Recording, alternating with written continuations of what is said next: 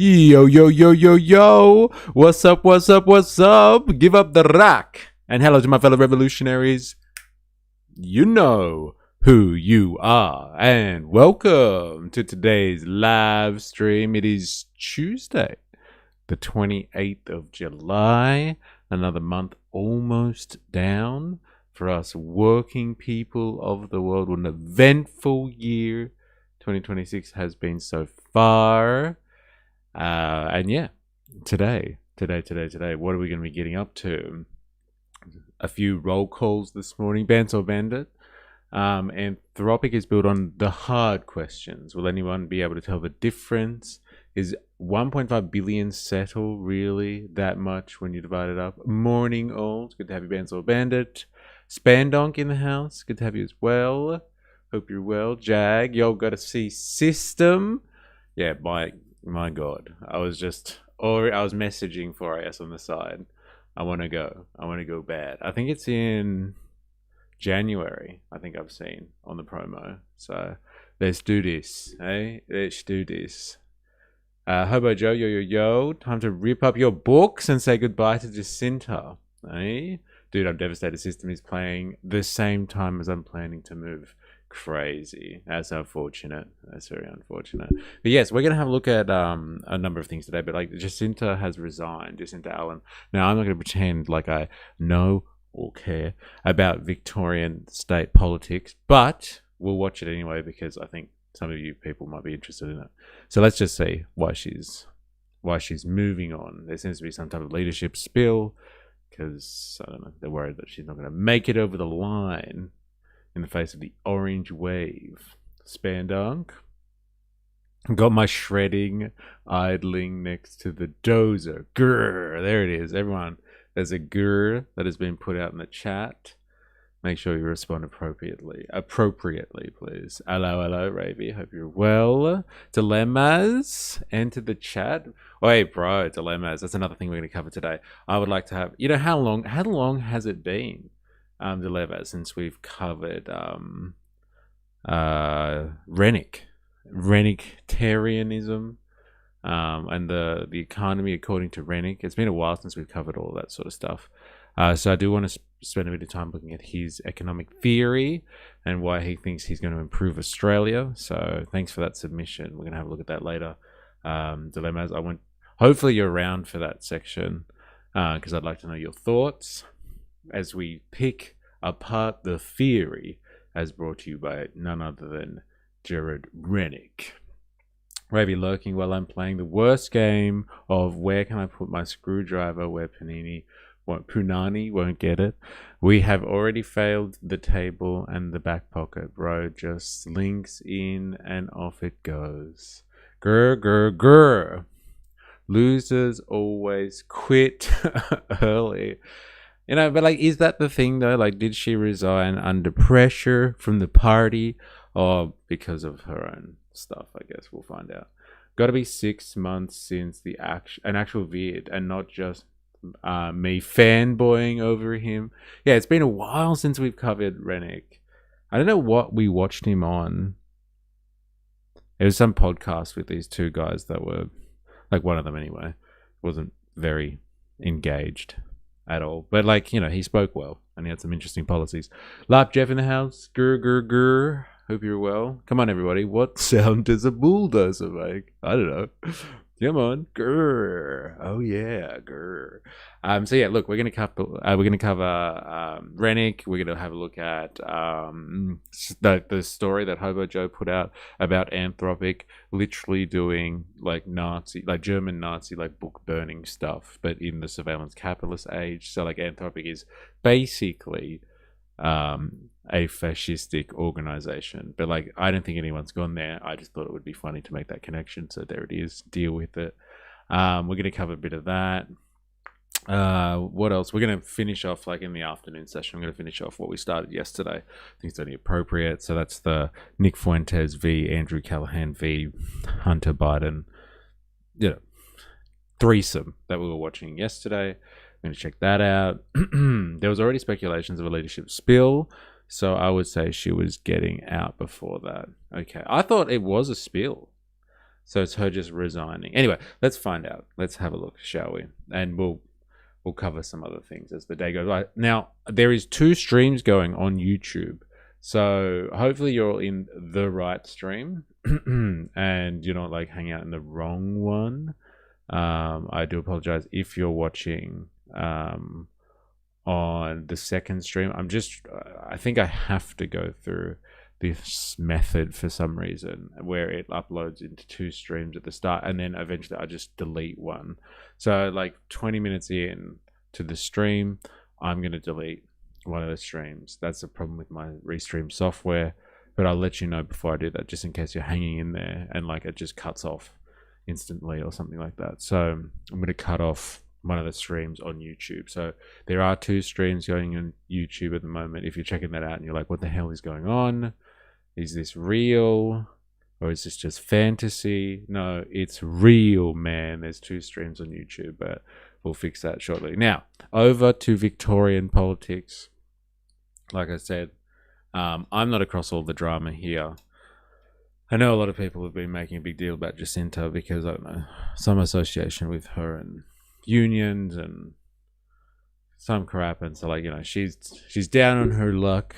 And they're obviously doing this because they think she has no prospects of winning, right? Claude will fix your streaming drama. I'm using AI to figure it out at the moment, but it seems to actually be a problem with the company that I use, the restream.io. They've got some issue when they integrate like their API when it connects to YouTube and it spits out 2. So, you know, I've been looking at people discussing this issue and it seems to be a problem that Restream is trying to figure out with YouTube. It dumps 2 streams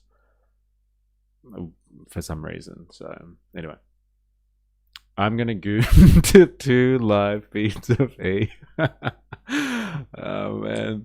Well, I guess that's always an option. Double E.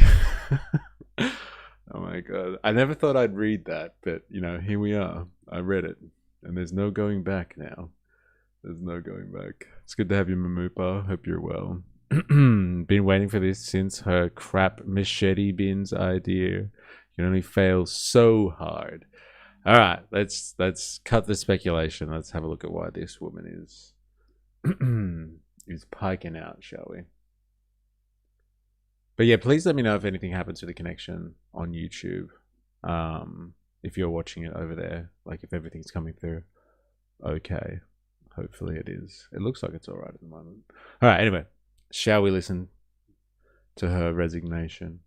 The other day, this is how much it permeates in the public. Why don't we have it here in Victoria? Weren't we meant to have it here in Victoria? Well, we were, but we spent $500 million cancelling it because Jacinta Allen and Daniel Andrews signed us up to these games in Victoria and then cancelled them at the cost of just over $500 million of taxpayer money. So all of this, it's like death by 1,000 cuts, Gemma.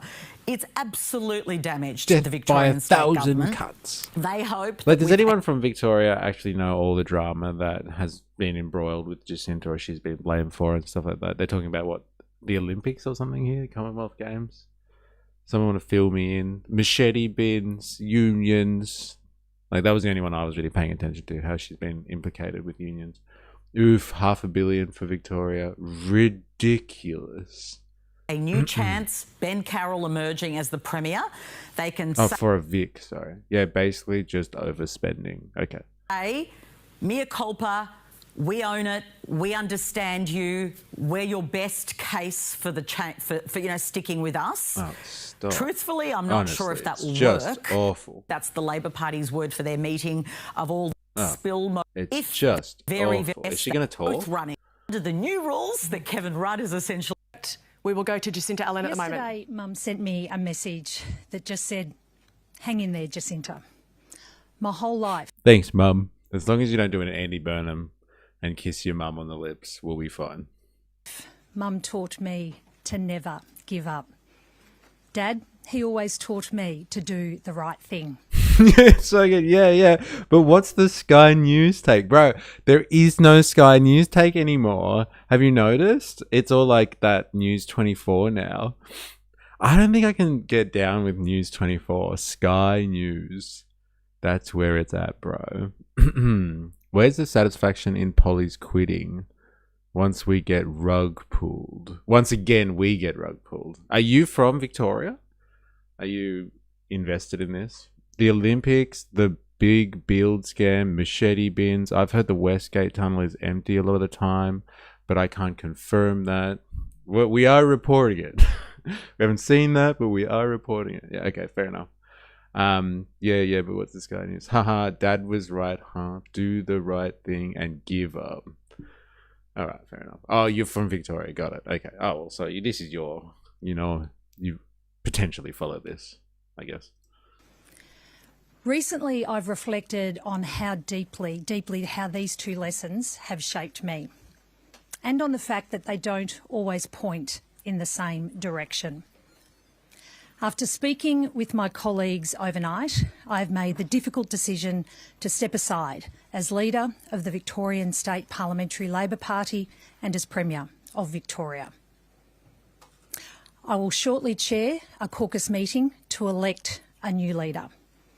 Should Ben Carroll emerge as our next Labor leader and Labor Premier, he will have my congratulations and unqualified support. What's his name? I am making this decision. What's the other guy? And Labor Premier. He will have my merge as our next a new leader. Should Ben Carroll emerge as our next Labor leader and Labor Premier, he will have my congratulations and unqualified support. Yeah. I am making this decision because it is the right thing by the Labor Party and by the Victorian people. I was prepared to put my record and my plan to a ballot of members, as our rules allow. I believe I would have won. But doing so this close to an election takes up valuable resources, including the most precious of one, time. More importantly, it puts the state in a position of uncertainty. That hurts the Victorian people, and I just won't do that. At the end of the day, I am... There you go. Take that, all of you haters in the chat. She doesn't want to hurt the Victorian people. Take that. We'll be sad to see Labor lose Bendigo. They've had it for 27 years. What a legacy. Sorry, I'm going to be pretty opinionated on Alan. Never been a fan. Yeah, fair enough. Go for it, man. I don't think I have any opinions, to be honest. I don't know anything about Victorian politics. Weak bail was the big issue with this Jacinta government, or crime in general. Was the other big issue. Labor putting in the right side of Labor leader to try and catch some of the Mallee magic 3 months before an election. Why is this breaking news along the bottom the same as the actual headline? Slow news day. Another toff going to lead Labor in Carroll. And always have been a team player. The most important thing I want to say today is thank you. Thank you. Thank you to the Victorian people. It has been the honour of my life to serve you as your Premier. I stepped down after 1,036 days in this role. Not one of them wasted, not one of them easy. And let's be honest, this gig has been tough. But let's be clear, the average working family has it tougher. They're the ones managing interest rate rises. They're the ones living in a housing crisis and facing economic change that no one can predict. They're the people I always put first. I got into politics to fight for them, and whatever I do next, I will still be fighting for them. I will stick up for her. I don't think she was doing a bad job. Yeah, not great and not as good as Dan. But besides the controversy, she hasn't done a bad job. I just don't know enough. But like all I know from the general media landscape is that like they go pretty fucking hard on Labor candidates because they're associated with unions. and nobody likes unions, especially the mainstream media. And so like when they go after unions, they drag down anyone associated with them. And so like she seems to have gotten a raw end of this, like a raw deal in that regard. But like I don't cover it enough to know if it's just like, oh look, crime's bad, let's blame her personally for bad crime, and it's just like, okay, fine, she's responsible for crime then. I don't know. What honorary board position does she have to fall on? A pay packet won't be a drama. LOL, what a stuck up. Fighting for the people, she couldn't even clean the streets. General trash management and graffiti. I've become full chud. The bitch XBF stole my goddamn tools. Go get him. Get him. Release the dogs. That's what you should do. I went to Melbourne for a friend's wedding last year and it was a hole. Okay. Hey, that's mine. Yeah, be careful. Blaming her for the bail laws seems justified. What graffiti did she have cleaned exactly? Seems she have failed on that one too. So like there's graffiti and there's crime and it's her fault. Is that like the general vibe of this? As far as I know, none, Bandon. So there's graffiti and there's crime. Like I'm new to all of this. But I know there's an election coming soon, so everyone's going to start talking about this feverishly. So I guess should be across it. Graffiti, crime, trash. Victoria media has always been extremely aggressive towards Labor, but the point to make is there's no other good parties in Victoria. Libs have always been trash. One Nation has nothing. Greens maybe Melbourne, but that's about it. The big three. Melb's graph is famous. But like, is that a problem? Apparently people think it's not nice. Actual trash on the street kind of sucks. Is that like real though, or is it just media beat up? Like, I don't know enough. Melbourne has always been covered in graffiti. Yeah, the murals, not the tags. Where are your bases, mystery? The tags are just rank. It's part of the culture. Yeah, I don't know where my bases are. All over the place. Melbs fell off when they protested COVID lockdown. Mind virus. Tagging isn't culture. No, but it's been part of like kind of human civilization for a very long time though. Graffiti is art. Dude, Melbourne is so much nicer than Sydney. Oh, sorry. Where are you based at? Sorry, I'm in Sydney. I am in the hood. I am very close to, like, you know, like when you see the what are they called? The Please Explain cartoons and stuff like that, and they're always depicting Lakemba as like the Middle East. I'm like from that part of Sydney. So I'm basically, I live in the Middle East. Apparently. Just waiting for Trump and Israel to start a bombing campaign, really.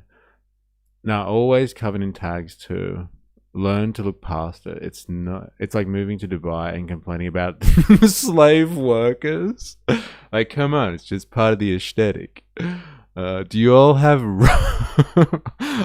rocket launchers in your kitchens? I don't personally, but the neighbors do. Dude, that's so good. Scribbling blaze up over an actual mural is in black paint is not art. As a painter, I'll die on that hill any day. All right. You should be out mining oil then. I'll get to it. I leave immensely proud of what we have achieved these past 3 years. I inherited a rising crime rate. My team and I toughened bail laws, started adult time, introduced the Violence Reduction Unit. Crime is now falling for the first time since COVID. I inherited a budget deficit. My team and I made savings whilst always protecting frontline services The budget today is now in surplus.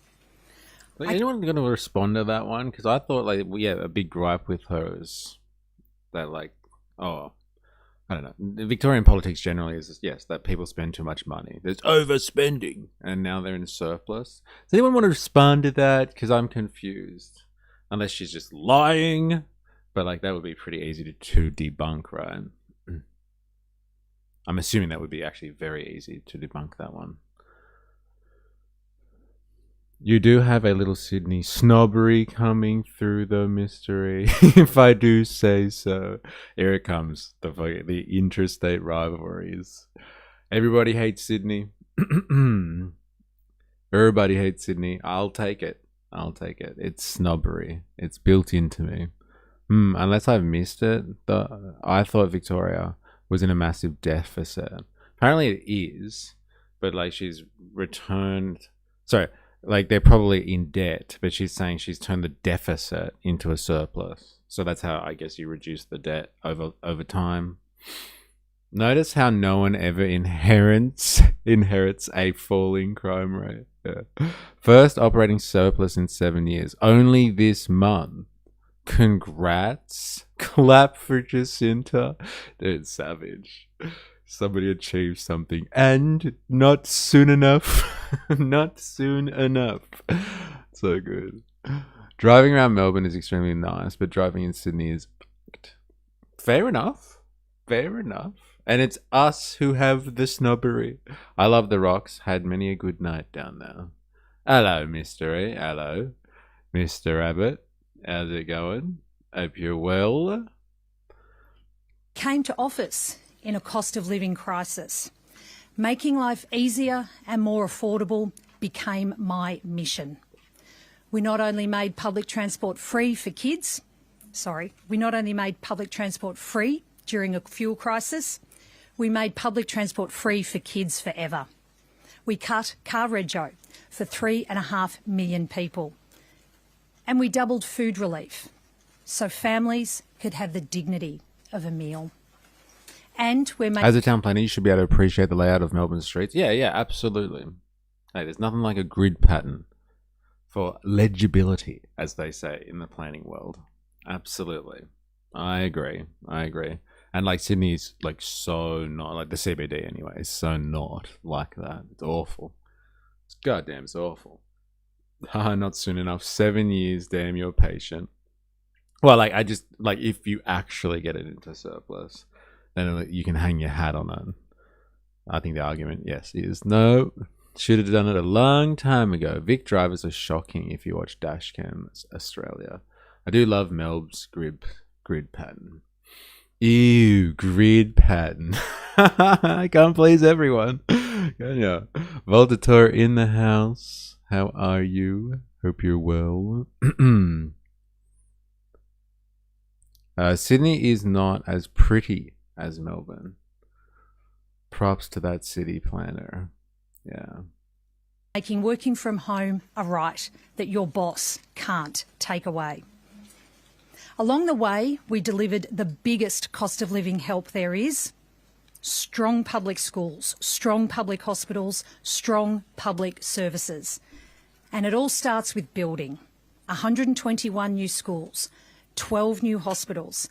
We've removed 92 level crossings, finished the Westgate Tunnel. We're building the North East Link and the suburban rail loop. And then there's the Metro Tunnel. Not too many people get to see a project of this size and scale through from the start to the end.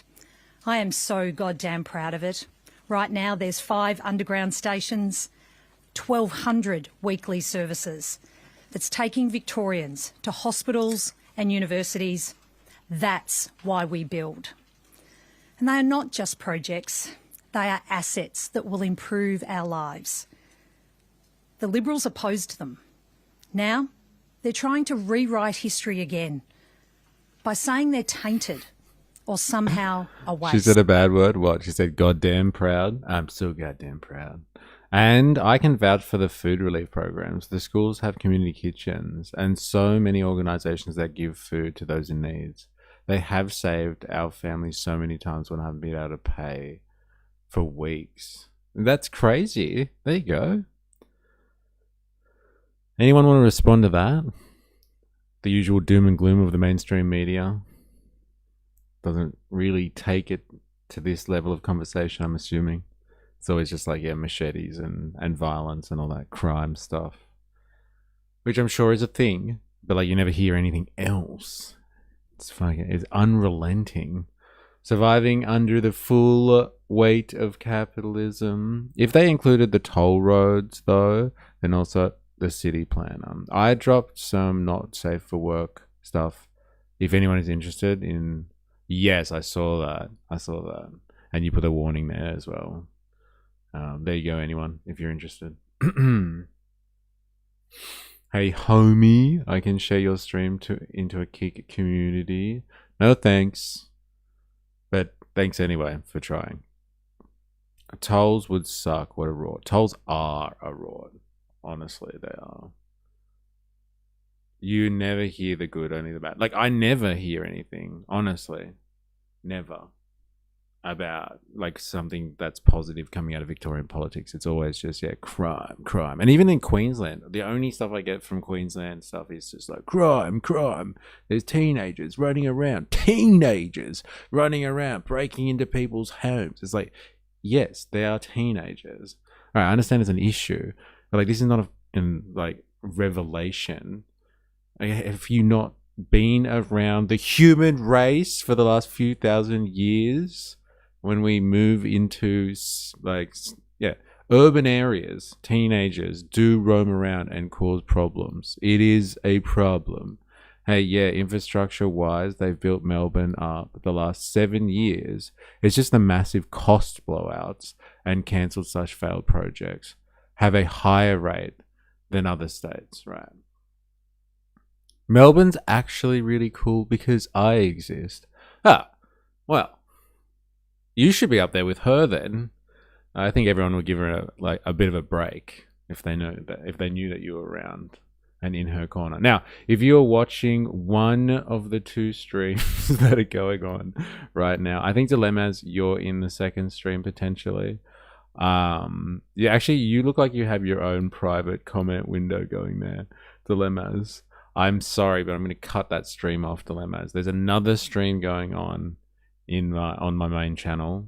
Like, you can just go back in and find that, but I'm gonna have to cut you off, Dilemmas. You're going wild over there in that chat all by yourself.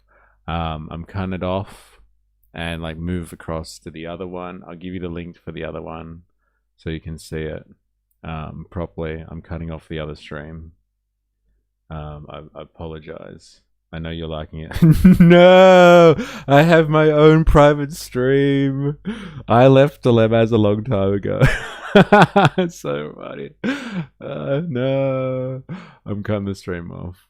Apologies, Dilemmas. Enjoy you enjoy it while you can. You did. It's gone now. You enjoyed it while you could. All right, it's gone. That stream's gone. I'm cutting it off. All right. Look. I don't think we're getting anything from this, but like, oh no, she quit. Oh, it's awful. Or like, oh yay, she quit. About time. And so it seems like people are upset because she didn't do enough on crime, though she says she did a lot on crime or reduced the crime rate. People are worried about her overspending, but she did a lot of infrastructure. She talked about some working class politics that she got off on the board in Victoria, which is like the right to work at home. I am all for that. I think if your place of employment has the ability to allow you to work from home, they should. I worked with many, mostly women, let's be honest, but many people, mostly mothers who needed to work from home. Like, we work in an office environment.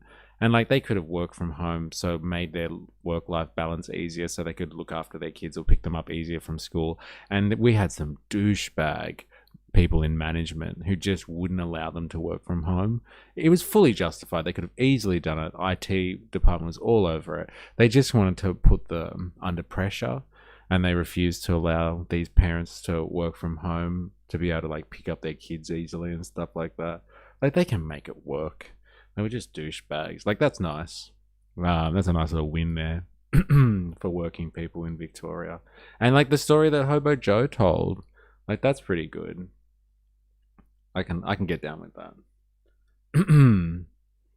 It's crowded in here. Deport Abbey.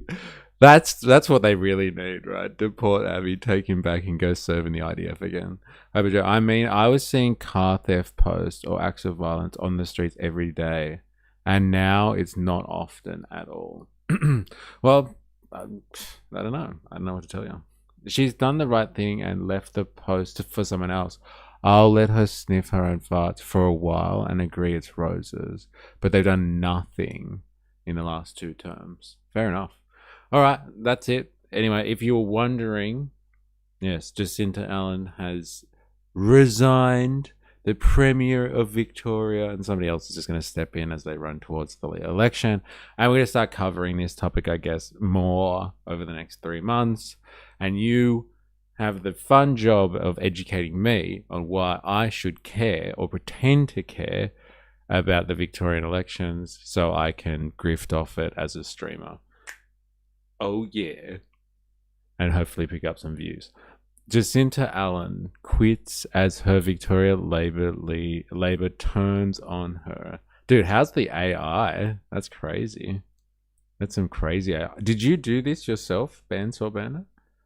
That looks like one of those thumbnails that we get from those really weird bot channels and we watch on Far Right Fridays. And they're like music videos of Albanese in spandex dancing in a gay nightclub somewhere.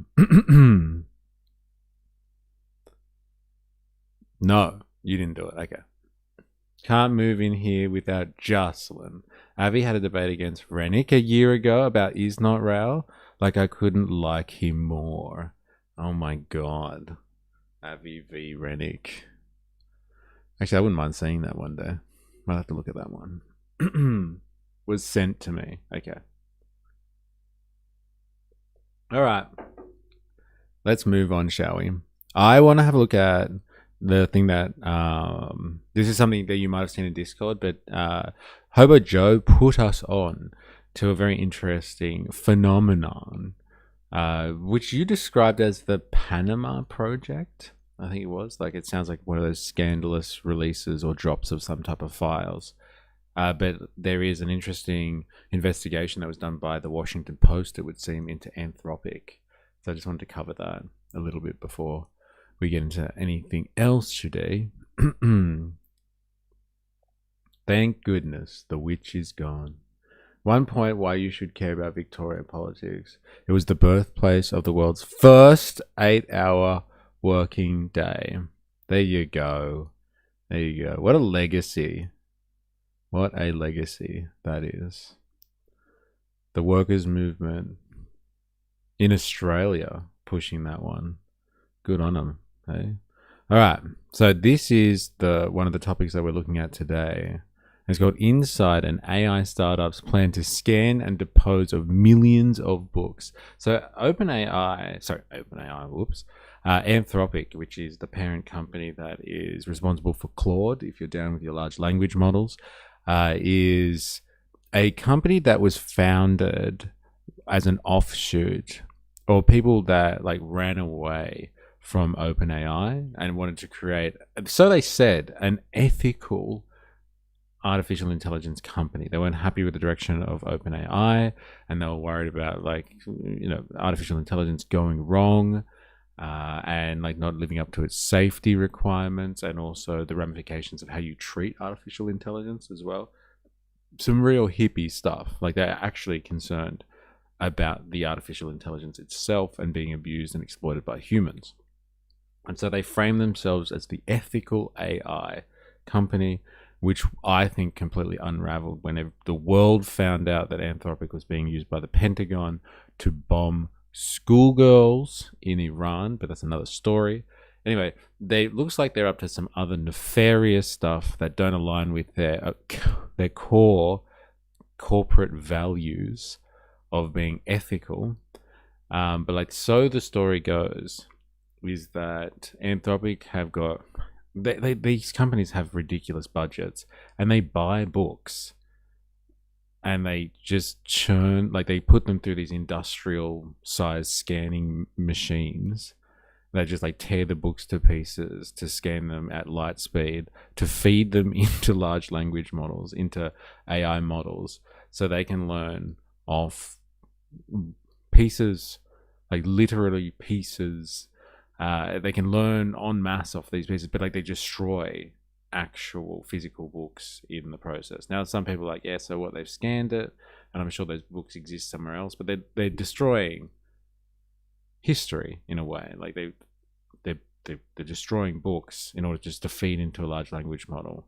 It's in the pursuit of data, and it's to train models, not to, I guess, keep some type of repository of all of this literary history. They don't care about the books, it would seem. So they've just bought up all of these books off the market, which other people could have bought and, you know, held in a library somewhere, or like held in a personal collection. They've just destroyed books en masse to feed into their machines. And so people have obviously taken exception to that. And there was an investigation done by the Washington Post, it would seem, into this. So it's called Inside an AI Startup's Plan to Scan and Dispose of Millions of Books. Court filings reveal how AI companies race to obtain more books to feed chatbots, including by buying, scanning, and disposing of millions of titles. And like I made a joke before, kind of, or a smart-ass comment in relation to this, but like there was a lot of this kind of the destruction of books going on in, like, you know, Nazi Germany and stuff like that. They control information and they control conversation by burning or destroying books and destroying ideas that are hostile to their regime. Now, I'm not saying that Anthropic is like some type of Nazi regime, but like it's a similar result at the end of the day, or a similar consequence, like going through and just buying up books en masse across your society, across potentially the human race, just buying up books and then having them taken to a warehouse somewhere and just destroyed for the sake of the insatiable greed of chatbots. It's some pretty crazy stuff. Book burners. Yeah, it's pretty crazy. Investigative journalism, that's a first. Han, how you going? Hope you're well. Hope you're well. AI will burn down the Alexandrian library next. Like that's the thing. That's the thing, right?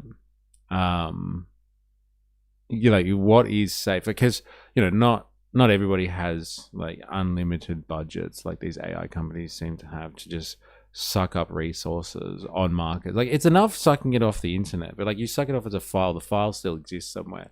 If you're going around and just like emptying out libraries and bookshops and of real books that will potentially never be printed again, like it's like you're destroying history in a way.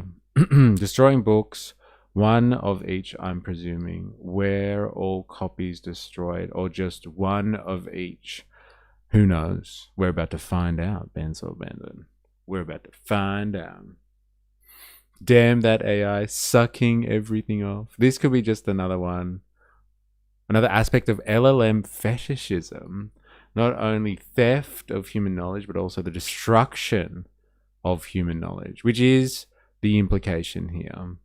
It's like destroying history, because like books disappear over time and the collections of them get smaller and smaller, so there's less copies out there. People leave them places, people throw them out. They're destroyed naturally over time, so it's hard to get access to certain things that aren't in print anymore.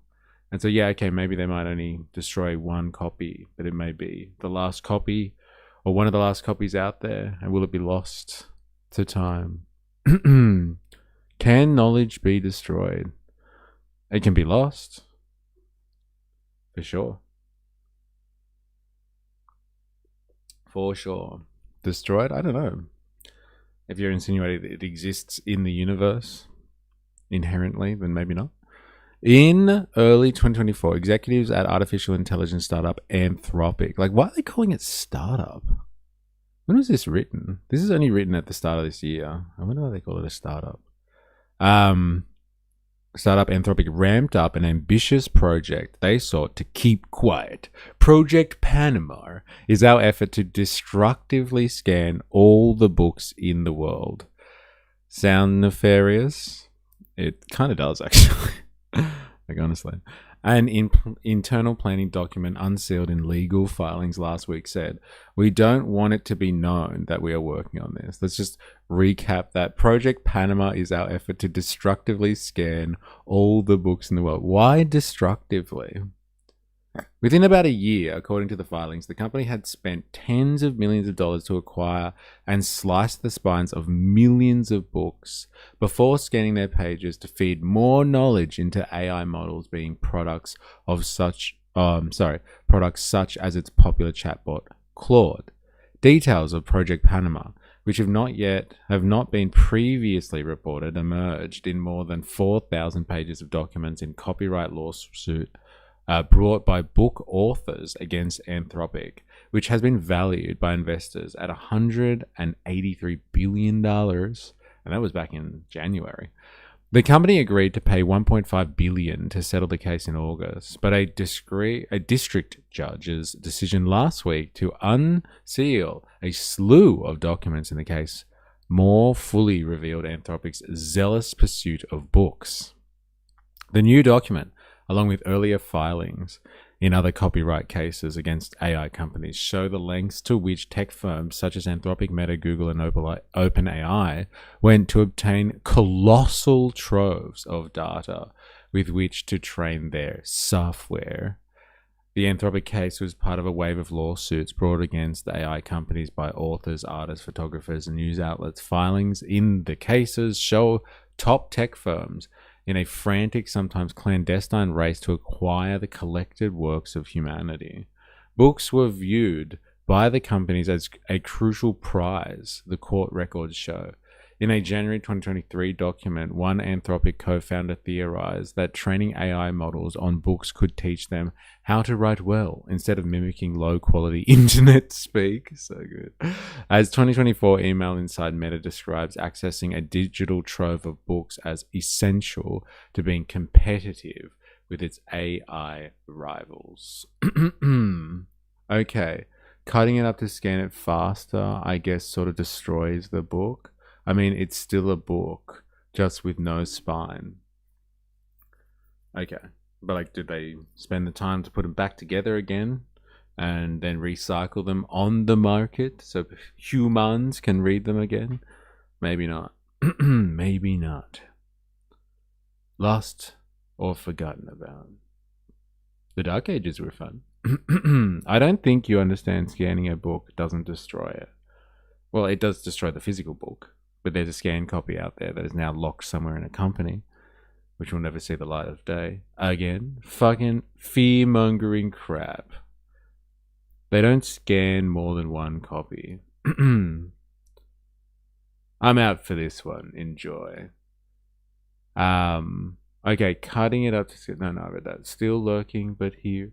Is it still a commodity if it no longer has use value in the form of a book?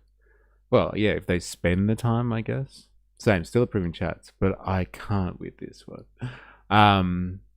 Yeah, if they're not repairing it for it to be put back on the market, then it is just destruction, I guess. Books written by Marx have no value except for heat when you burn them.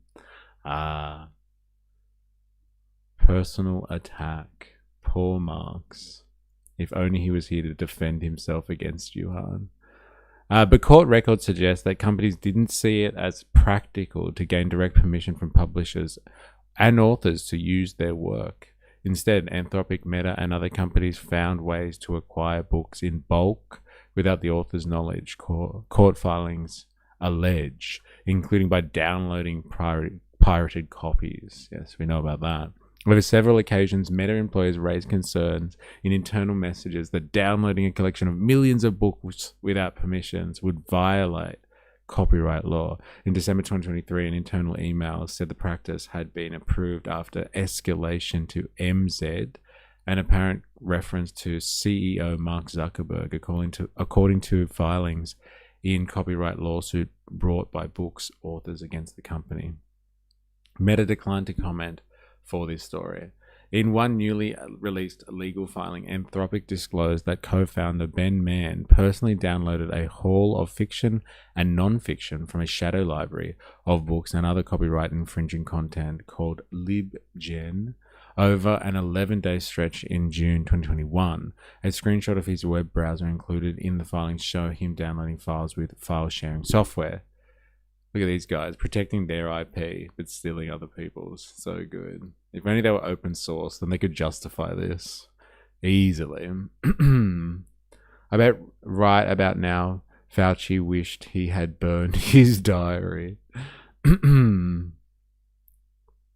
A year later, Mann hailed the July 2022 debut of a new website called the Pirate Library Mirror, which claimed to have a massive database of books and had stated that we deliberately violate the copyright law in most countries. Mann sent a link to the site to other Anthropic employees with the message, "Just in time." Anthropic said in legal filings that the company never trained a commercial AI model that generated revenue using its LibGen data and never used a private library Mirror to train and complete any complete AI model. Ed Newton Rex, a former AI executive and music composer who now runs a non-profit asserting creator rights, said the disclosures underscore that AI companies owe creators a greater debt than they've paid so far. We urgently need a reset across the AI industry such that creatives start being paid fairly for their vital contributions they make, he said. Yeah, good luck, man. What world do you live in? It's like we're listening to Anthony Albanese talk about this, like AI legislation that's going to protect Australians, like creative Australians and their works. Like that ship has sailed. They've already scraped the entire internet. Good luck. Google, Microsoft, and ChatGPT maker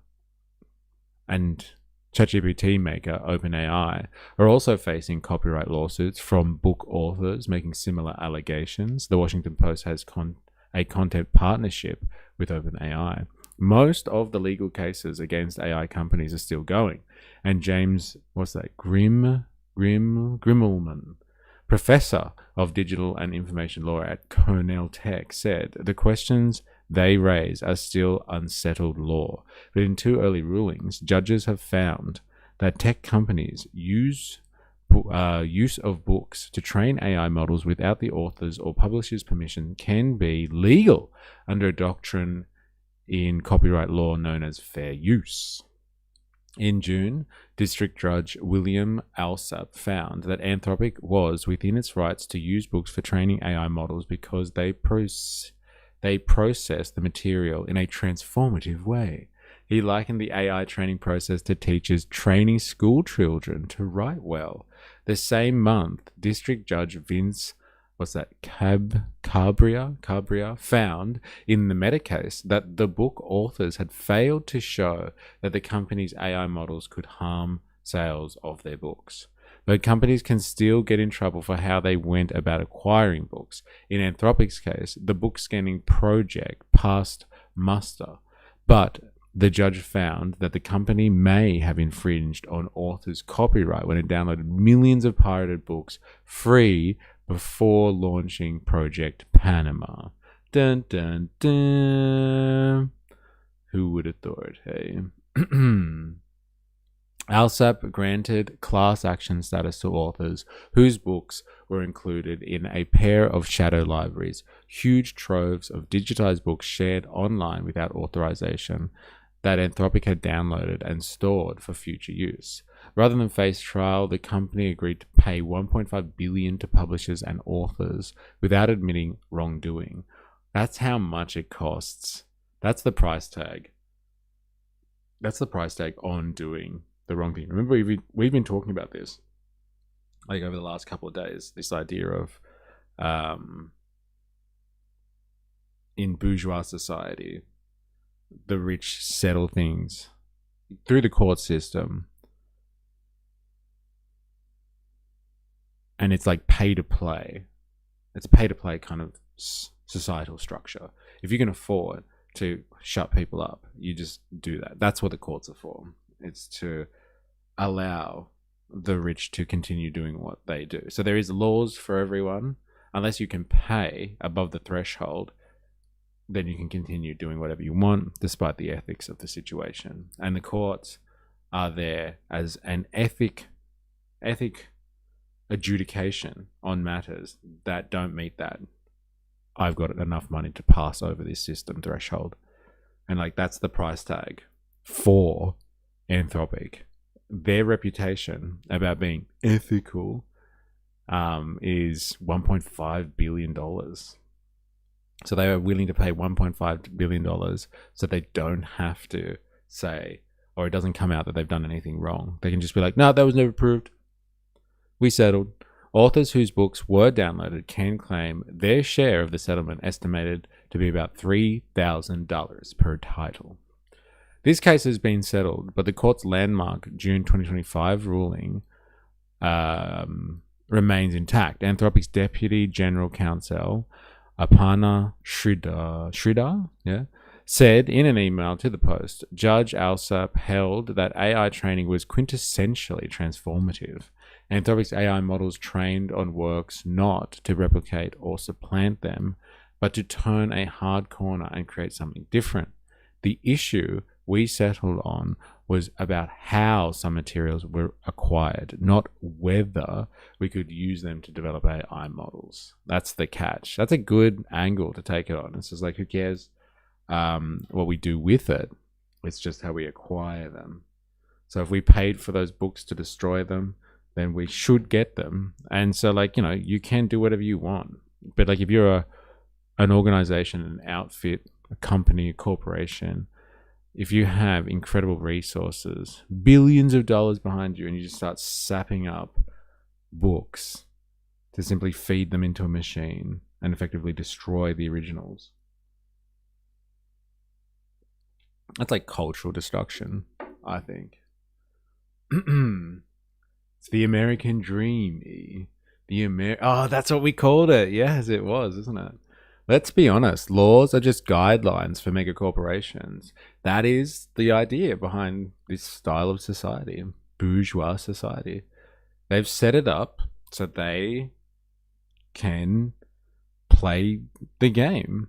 The system is like that. Like, everybody is under the threshold. And the threshold is, can you pay enough to be above the law? And like, if you can pay to be enough above the law, then you are in the ruling class. Kind of my point from the start. If they're not buying more than one copy of each book, then how's it worse than anyone else buying them? It impacts preservation 0%. Like, you have to ask the question though. Like, if they're already scoured the internet for books, then they must be trying to, in a dragnet, capture things that aren't easily accessible or aren't on the internet.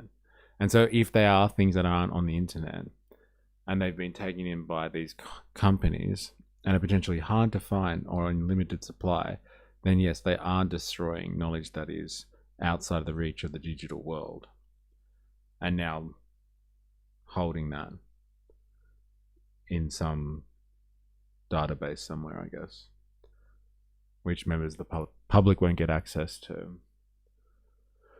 Preservation, it impacts preservation 0. I don't know if it's 0, but like, there would be an effect on it for sure. If it's only one copy, how is it cultural destruction? Like, I think you're framing this like the books that they're getting access to, or thinking of like it's just like something that is printed by the millions, you know, every year or something like that. I would suggest to you that's not how publishing works. Like, they print books when like they're hot off the, like, you know, they're new, and they're going to be sold en masse, and like everything else is in limited supply. So I don't think it's as like books are as prolific as you think they are. If you want to get a good copy of something, and like, you know, it hasn't been around for a long time. Like, I had to get like this book, for instance, that I'm reading at the moment, George Orwell's The Road to Wigan Pier. Like, the only copy that I could find of this was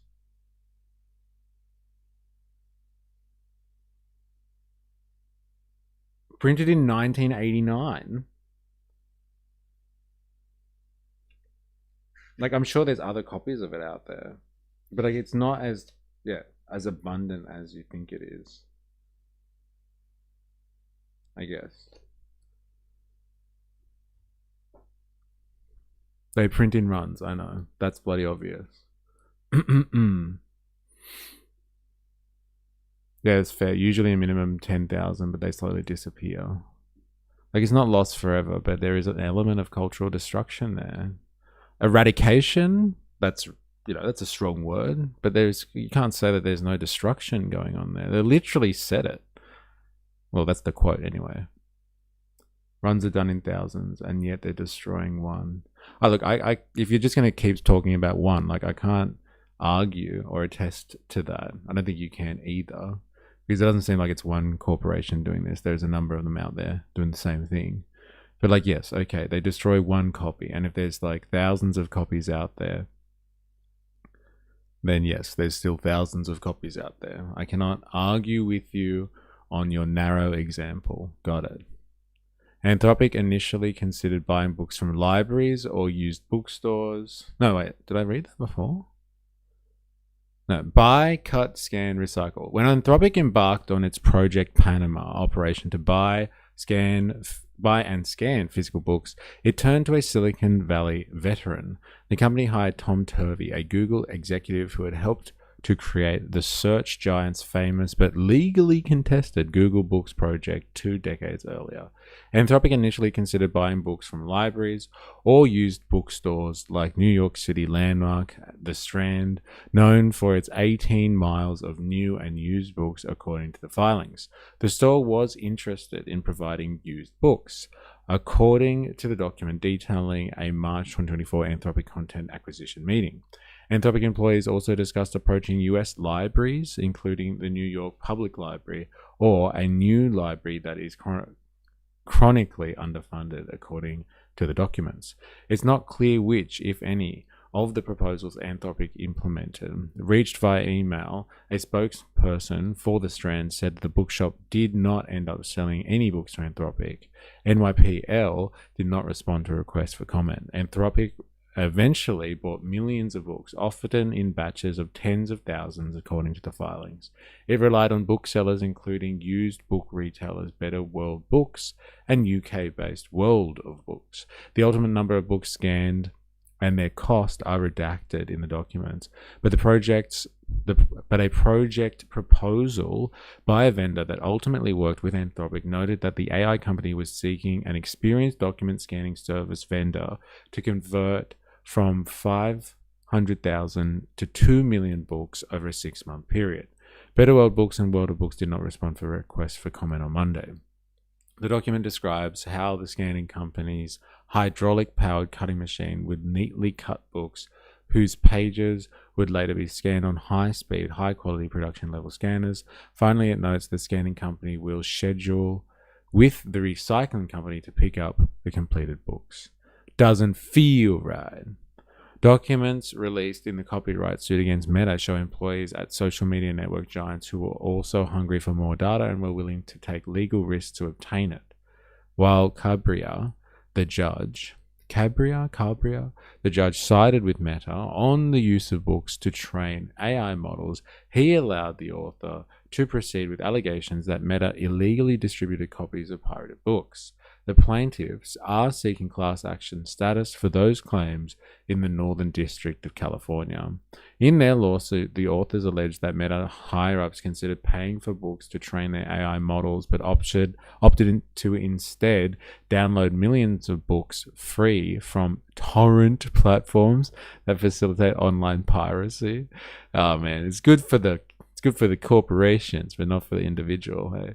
The way platforms are designed often rewards users who upload material with faster downloads of larger collections of files.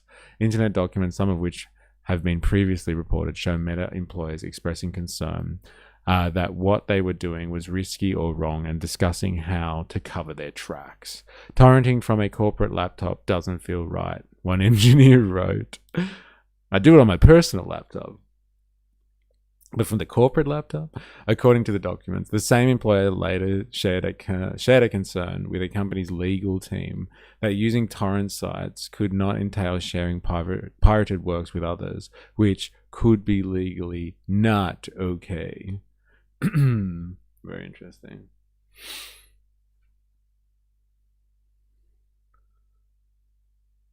But yeah, not as abundant as other products, but we do always have libraries for this reason, as even without AI. The books in circulation slowly decrease. This would only be a slow increase to that. But yeah, on the scale, it could be incredibly destructive. There is also an underlying problem that it is also putting that information behind a paywall. Yes, it's a big stretch, but if the majority of copies of a book were destroyed or lost to time, the only way to access that information would be to pay that company to access it. Especially if they obtain information in potentially unethical ways and then they lock it behind a paywall. And it's capitalism, baby. Just think of it the same sense of products of labor and instruments of labor, but it's machines instead. Can you expand upon that one, please? I would like to know more. My narrow example. How many copies are doing this? 100, 200, 300? You are making it out as if they're burning them all. Or am I misunderstanding? Well, like, they're not burning them, but like they are just, they cut them up, scan them, and then recycle them. So they don't put them back into circulation, that's all. So if you're not reusing them, you're just basically destroying them to scan them and then just recycling them, throwing them out. Maybe they'll turn up as toilet paper somewhere or cardboard boxes or something like that. Then like that's destruction. Whether you think it's like eradication, which is insinuated, I get that. Like they're eradicating culture, but they are destroying culture by doing this. Like, there may be cases where there are things that are in such limited supply that this may turn that information or that knowledge into a very limited field. As Hobo Joe has described, it's now locked behind a paywall. It's just completely inaccessible to the average person. And, like, should there be a world where humans cannot partake or can't get access to this knowledge? That is the $1 trillion question. Like, your example is just like, okay, they've destroyed one copy and there's thousands of other books out there, or heaps of other books. They haven't destroyed anything. That's your example. But like, that's not always the case, that there is like these huge stocks of these books, or enough of them out there to be readily available to anyone that wants access to them. Like, books can be really hard to get. I guess you just have to spend enough time trying to get access to books. Like, sometimes they are difficult to get a hold of. Like, really difficult. Unless like they're in Amazon circulation, like they're actually quite hard. They can be really hard to find. Like collector's items. Yeah, I mean, every agent, when there's hundreds of thousands, doing this would destroy an incredible amount of books. I can see how it can snowball if left unchecked, but it isn't. But isn't the judge ruling on exactly this? How they acquire books? Yeah, so that's what they've left the case to, pretty much. We're saying it's just one book here or there, but it's a finite resource that is being used to create something else. Eventually those resources become scarce or eliminated altogether, in the same sense that we use natural resources in more typical production processes. There are plenty books that I can't find. Yeah, that sucks. Yeah, there are certain books that I have tried to investigate finding, and they just, like, even like used books and stuff like that, like you just can't get them. But like, maybe if they're on the internet, then you can scrape it somewhere and then print it out yourself. But it's, yeah, there's stuff that's hard to find. But also with the death of physical media, what's stopping them from making access to books in a digital platform only? Yeah, that's a scary world as well, if you think about it, where you can only read books digitally. and you can only, I don't know, you're locked behind a subscription model. So if you don't pay your subscription, you can't read anymore, all that sort of stuff. I'm not suggesting there are huge stocks. I'm trying to establish how big the problem is. If there are thousands of companies doing this, I can see a problem. Well, like, okay, fine. Well, the problem isn't that big, but like, I think that's purely subjective. Like, people might not care about books, so I don't think the problem is big. But like, if they're buying books, companies buy the millions and creatively destroying them, like, that's going to have an impact. So I guess it depends on the book. True, Jax, but I guess my point is, couldn't the judge rule and say, for example, you can only acquire books that have more than their original run in circulation? I don't know. Like, that's really, like, it's their property. If they've bought it, then they can destroy it if they really want to. It's just like, does anyone really do this? Does anyone really do something like this apart from an AI company? Like, what company goes out there? What organization by the millions goes out and buys books, like originals potentially, just to destroy them? Say my name. Read the wrong book, and the brick you kindle, no book for you. Yes. Yeah, right? Yeah, that's it. No more books for you. Don't ask for that. They always know what you're reading as well. Yeah. But also, we don't know if they are books that are still in production. Saying used books could be books that are no longer in print. Or when I tried to find that Sweezy article, it was a pain in the ass. AI will analyze your reading habits. It's not a matter of me not caring about books. There are apparently chapters of the Bible kept at the Vatican that no one has ever seen. Where is that knowledge? Not available.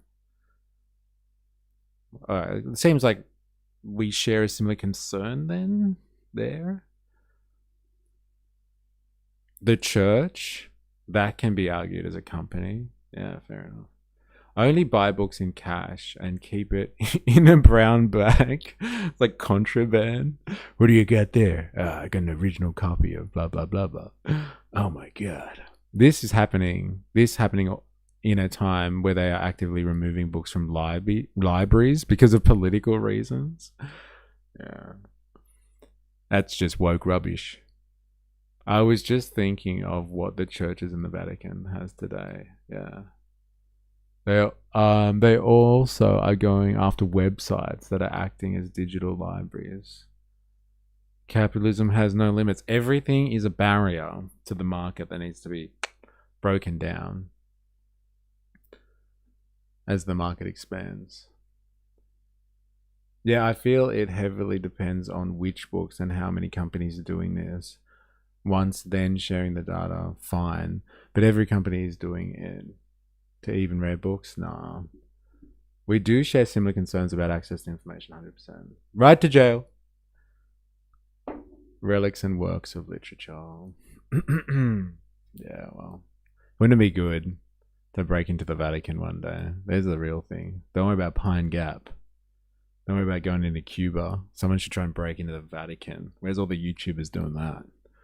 That's what we really want to see. Yeah, imagine all the books that were destroyed throughout history because of politics. Yeah. In December 2023, email from court filings makes clear that use of libgen had been approved, apparently by Zuckerberg, referred to by his initials. After a prior escalation to MZ, Gen AI had been approved to use libgen for Llama 3, with a number of agreed upon mitigations, it said, before listing legal and policy risks to using the data. If there is media coverage suggesting we have used a data set we know to be pirated, such as libgen, this may undermine our negotiating position with regulators on these issues. The email went out.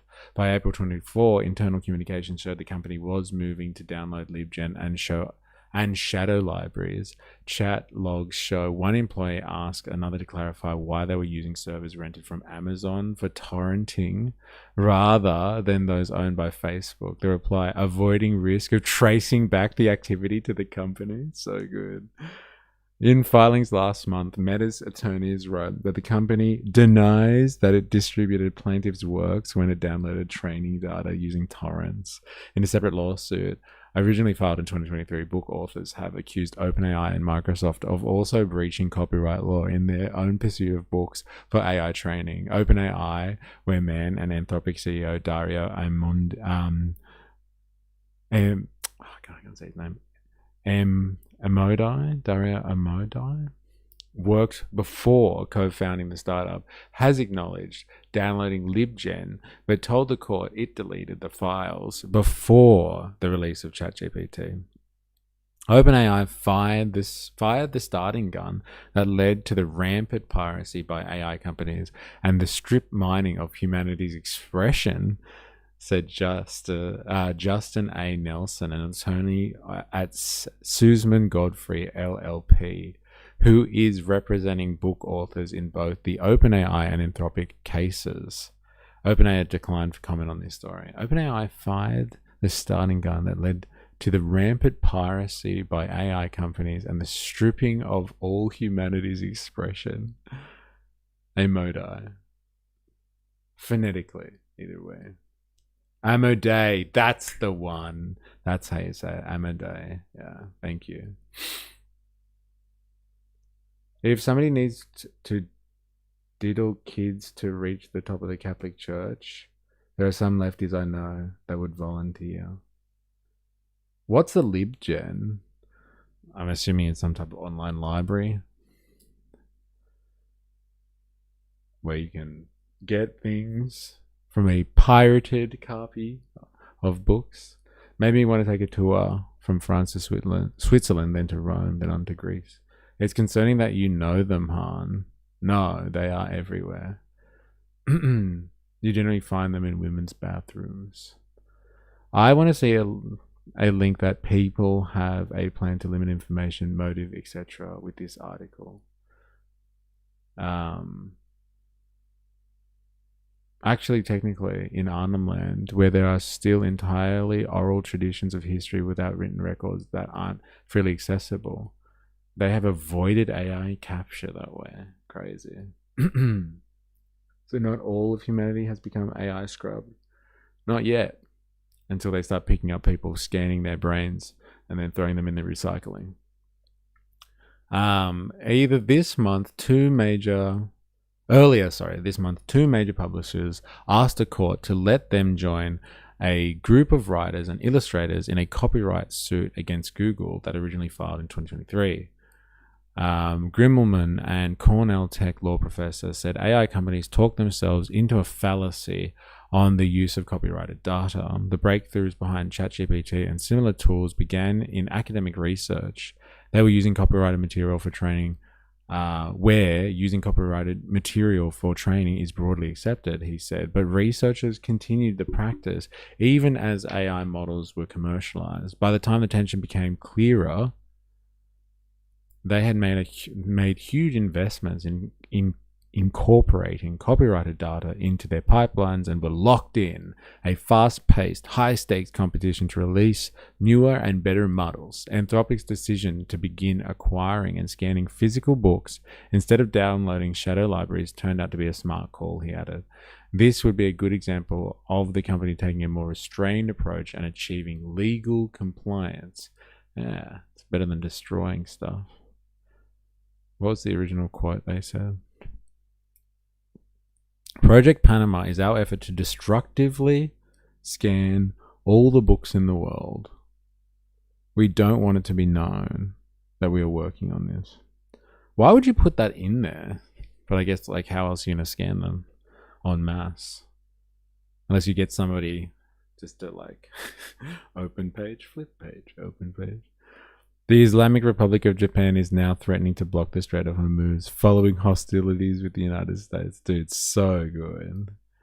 I think that's one of the funnier things he's ever said. And, like, there is so many funny things he said. The Islamic Republic of Japan. So good.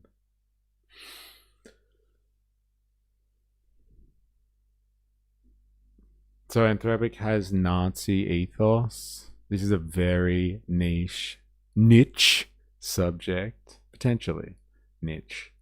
Who knows? The first MF that summarized it perfectly.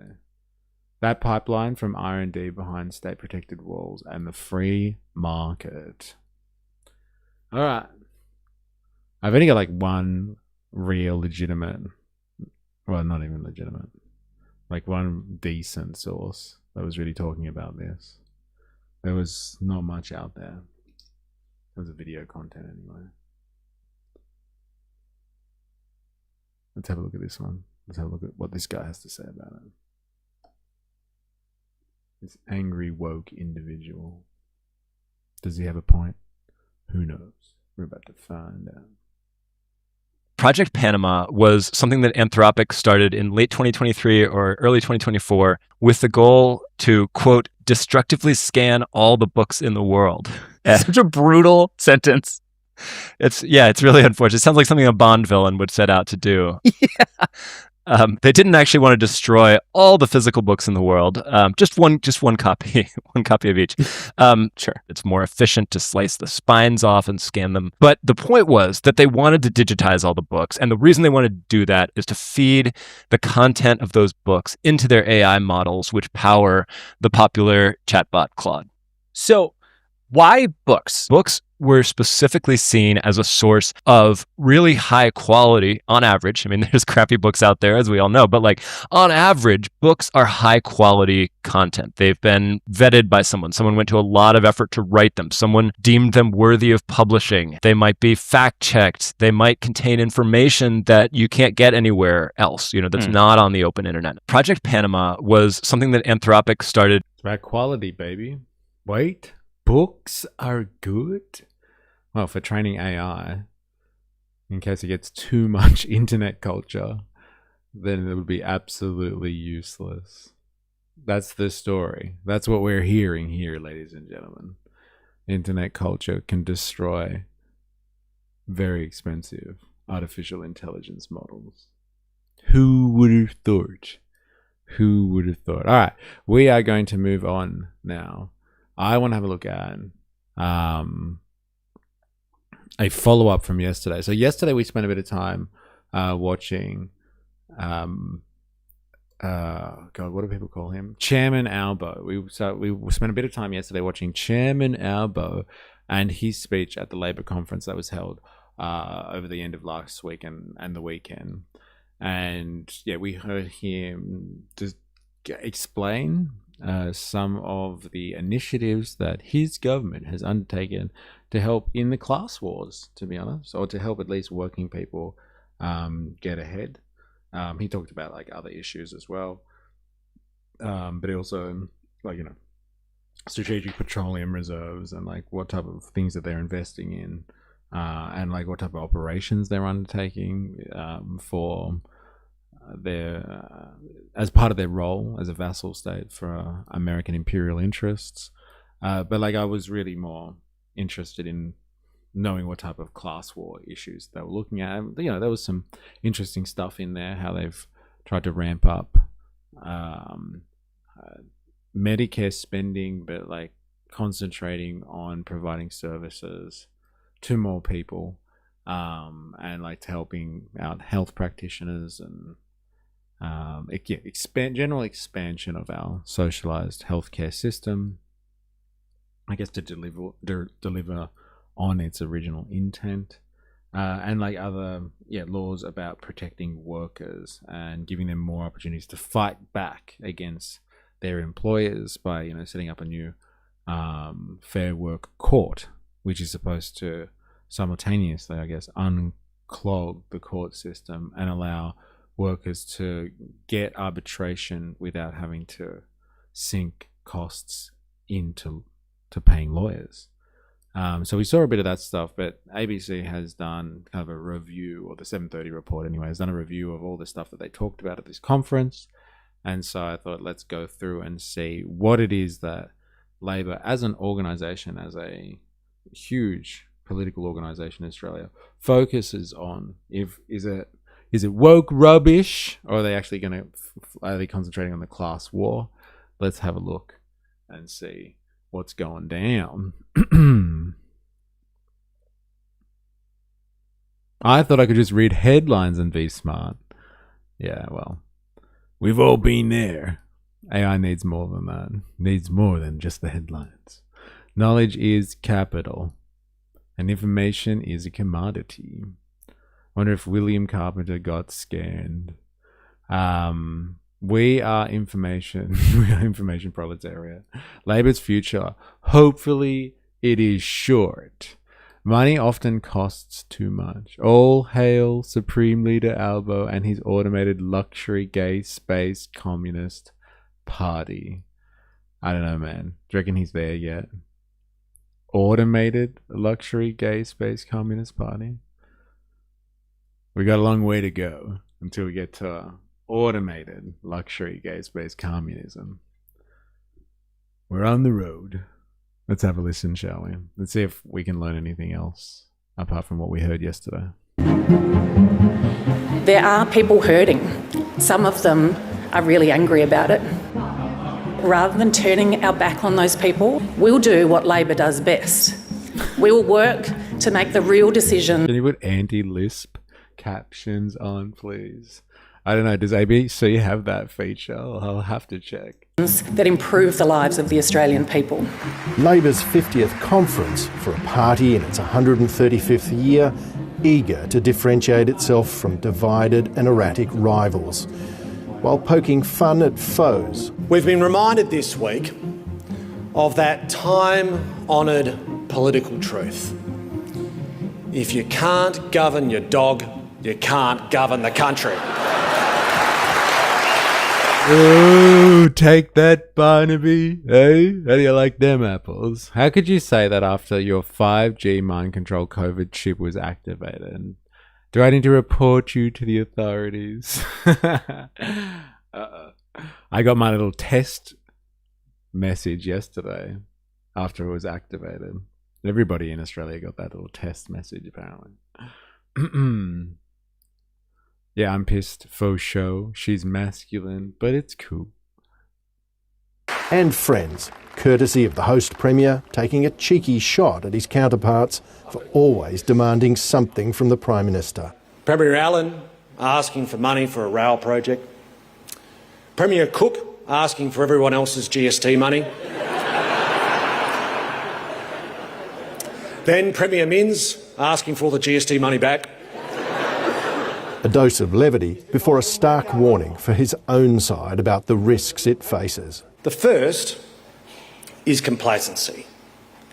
Complacency in the idea that a splintered Conservative movement automatically renders Labor as electoral favourites. And a shot at one nation's populism. It's always struck me as a paradox that the more a political party bangs on about personal responsibility, the more likely they are to find a group of people to blame.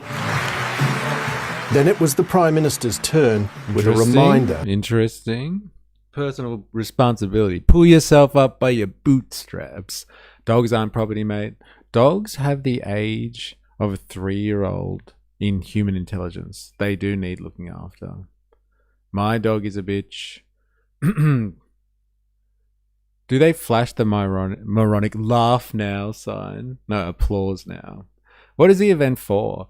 So they have a Labor conference. So this is a national level Labor conference, and so all of the members of the Labor Party, I guess they have to be prominent enough, come along to this conference, and they talk about like the direction of the party, what they should be focusing on, what their strategy is going to be, and hopefully when it comes to a Labor Party, they should be speaking basically about class issues, really. But like there's obviously a lot of other politics that goes on there, especially when you have governments in power at state and federal levels. They're talking about governance matters. But yeah, this is 4AS's party. Correct. 4AS is a member of the Labor Party. And yeah, they're just going to strategize about what to do. It's kind of like, you know, when the like communist parties get together and figure out their 5-year plans and all that sort of stuff. But like less of that, I would say. And I'll take not controlling a dog over controlling ASIO watch listed extremists. Maybe his dog is pretty tough. Don't fade Fido. You mean she's a female or a namby-pamby? What is the conference for? They are for lobbyists to blow their loads over. There you go. There's your answer. It's a meet and greet for lobbyists. It's a networking event. To the party faithful, that Labor hasn't always been this powerful. Delegates through 50 national conferences, this is only the 15th time we have gathered with federal Labor in majority government. A political dominance now threatened by an economy under pressure. The last decade has inflicted one global shock after another, and people have been given every reason to feel like the economy is simply not working for them. That goes deeper than sentiment. It's a reality people are up against. Labor's response will be to continue cost of living relief, including today's expanded payments for healthcare students undertaking training. We will expand paid prac to physio and occupational therapy, clinical psychology, pharmacy and podiatry. And our future Opponents with the cost of living for tens of thousands of Australians. Labor's approach at this conference has been to demonstrate a clear contrast to its political opponents, emphasising stability in a chaotic world. In every way that matters, the Liberals, Nationals and One Nation are already a coalition. They all want to make it easier to sack workers. They all want to make it harder for young Australians to buy a home.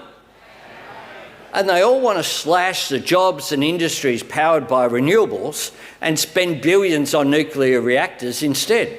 And everything else, all those attention-seeking culture wars imported from overseas, all those trips around the world to talk Australia down, cannot disguise the fact that none of them have anything new or anything positive to offer our country.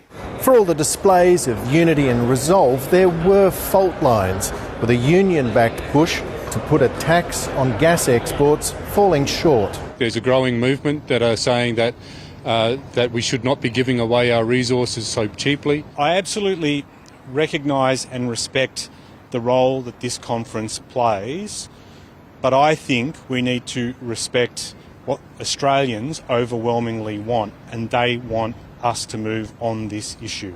Labor's platform will not include an explicit gas tax, but it does call for a fairer return from natural resources. The conference also carried a motion moved by the Labor Environmental Action Network that opens the door to reducing the diesel fuel rebate for miners.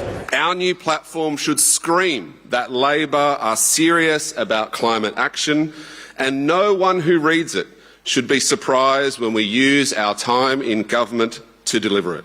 Concern about artificial intelligence was another source of agreement from the conference floor. Under the Liberals, foreign technology companies were allowed to erode conditions and strip value from our industries. I call it the Uberisation of the Australian economy. We cannot let that happen as we move into the world of AI. Unlike notorious conferences of the past, which saw rows over Palestine, boat turnbacks, same-sex marriage and uranium mining, day one of this year's edition has already demonstrated the Prime Minister's grip on the party. Debates have been largely settled behind closed doors. He really is Chairman Albo then, eh? The grip on the party.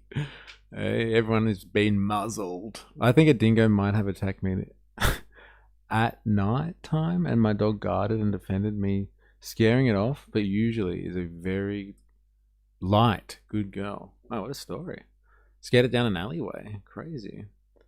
It does annoy me a little seeing a 3-flag backdrop. Or like the Torres Strait, the Aboriginal and the Australian flag. Is that what you're talking about? Like, I mean, she's a namby-pamby dog, usually.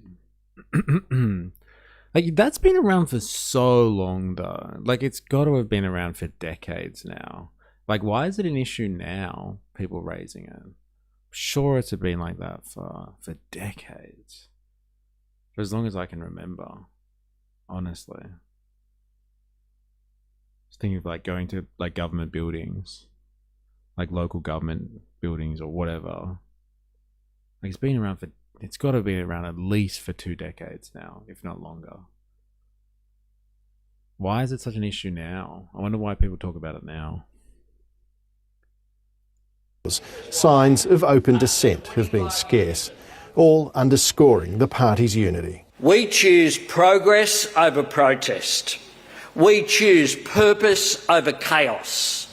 We choose unity over division. We choose outcomes over outrage. We choose real change that makes a real difference. Thank you, delegates.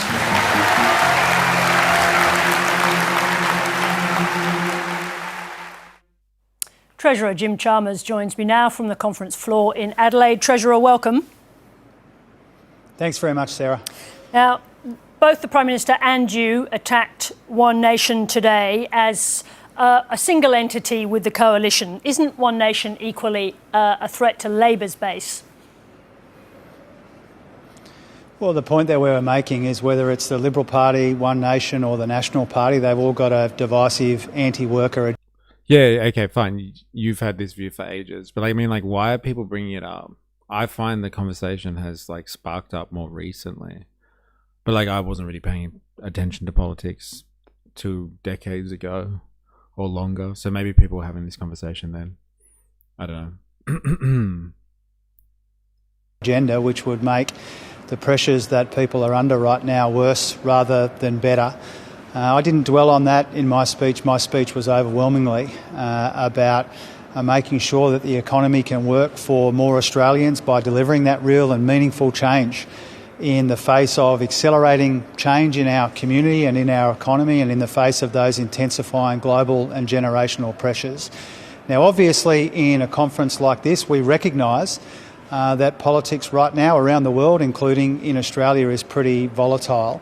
And overwhelmingly our focus is not on preying on the anxieties that people feel right now about all of this change, but actually addressing the root causes of people's feelings of disconnection or being disregarded.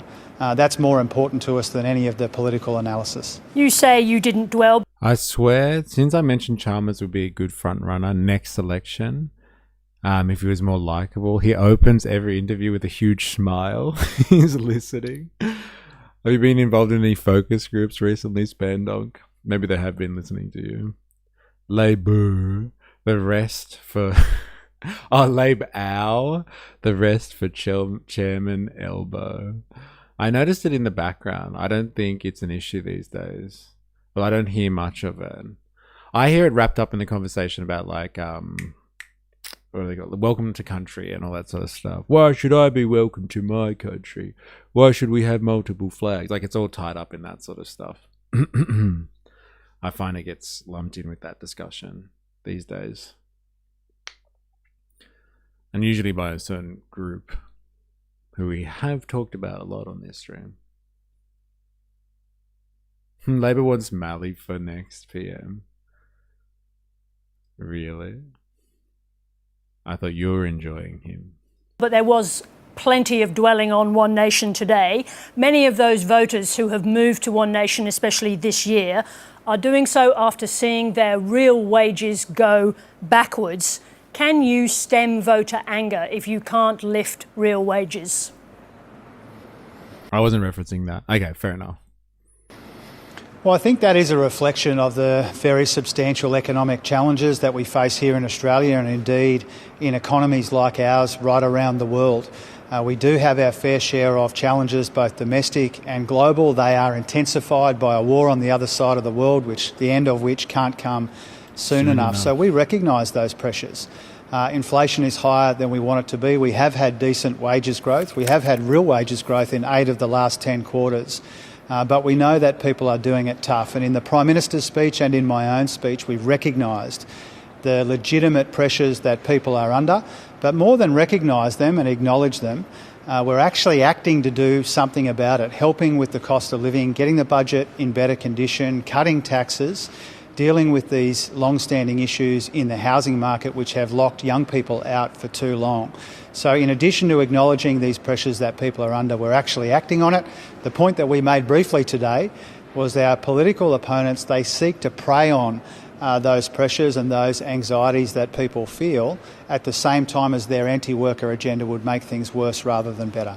You say out of the 10 quarters, but you don't say that real wages have been going backwards since December and will continue to do so for the rest of this year. This is not an entirely external problem. Just coming back to this idea, you can't expect One Nation just to implode. What is your specific plan to address the issue with real wages going backwards now? Well, the reason I made that point, Sarah, was to acknowledge that inflation is higher than anybody wants it to be right now. Part of that is a consequence of a war in the Middle East, but we've had these inflationary pressures in our economy, and that's part of the real wages challenge that we've got. Now, when we came to office, real wages were falling very sharply. They've risen in 8 of the last 10 quarters. You're quite right to point out that higher inflation right now puts those real wages at risk. And so our plan is... Has anyone noticed fuel prices going up over the last week or so? Anyone been at the pump recently and be like, "Ah, no, not again. It's happening. Thanks, Trump, you asshole." Is to get wages moving again. We've actually had wages growth higher than 3% in every quarter we've been in office. Back up again. Yeah, that's why I was interested when they said that they've got some strategic reserve. That's going to be like real commie stuff. They're going to nationalize a strategic fuel reserve. But like that's just in the planning stages. Oh my gosh, I swear it took me 45 minutes to get this stuck screw out. Smoke break, so I'm back. Oh yeah, congratulations. Congratulations. Well, apparently they ran out of missiles, so we might get a break again soon. Apparently they have been on hold for the last couple of days. And even Iran's just like, all right, we're not firing either if they're not firing at us. And I've heard people speculate on the fact that the US is running low on stocks and that's why they've stopped, because they just don't have it. But like I haven't actually read up on that at all. I've just heard people make that claim. But yeah, like Americans running low on munitions. Like we'd love to be raining hellfire down on Iran right now, but like, you know, hey, our for-profit military-industrial complex is not delivering on this one. I guess we're going to need another $68 billion. Thank you. It would help if I had my own tools for whatever. LOL. Yeah.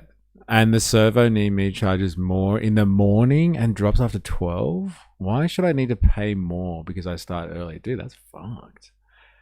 Eh? Is that price gouging? Does that qualify? Do you reckon it's price gouging? It probably does.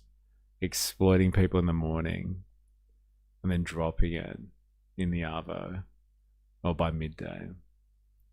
Bastards. Bastards. I need ammo and a shitload of cash. I don't think it was higher than 3% under our predecessors. We've supported increases to the minimum wage. It's called demand pricing, eh? Yeah, actually, that's just the free market, isn't it? Like, let them set the prices.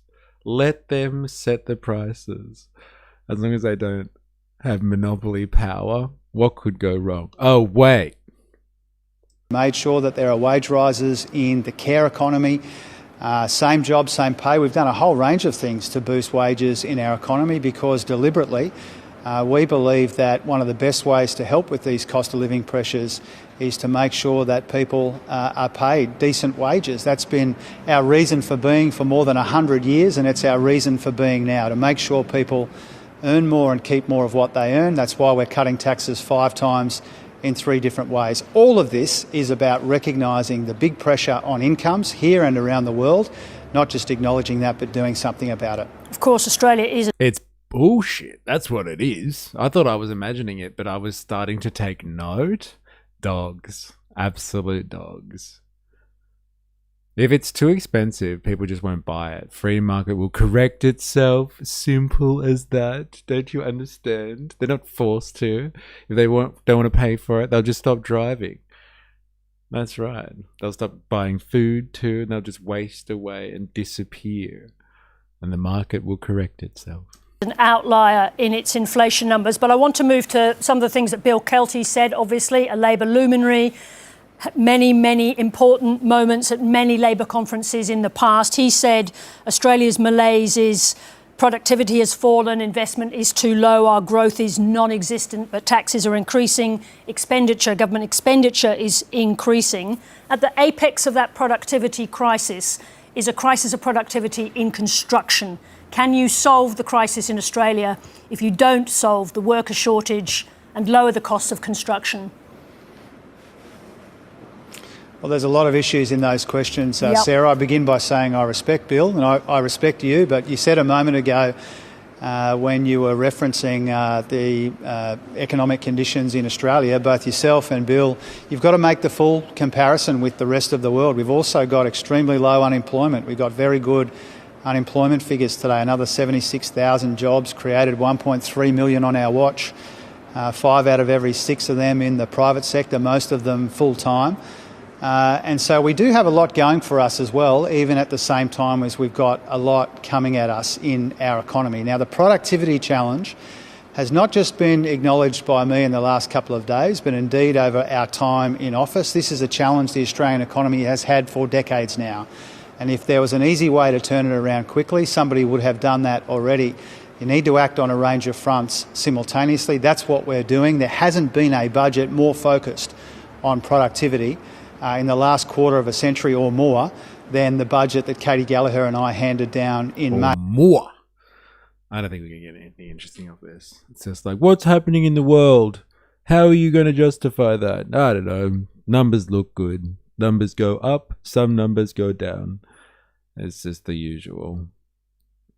It's just the usual. Well, they've actually left comments on. I can never gauge when ABC are going to allow people to comment on stuff or not.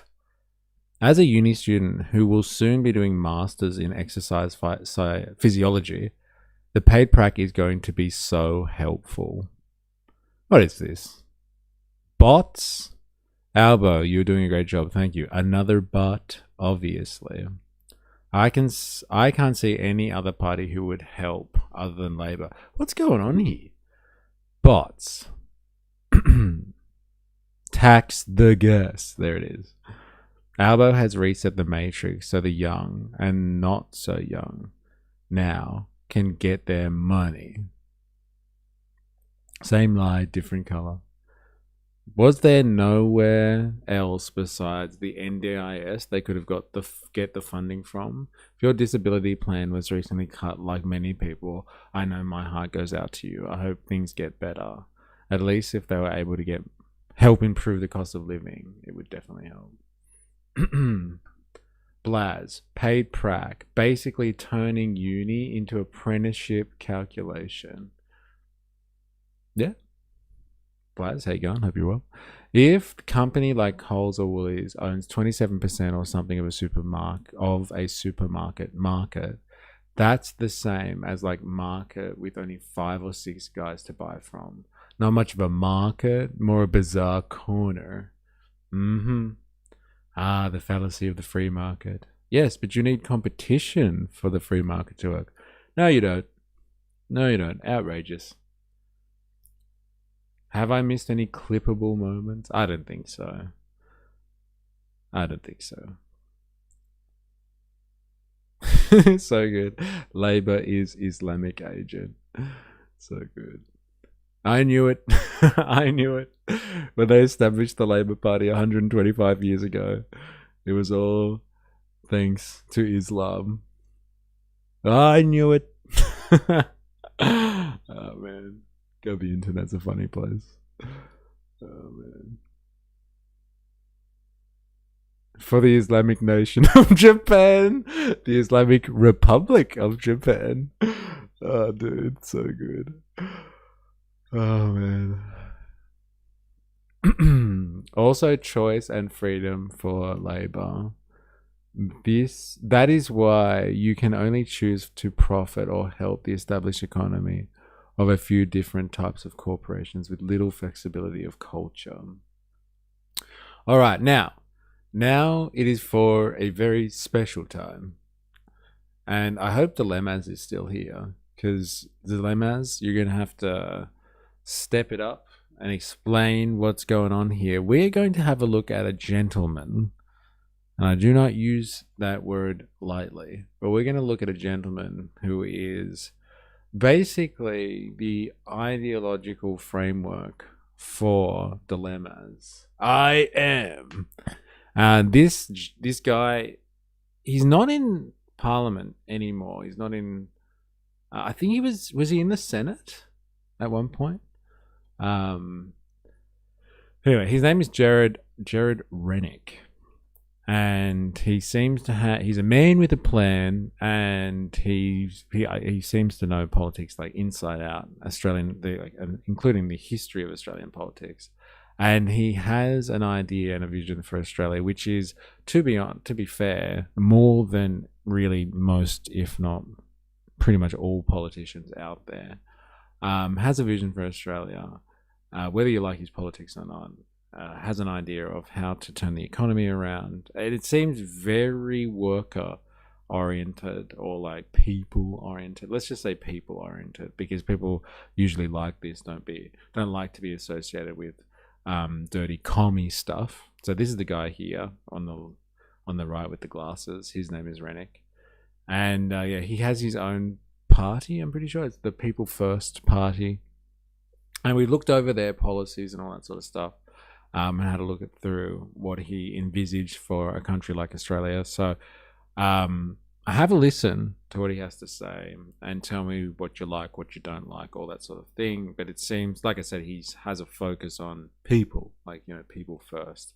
It's just updated rhetoric from like actual, communist politics, which is about, workers. And now we just replace workers with people and all that sort of stuff. So let's see what he has to say.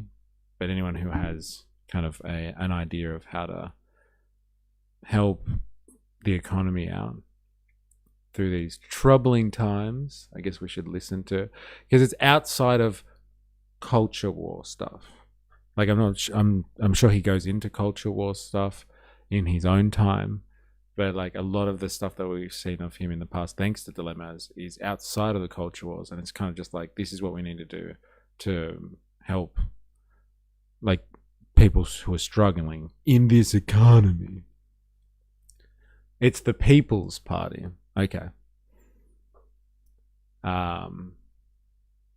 He was the founder of People First Party and a former Queensland senator. Got it. Thank you. Oh my god, this was the guy, the techno-feudalist date loved mystery? Really? Who, Rennick? He's a Rennicktarian.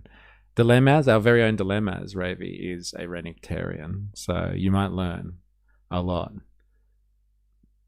Not gonna lie, I need a second watch to get my head around it all. He was LMP until 2024. I hate the people. All right.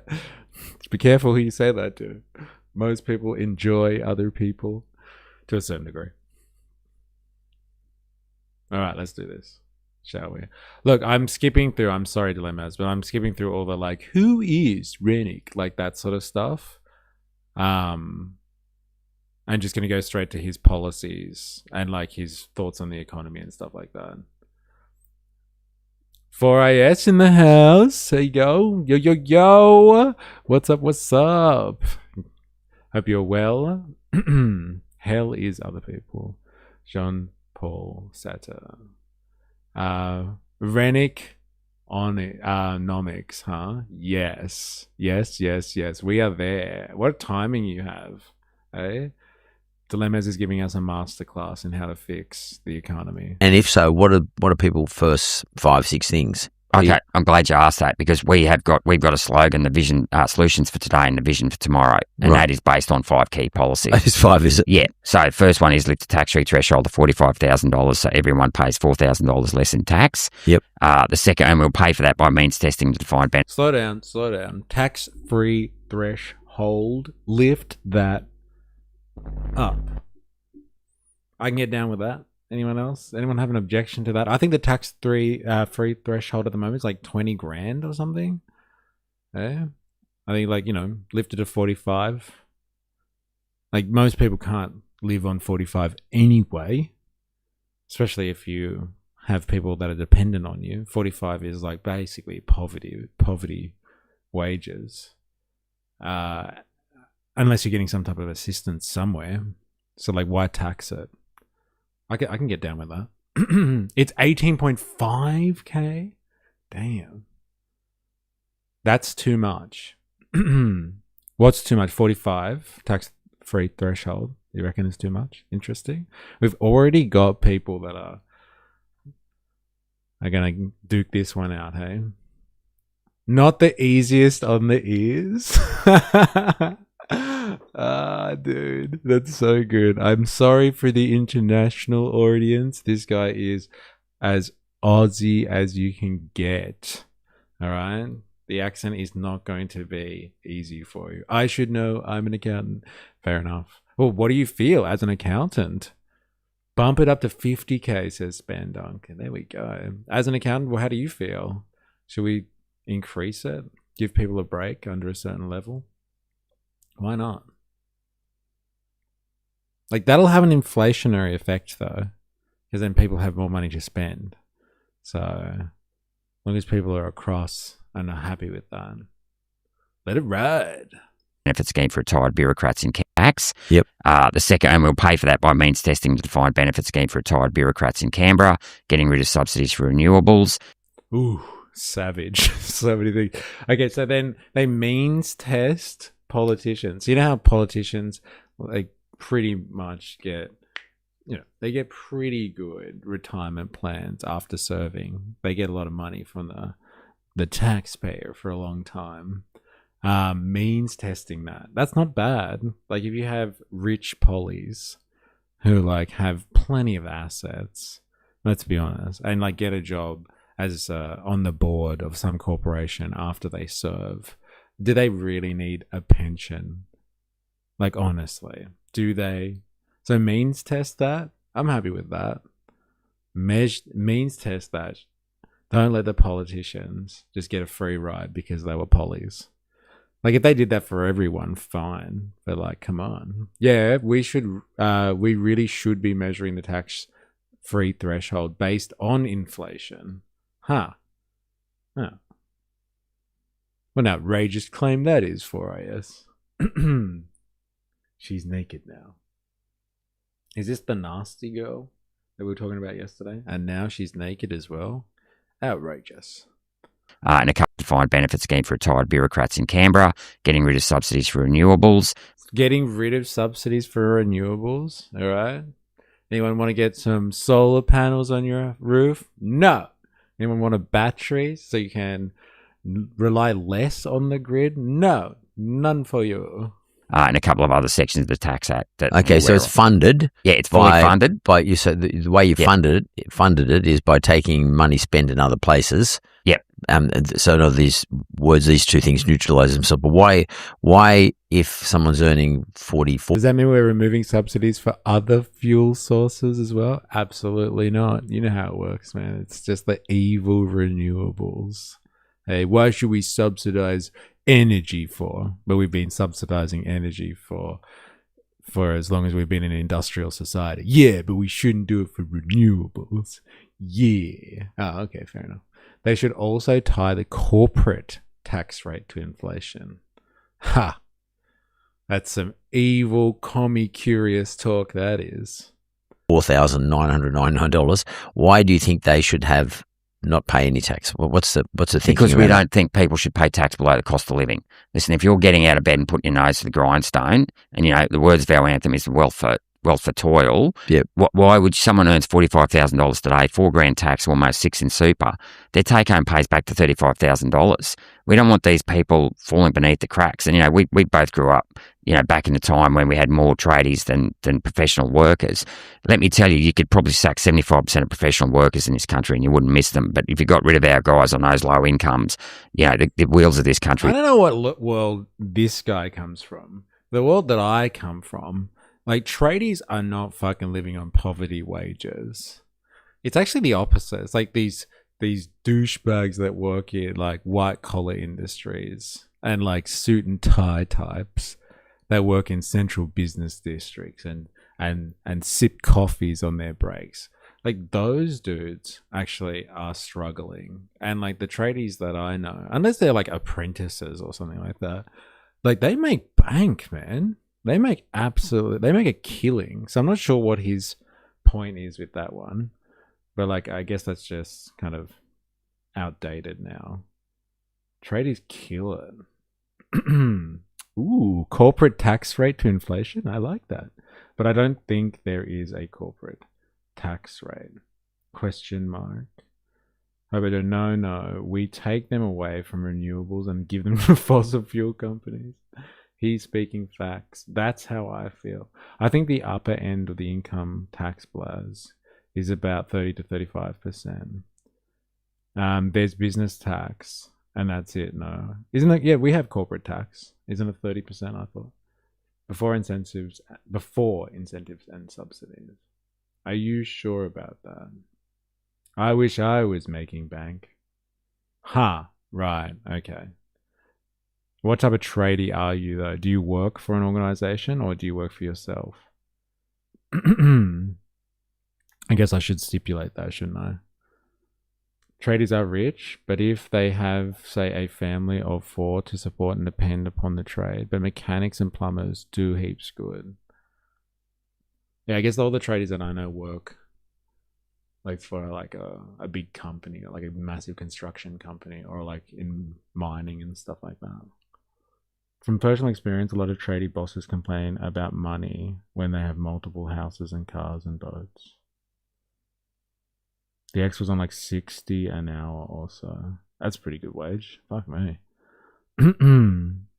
There's various other taxes, payroll tax. So if you are paying like 10 million a year in wages, you get slapped with a sudden new tax that you have to pay with your BAS. Electric utility workers are a union and make a fortune in the States. No, I'm self-employed and a painter, but I know a lot of trades and most are struggling just as much. Fair enough.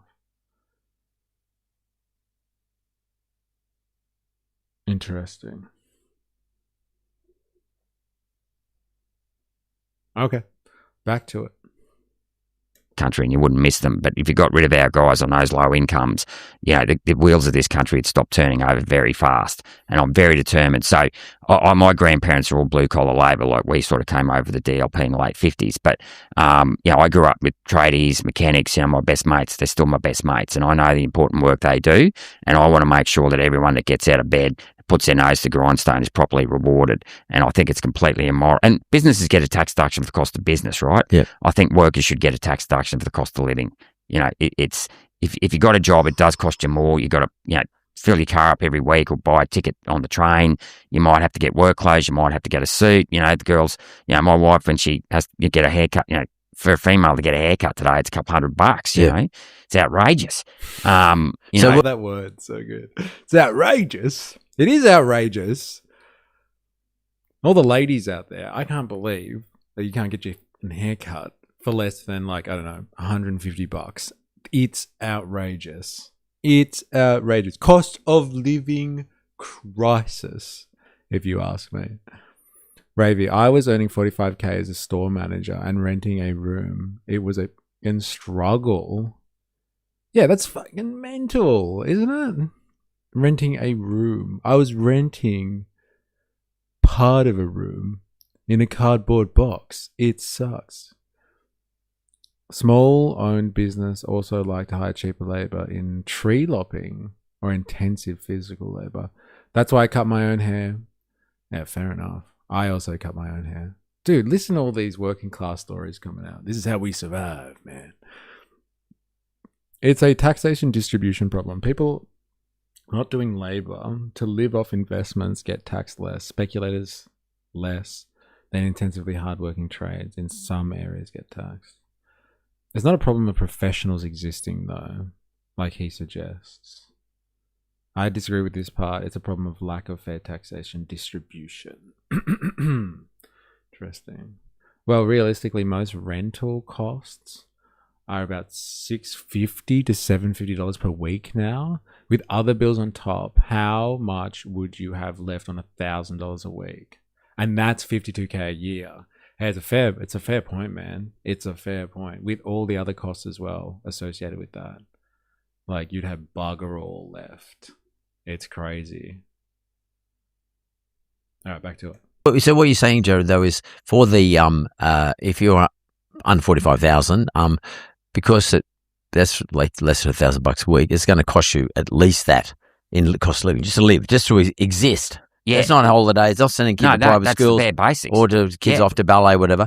That's just living, maybe, and just a very basic, food and stuff like that. Yeah. You're saying effectively they shouldn't have to pay tax because they should. Otherwise, they're going to be negative.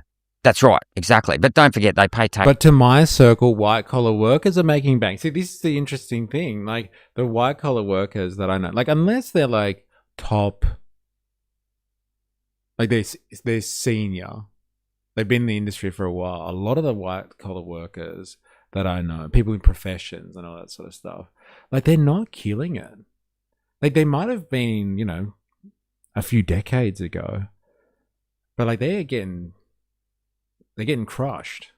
And usually it's at the expense of technology, right? It's like, oh, there's, AI's coming to get your job, so you better take a pay cut. Like, a lot of the people that I know that are in professions don't get paid very well. It's very interesting. It's very interesting. If you're mid and below that, you aren't making bank. Yeah, if you're senior, somehow get a more senior position in an office or something, then you start to really kill it. But until then, it's struggle street. Unless you're working for the big four banks or big four accounting firms, etc. It's an interesting one. I guess perception is everything, isn't it?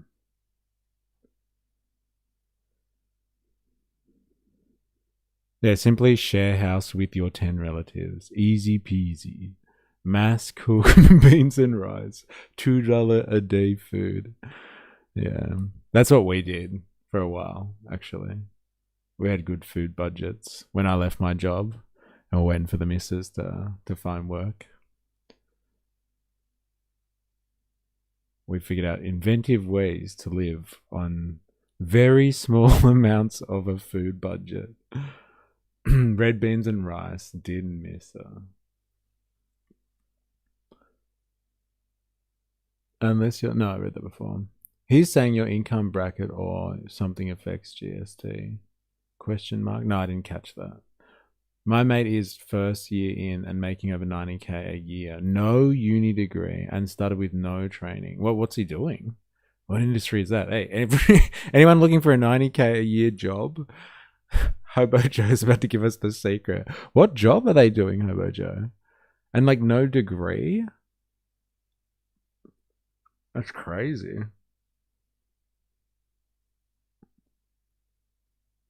Anyone looking for a new job? Side of potato fried in olive and garlic. Yes, corn is great. Can of beans can easily be turned into a meal with some additions. Or a can of chickpeas. Yes, yes, yes, yes. All the working class stories are coming out of the chat today. This is how everyone survives. Love it.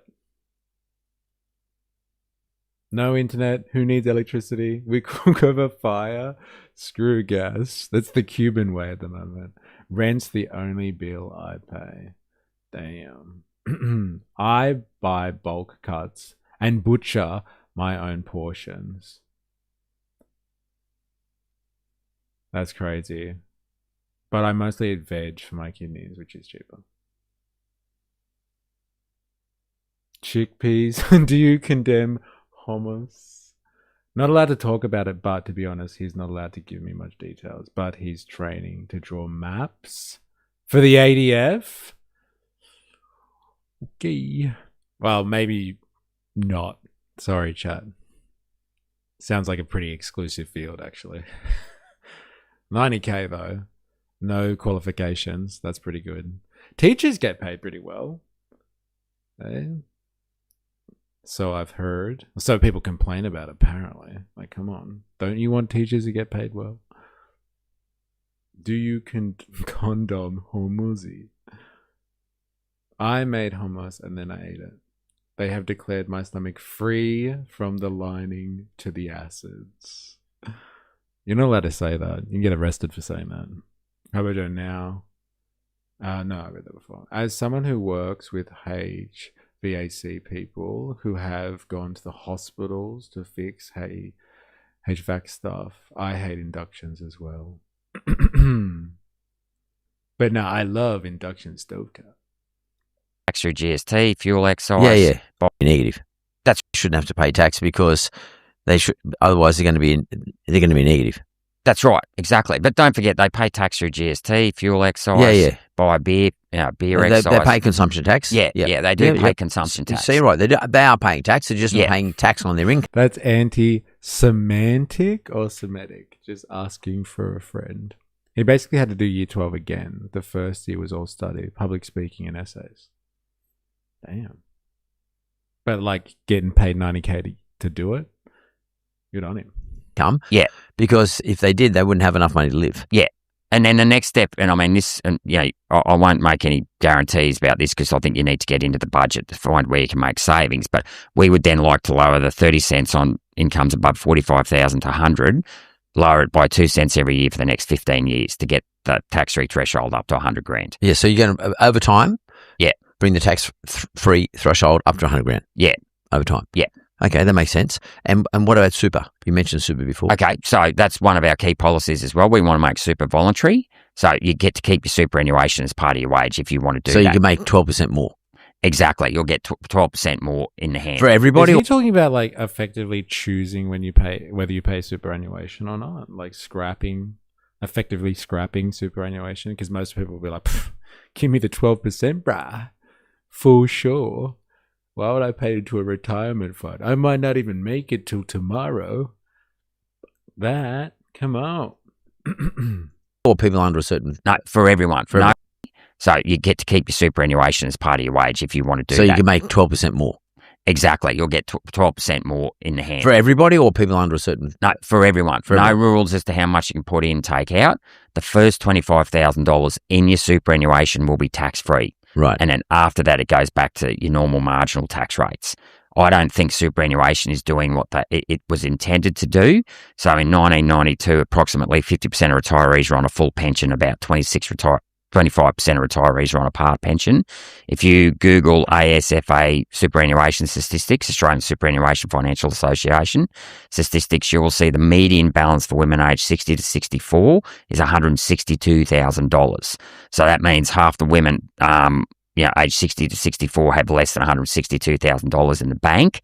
For men, it's $220,000. To go off the full pension, you need off the full pension on a part pension, you need about $320,000 in assets, and to go off the full pension entirely, you need about $800,000 to $900,000 in assets, right?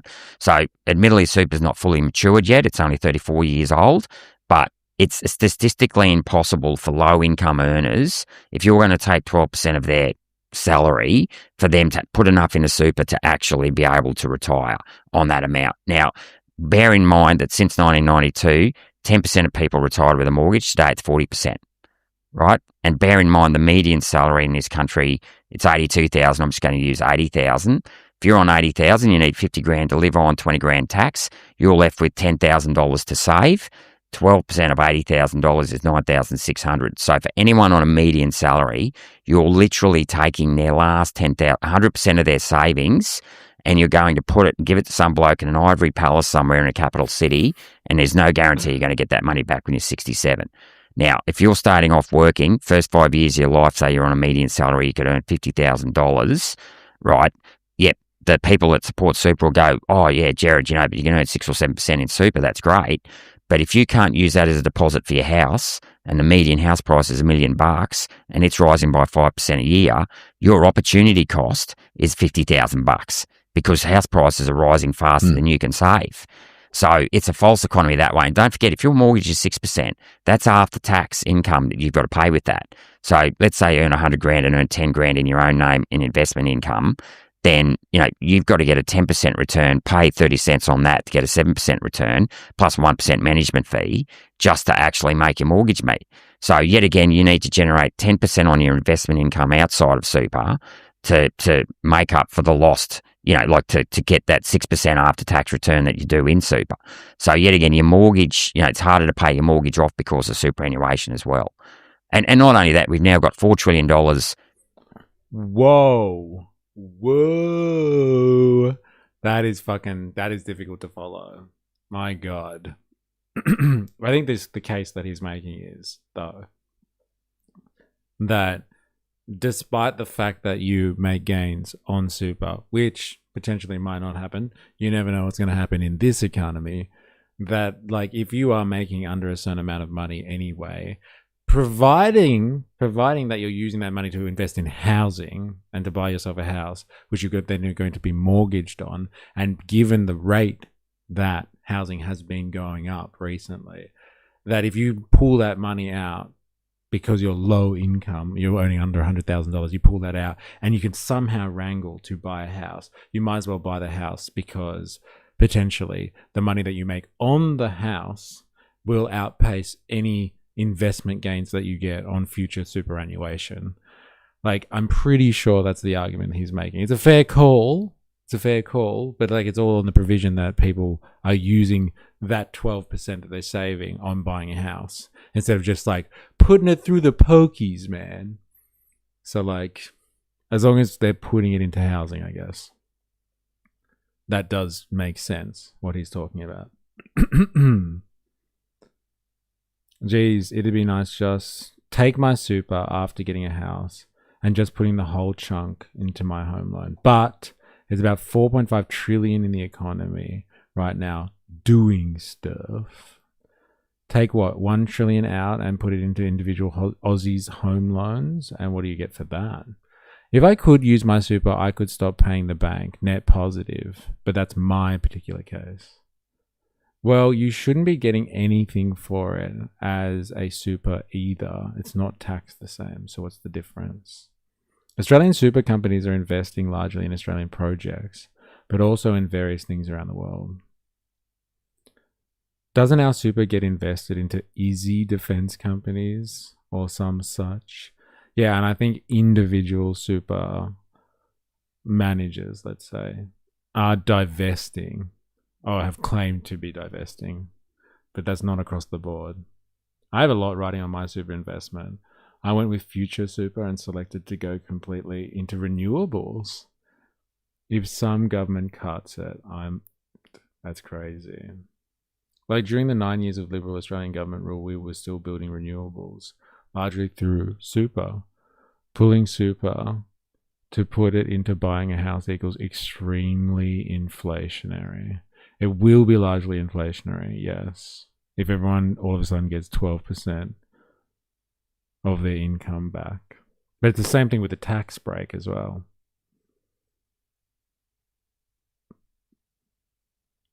If inflation wasn't there, people wouldn't need to use their super to have a house to retire into. Very interesting. Australia's super fund giants have 2.5 trillion in savings, but have invested just 0.3% of their 2.5 trillion in renewables since 2020. All right, back to it. In superannuation, so these people have industry and retail funds. They don't get to vote for the boards. So there's no corporate accountability there.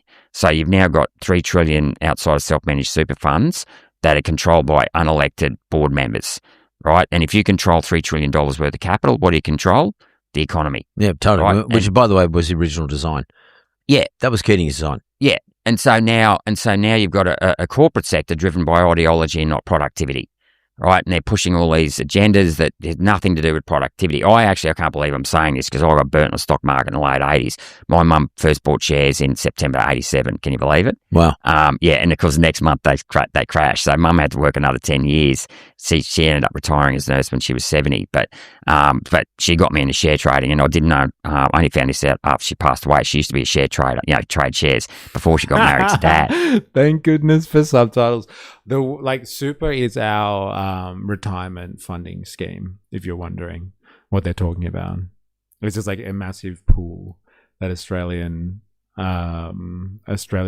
money goes into, and you get to pick what fund managers. You can do self-managed stuff, but typically it goes to a management fund of your choosing, and then they will invest it for you or on your behalf, and then you can get access to that money once you retire or reach a retirement age. 401. Yeah. 401. Oh, you haven't said that today. Like the stream. Yeah, if you're watching this and you haven't already, make sure you activate the like button. Activate. If you're new here, subscribe for more, follow on Twitch, etc. Way back in the 60s, she had BHP shares. But, we need a bit of that entrepreneurial spirit back. And the problem is today... No one's got any money. Well, it's the corporate fund managers. Yeah. And, yet again, one of these things... But as again, what I was saying before, Joe, the government's saying we'll do it for you. Yeah, exactly.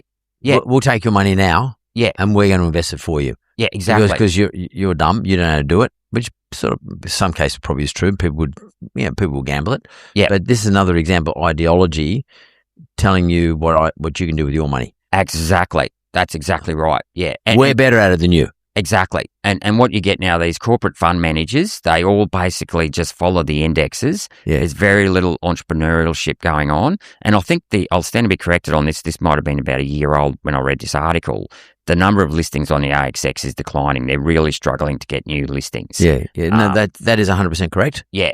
Because there's a punish. Yeah, exactly. It's hard work. Yeah, but the other thing, as someone who's a small investor, I hate the 15% accelerated retail listing offerings. You'll see that all the time. Just as the company's about to kick off, they'll raise more, take off. When I say kick off, I mean take off in terms of making money. They'll issue 15% of new shares every year to their mates at a diluted price.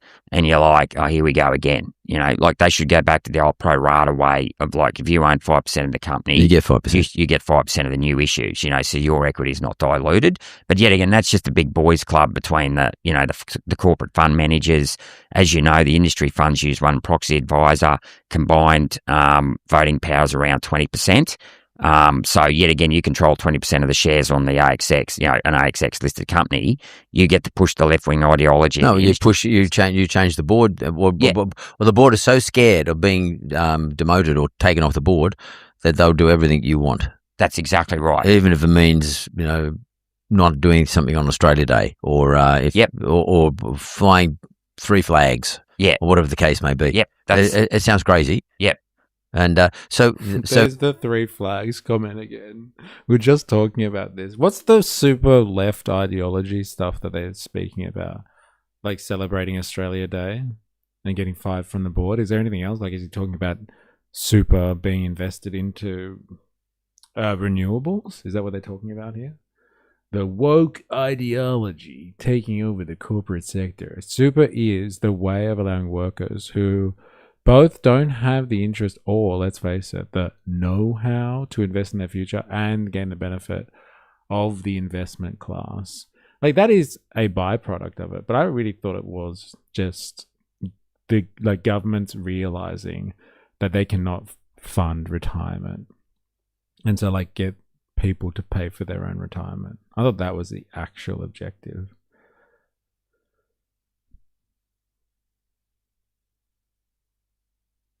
Say my name. These old boys are so scared of the left. What are they talking? Yeah, what are they actually talking about here?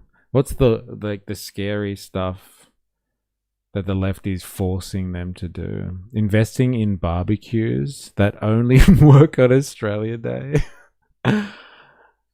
I'm not across what they're talking about here. I must have missed something.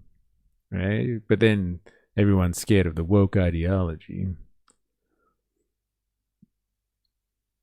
Everyone has potential energy that can be converted into kinetic energy if economic institutions serve them better. No, I missed something there. To come up with interesting and new entrepreneurial ideas, you shouldn't be tired or burned out by artificial demands on your productivity, which are speculative and not solid in nature. The obstacle to change is our economic institutions themselves sometimes. Yes. Not people's productivity or potential energy for it. Everyone has potential energy that can be converted into kinetic energy if economic institutions served them better. Oh yeah, also the retirement. I look at it in the reverse. I think Keating saw investors are creating a two-tier economy. We've got to get workers in on that. So the investors benefit the workers. Right, okay, got it. Moved my super to green super fund and it's tripled to my old one. Hashtag woke. So good. You didn't go broke? Outrageous. People first said we're talking about lower tax rate. You want to bring the tax free threshold to 45 and over time to 100. Yeah. You mentioned superannuation. You're saying, is it voluntary for everybody, or you get to keep it? If you choose, you get to keep. And people will say not everyone can save their own retirement. You're right. You know what? That's what the pension's for. But yet again, the tax breaks for superannuation. The last budget was $60 billion. The Productivity Commission back in 2019-20 estimated the cost of running super was 1% of funds under management. So 1% of 4 trillion is about 40 billion. Again, massive cost in financial engineering and paper shuffling. Doesn't produce a cent. We need more real engineers in this country, not paper financial engineers. So that's our second policy. Yeah. Our third policy is to pay childcare directly to the parents, subject to welfare testing. So what does that mean? So let's say in relation to my kids, they send their kids to childcare before preschool. You pay them, or what? You pay them. Yep, and if they want to pay childcare, they can use childcare. But you've got millions of shift workers in this country that can't access childcare at all. So you've got nurses who work shift work, police who work shift work, fireys, all services, hospitality workers. I've got a mate who plays in a band with his wife on weekends. If he can't get his their parents on a weekend to look after the kids, the cost of the childcare wipes out the money they make from the gig. We've got fly in, fly out workers that might pay for, be home for 7 days. 10 days on, 7 days off. Why pay for childcare then? If you want to just get a nanny for half the time, do that. You've got people in regional Australia that can't even access childcare centres. So they all miss out, right? So my view is, and then you've got, so if we do that, we give shift workers greater choice over the hours they can work. So there's greater work choices there, greater flexibility, but it's also giving people greater choice in how they parent their children. So I stayed home before I became a senator for a couple of years. And I'd go to mothers group on a Tuesday morning, and a number of mothers had to go back to work because of financial constraints, but they weren't ready to go back. They were happy to go back when they were a bit older, but while the kids were still 2 or 3, they'd prefer to stay at home for a few more years. So if that bit of money, and we'll top up family Part A benefits, can help parents stay at home. If you want to be a parent and stay home a little bit longer, that also gives you the option of doing that, help you get over the line, at least your kids get to school or something like that, and that can help pay off the mortgage or make ends meet. So you can spend more time with your family, because spending time with your children at that age is so important. And when you look back, you're not going to go, oh, geez, I'm so glad I left my kids at childcare centre when I was 2 years old and went back to work an extra 3 years earlier. So, they should have a choice. They should have a choice. Did I hear work choices? Yeah, I'm not understanding exactly what he's talking about here. Dilemmas, are you able to interpret what his point is here? I think a lot of people have a visceral reaction when they hear work choices. LOL. Is that what we're talking about here? Yeah, maybe 500 billion each. Let's go conservative. Sorry. Each one of the then we defund the CSIRO and let our car manufacturing die and our scientists brain drain overseas and give China and Tesla our battery tech. Each one of those probably $1 trillion loss to Australia. Maybe $500 billion each. Let's go conservative with it. Super is forced government, me no like. But we don't have a choice to not be able to retire. What if I die at 30? Huh? They think if production takes care of itself, everything else will naturally fall into place, which is a fallacy. What if this hyperproduction also fuels consumption without labor itself? Interesting. Just like super. Yeah. In other words, it shouldn't be again the government saying, "Look, hand it over to us. We'll take control of all this for you." Yeah. And the other thing is, I think, to be honest, like every time childcare centres get more money, all they do is put the price up. Exactly. Yeah. It doesn't go back to any, but there's no real beneficiary other than the people running the joints. Yeah, exactly. That's right. And the union. So the fastest growing union in Australia is United Voice. When Albanese in the 22 election had to pay childcare workers $3.5 billion directly of taxpayers' money because the childcare centres couldn't afford to pay the childcare workers. He's now had to renew that again. But a part of that deal was that childcare workers had to be unionised. So $14 a week by 50 weeks a year, $700 a year times, I'm not sure if it's 200,000 childcare workers. Whoa. But even 100,000, that's 70 million going into union coffers. 200,000, it's 140 million. So, when Labor tells you that, they really want early childhood education, no, it's all bloody unions. Instead of government paying for childcare, the money is given to the family to basically pay the mum or dad to stay home. Okay. About getting more money into the union coffers. And then the unions then support the government in terms of the next election. Yeah, exactly. And let's keep the childcare industry going. Would you call it a rot? Well, look, there's definite childcare needs, and we need to get on to why two parents need to work, and hopefully we've got time today to do that. Here we go. Labor just want to pay the unions. It's cyclic, really. They force them into the unions. They collect union fees. The union fees go to supporting the Labor Party. And the cycle continues. Who would have thought? It's not a rort in the sense two parents have to work, and I can understand why. So maybe I'll jump onto that. Yeah, do it.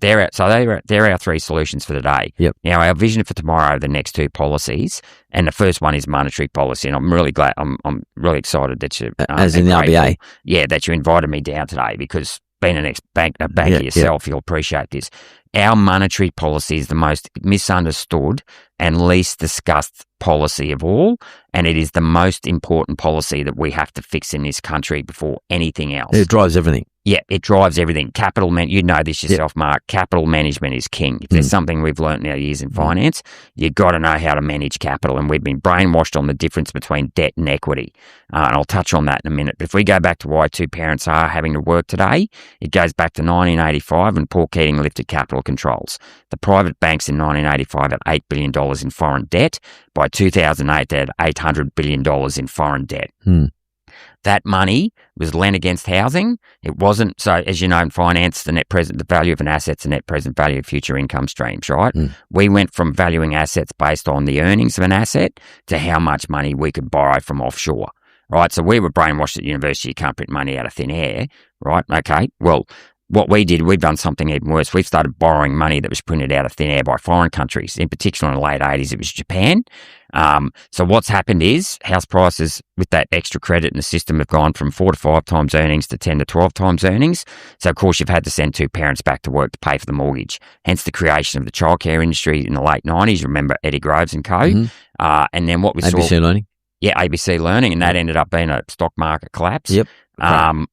A bubble and then a crash. And then in 2008, we had... He's too textbook for me. Yeah, like the economic jargon is fucking heavy. Very heavy, isn't it? And like they're very esoteric or specific to Australian examples in finance, but like obviously, given who he is.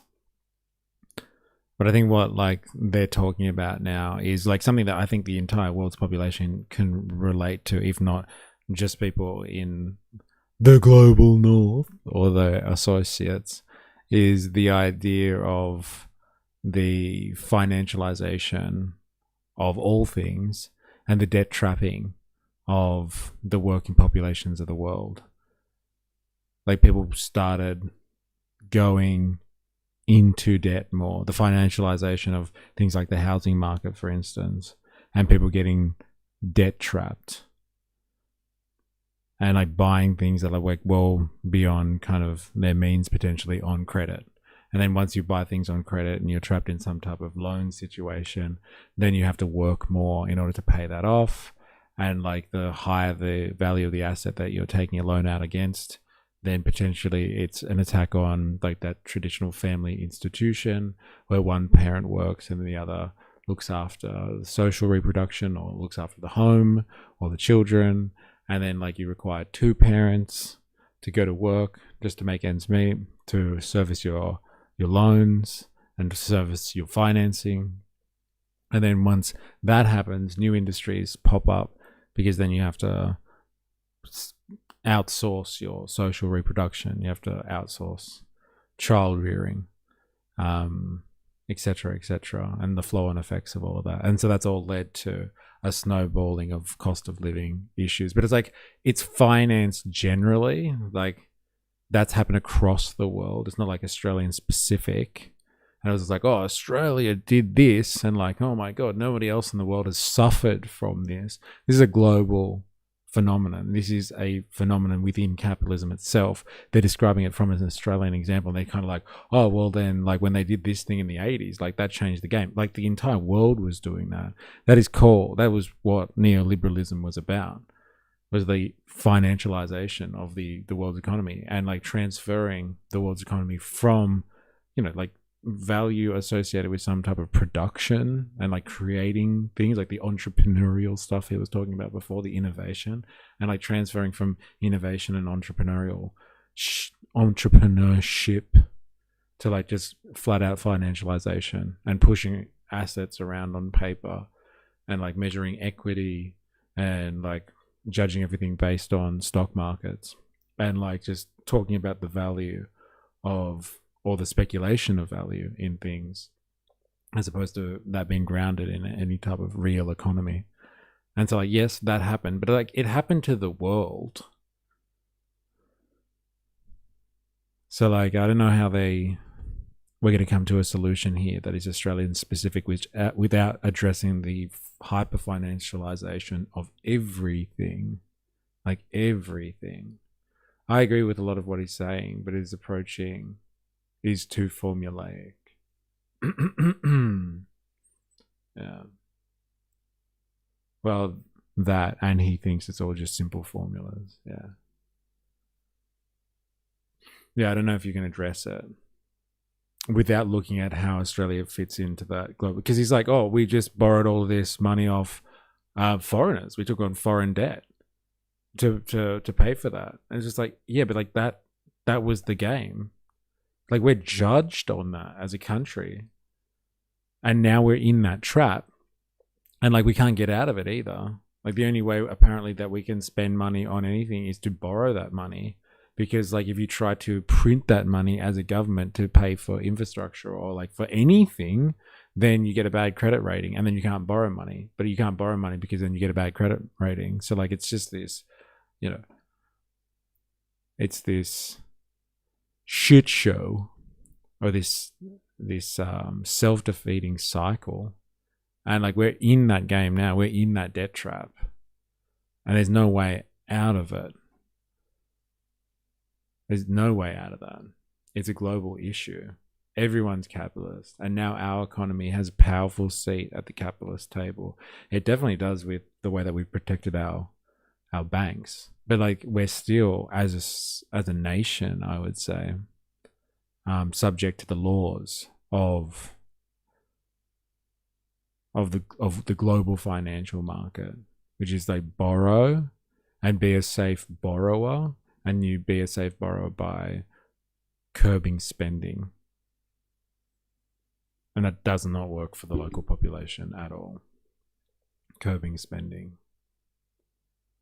In my opinion. the real GFC crash based on, irresponsible credit practices in the Northern Hemisphere.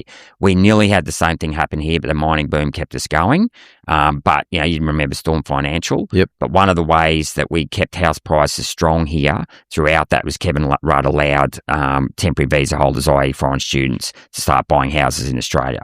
So that meant that basically, then that created the foreign student sector as well, right? Another sector that, pumps some money into the economy, but distracts us from other parts of the economy we need to focus on. So that irresponsible credit practice has basically, from what Keating did in 1985, of letting unrestricted capital inflows into this country for consumption. I mean, housing's important, don't get me wrong, but it's ultimately a consumption tool, has saw house prices rise to the roof. And then the money that we pay on that $800 billion, the interest, that's not even taxed, right? So, your parent, we put interest in the bank, we pay tax on it. The foreign banks don't have to pay tax on that. I'm not sure if you're familiar with 128F of the 36 Act, Public Offer Test. Yeah. Yeah, so as long as it has proper spread. What they call spread. It's got to be initial offering in the public market. Yeah, that's right, and a proper spread. That's correct. Yeah, so there's a few factors there, but long story short, it cost the budget about $3 billion. Withholding tax there's no withholding tax basically. Yeah. So on the interest paid to the foreign entities. That's exactly right. Yeah. As long as the initial offering, initial offering, I should say, as opposed to the secondary market, has a Dilemmas, do you really understand all the stuff that they're talking about here? Like, this is way too much financial jargon for me, to be honest. Like, I understand some general principles, but like, they're going deep into this. Why can America be America first, but Australia can't be Australia first? Because we didn't win World War II. Sorry, America did. It's called the Manhattan Project, not the Sydney Project. Okay, then, if we're not important, let's close one gap. They don't need it. No. We're smaller than them.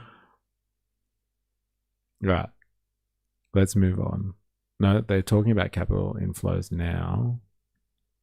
We get it. Neoliberalism happened. That's why I need a second watch. And you understand on the second watch what they're talking about here. My God. Infrastructure Bank. Here we go. This will be interesting. Manufacturing and rebuilding Australia's workforce. Sure, and there's a fantastic opportunity right now that no politician other than, an ex-politician sitting here, like most factories today are automated. The argument that we can no longer compete with offshore labour because of the costs, Yeah, because of costs, right? So, when we export iron ore and coking coal, we should be parking that at Darwin in a steel factory there, turning it into brisket steel, and instead of exporting coal at $100 a tonne, export it at $500 a tonne for brisket steel. Now, we mightn't bring a lot of jobs back on shore, but we can capture more upside and tax that to start paying for all those extra services we're going to need as the population ages. Because everything's robotically controlled these days.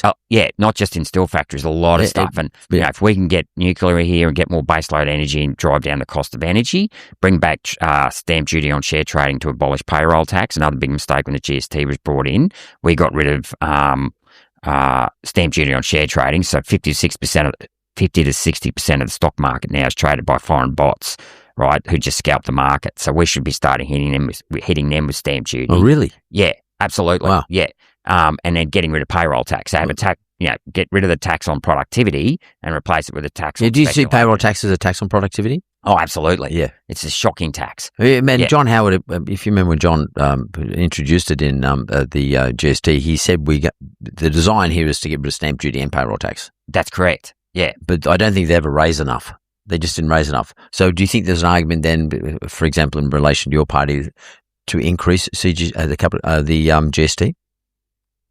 No interest in raising GST. No. If anything, I'd abolish it and just bring in 1% transaction tax on financial transactions. Because it used to be 6 cents every $100 or something? Yeah, it was something like that. But stamp duty, I'm talking about share trading. Yeah. Because when I started buying shares in the late 80s, we used to pay stamp duty. Yeah, I remember do the same. In everywhere except Northern Territory. Yeah, right, okay. Northern Territory. Because I remember a lot of share transfers used to get executed in the Northern Territory. Yeah, okay. The firm I was at, anyway. Yeah, cool. Yeah, because the Northern Territory didn't have it. But so that's interesting. So you would abolish payroll tax at the states and give states the power to no, we tax it nationally and give distribute it back to them. Give back to them. Yeah. Yeah. Okay. Yeah. Just and likewise, we want to bring back a national government insurance office like the old insurance offices. If you run a national corporation today, you have to take out workers' compensation in 6 different states. That's crazy. That's crazy. Well, right? I do that in my business now. Yeah, right. Like, so let's just have a one-stop shop for national government insurance. Yeah. 50% of insurance now is reinsurance paid offshore. Yeah. We should just reinsure ourselves. Yeah. And the federal government can do it for QBE and Suncorp and all that as well. Yep. And we can lower the cost of We should be able to invest ourselves. Reinhardt loses $5 million a day on her SpaceX investment. All right, it's coming back. Don't worry. Don't feel too sorry for her. Virginia Reinhardt's wager on the world's richest person has turned into one of the worst performing US floats in 15 years. Give it a year. Give it a year.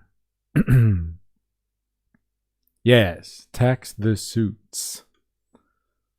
All right. Still way too technical. They're talking about the good old days in the 80s and like how Australian tax policy worked for stamp duty and where was the best place to avoid that. Taxing offshore profits and the vision behind people first. Maybe this one.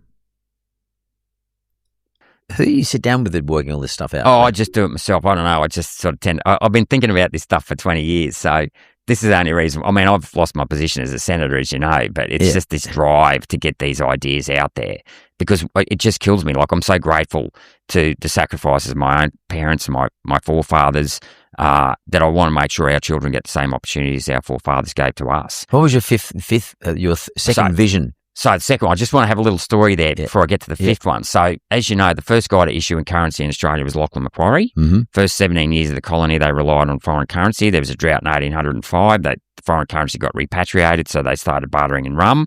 That literally went tits up thanks to the rum rebellion.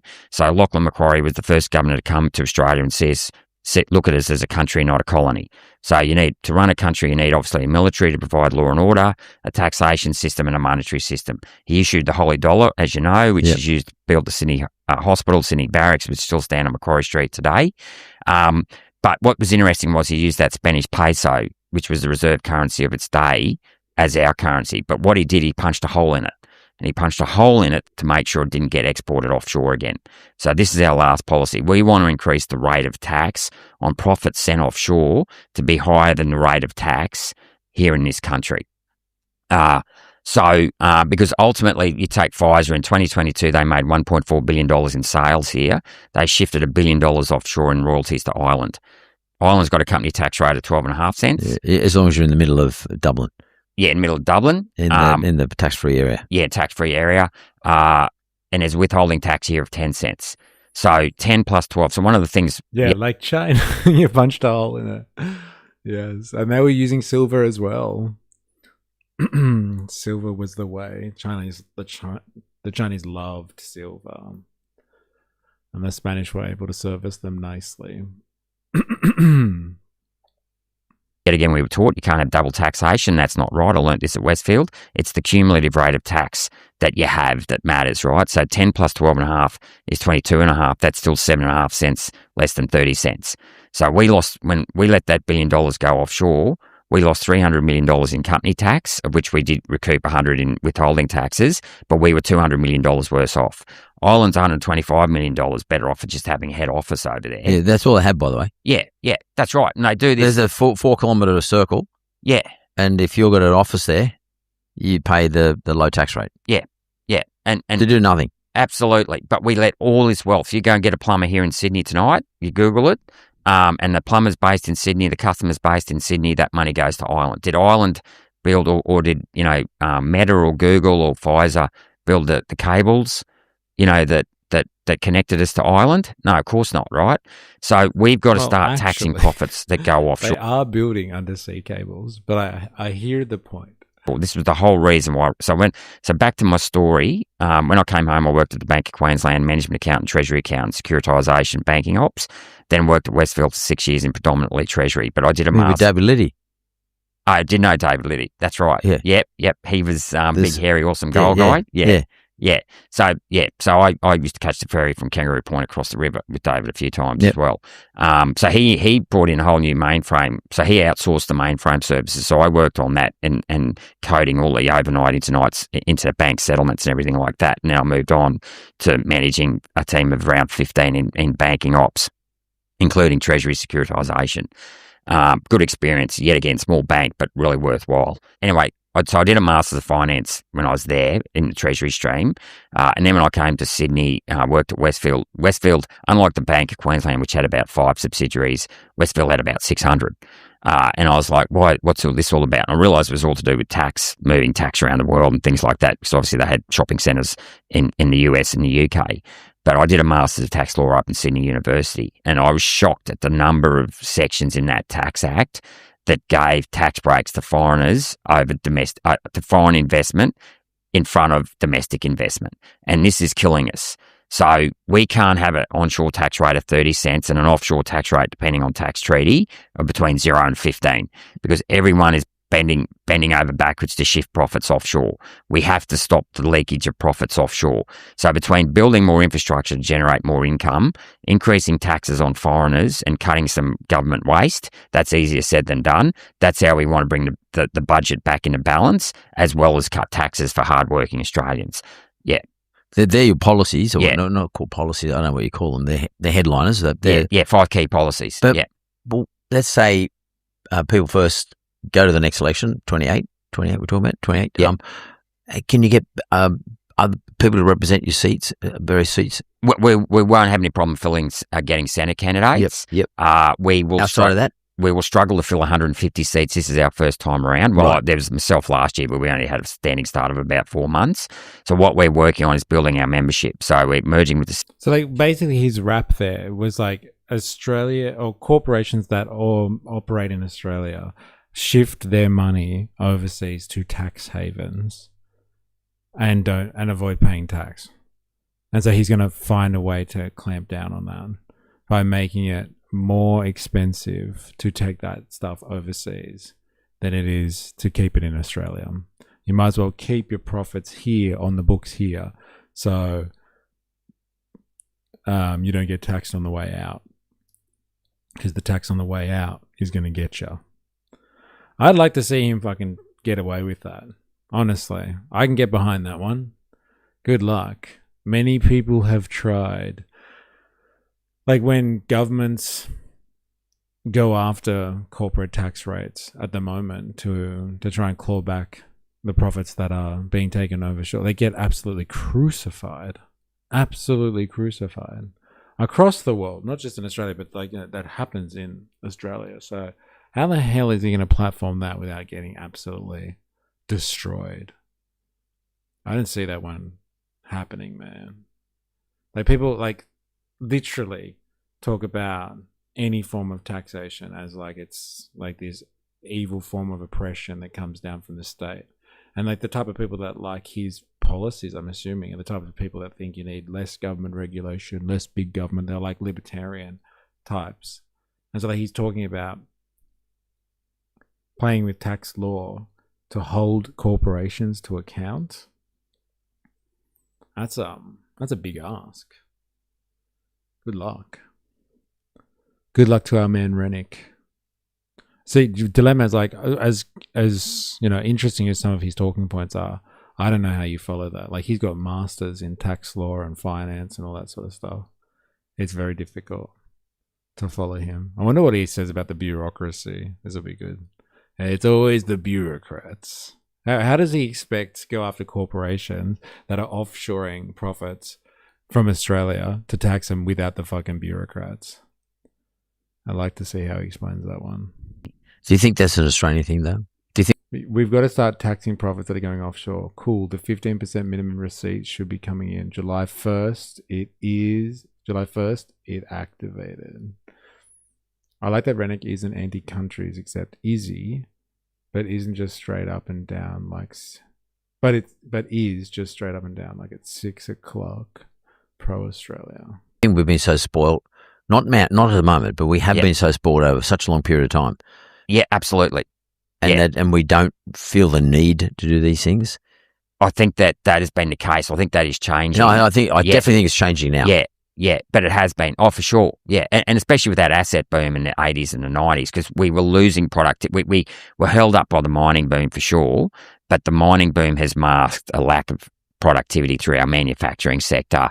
It's allowed the public bureaucracy to blow out, and bureaucracy, not public servants. So our teachers and our nurses and our policemen, there's not enough of them. There's too many bureaucrats. So we need to reorganise that so there's less Maybe bureaucrats. you could just explain that, because I think that's a really important point. And I think we might finish off on this, but this is a really important point, if you don't mind, Gerard. People take the view that we have, a lot of people talk about too many public servants, but they don't talk about bureaucracy. Bureaucracy, and I'm someone who lived in India for a long time, and I know how bureaucracy works, because Gandhi made sure he created this bureaucracy because he needed to give everybody a job. Yeah, right. Yeah. It didn't matter how much you got paid, but everyone had a job. And it was sort of bordering on communism, which is sort of where Gandhi was at. Right. A country like India was poor. You had to, people had to have a job. Yeah, sure. So maybe you just can explain to people the difference between public service, but giving everyone a job is communism. So good.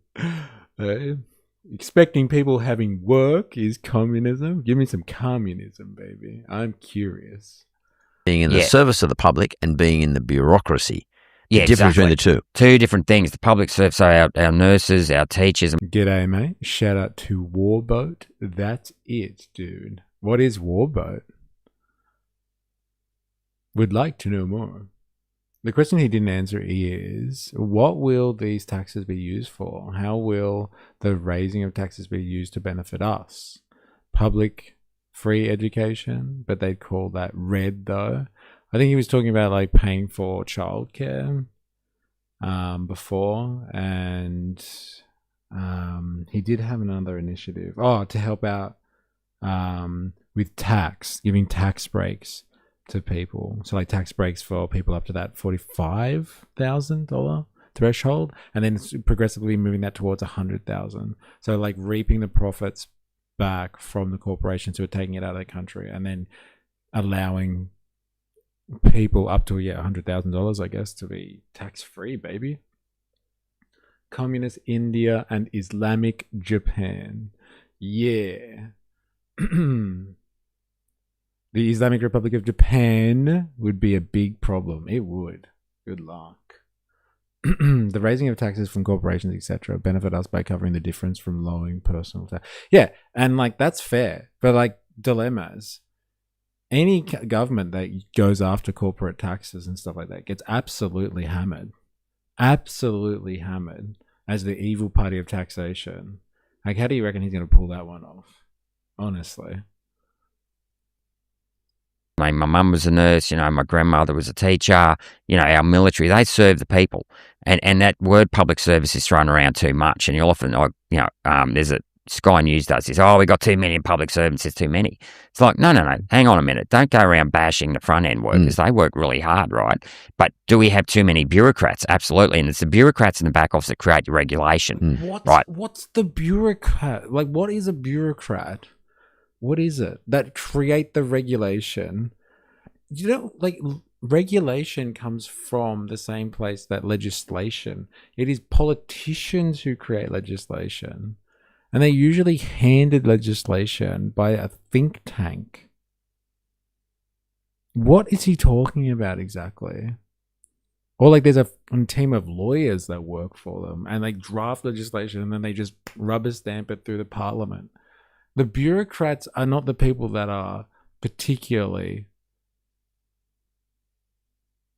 bringing in new regulations or something like that, or trying to abolish them.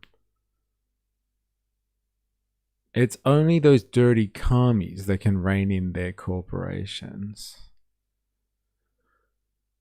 Well, usually it's like if you try to rein in a corporation and get them to pay tax, you're a commie. Not sure how anyone does. It's an issue no matter what party it is. Okay, fair enough. Well, good luck.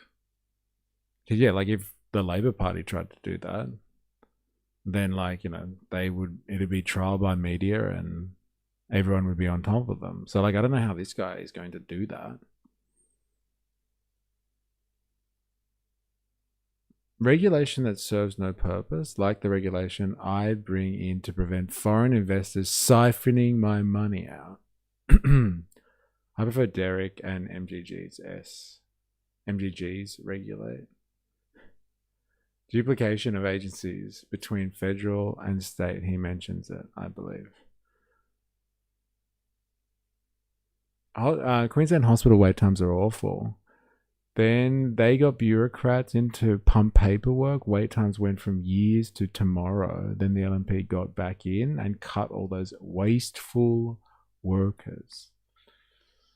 Well, apparently they're making a distinction here, though. So, like, these bureaucrats that, like, are on the front lines are public servants, but, like, bureaucrats who aren't on the front lines and are, like, writing legislation and stuff like that, they're the bad ones, I guess.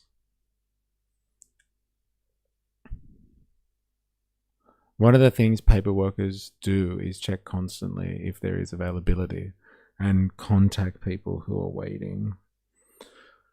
It's an interesting distinction. Let's hear him out. Which not only is a tax, it strangles productivity, right? And one of our policies, I called for this in my main speech, we've got to have a Federation Convention that looks at removing the duplications of roles and responsibilities between federal and state governments and the vertical fiscal ambiguities between state and federal governments. And and the next level down, 33 councils in Sydney.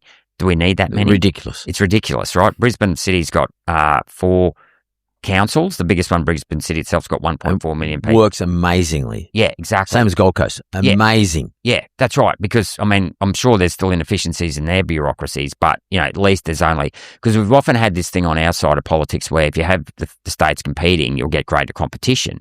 But I've realised when it comes to bureaucrats, you're actually fighting an 8-headed hydra, not one. Like, you're better off having, like, one level of bureaucracy. Singapore. Yeah, very simple. And of course, ironically enough, the Tasmanian Dams decision has led to this because it basically allowed Bob Hawke to go to the High Court and say, we want to stop the Tasmanian government from building a dam. I'm not talking Franklin Dam's a beautiful dam, maybe it shouldn't have been dammed, no argument there. But what that means now is every time the state government tries to do something, the federal government steps in according to some foreign treaty and stops the state government from doing anything. So we've got this real dysfunctional federation at the moment, and we've got to sort that out. The bureaucrats create a thing called what I call the bureaucracy, which is by definition designed to be inefficient. And as a result of that, the inefficiencies create jobs within the bureaucracy for bureaucrats. Exactly. And it just keeps feeding on itself. Yeah. And it's no one individual's fault. It's Peregrinus Fella. Afternoon. Good afternoon. How are you? Are you new here? Let us know. We're trying to learn what the bureaucracy is. Look, I've said it before. Get rid of, why do we need 3 layers of government in Australia? Outrageous. Absolutely outrageous. Just because we were a bunch of separate colonies and couldn't give up on the fact that we were colonies that had to now federate. Get rid of the state governments. Boom, gone. Imagine all of the bureaucracy you'd save there. Get rid of them. We don't need it. Other countries have figured it out. We can do the same thing. It is extra layers of bureaucracy. Okay, and there's a bit of waste that goes in, but it's a power game as well. If you can't go to the federal government to do stuff, you can always go to state governments. Easier to manipulate state politicians than it is other levels of politicians, like federal level politicians that might be under more scrutiny, or vice versa. The more politicians that you have out there, the better chances you have of getting in the ear of someone. Get rid of it. But public servants are better than bureaucrats, and bureaucrats are the people that aren't on the front lines. Yeah. I don't know, man. I don't know how you'd abolish a particular level of government.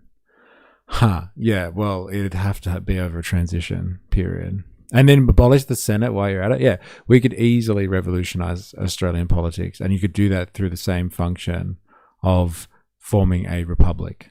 And you do it all in one-stop shop. You rewrite the constitution and give powers back, change the power structure, essentially. And so you'd have regional organization still, and federal level bodies that look after certain regions. But it would be all under the auspices of the federal government.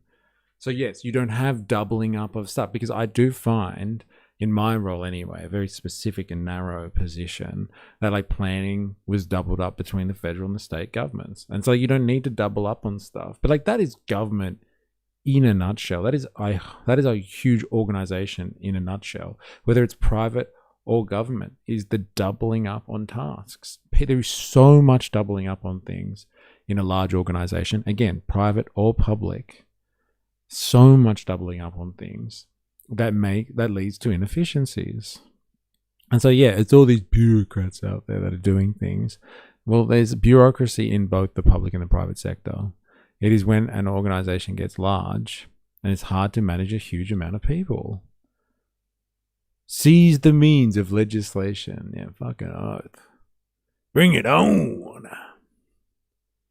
The problem isn't administration per se, but good administration as opposed to bad administration. And bad administration is cheaper than good administrating. That's interesting. Administering, sorry. I think you definitely need local. Like, local is the only level of government that really justifies itself. If somebody's got to pick up the bins and clean the local park, like it really is, you can see it working in front of your eyes. It's the other two levels beyond that. You have to really ask, is this necessary? Yeah, it's not the fault of the individual bureau. Is this the best way to do it? You need some type of coming together, a conglomeration, confederation, federation of all of the various regions or localities into one centralized area. So like we can have unified policy across the nation state or whatever. Yes, you need that. But like, do you need a middleman in there at the state level? I don't know. And yet it's the only one that isn't in the constitution. Wait, what did I miss? Ari, he's promised to keep interest rates restricted to 3% for 5 years or something. Clive Palmer, you'd have to go to a referendum.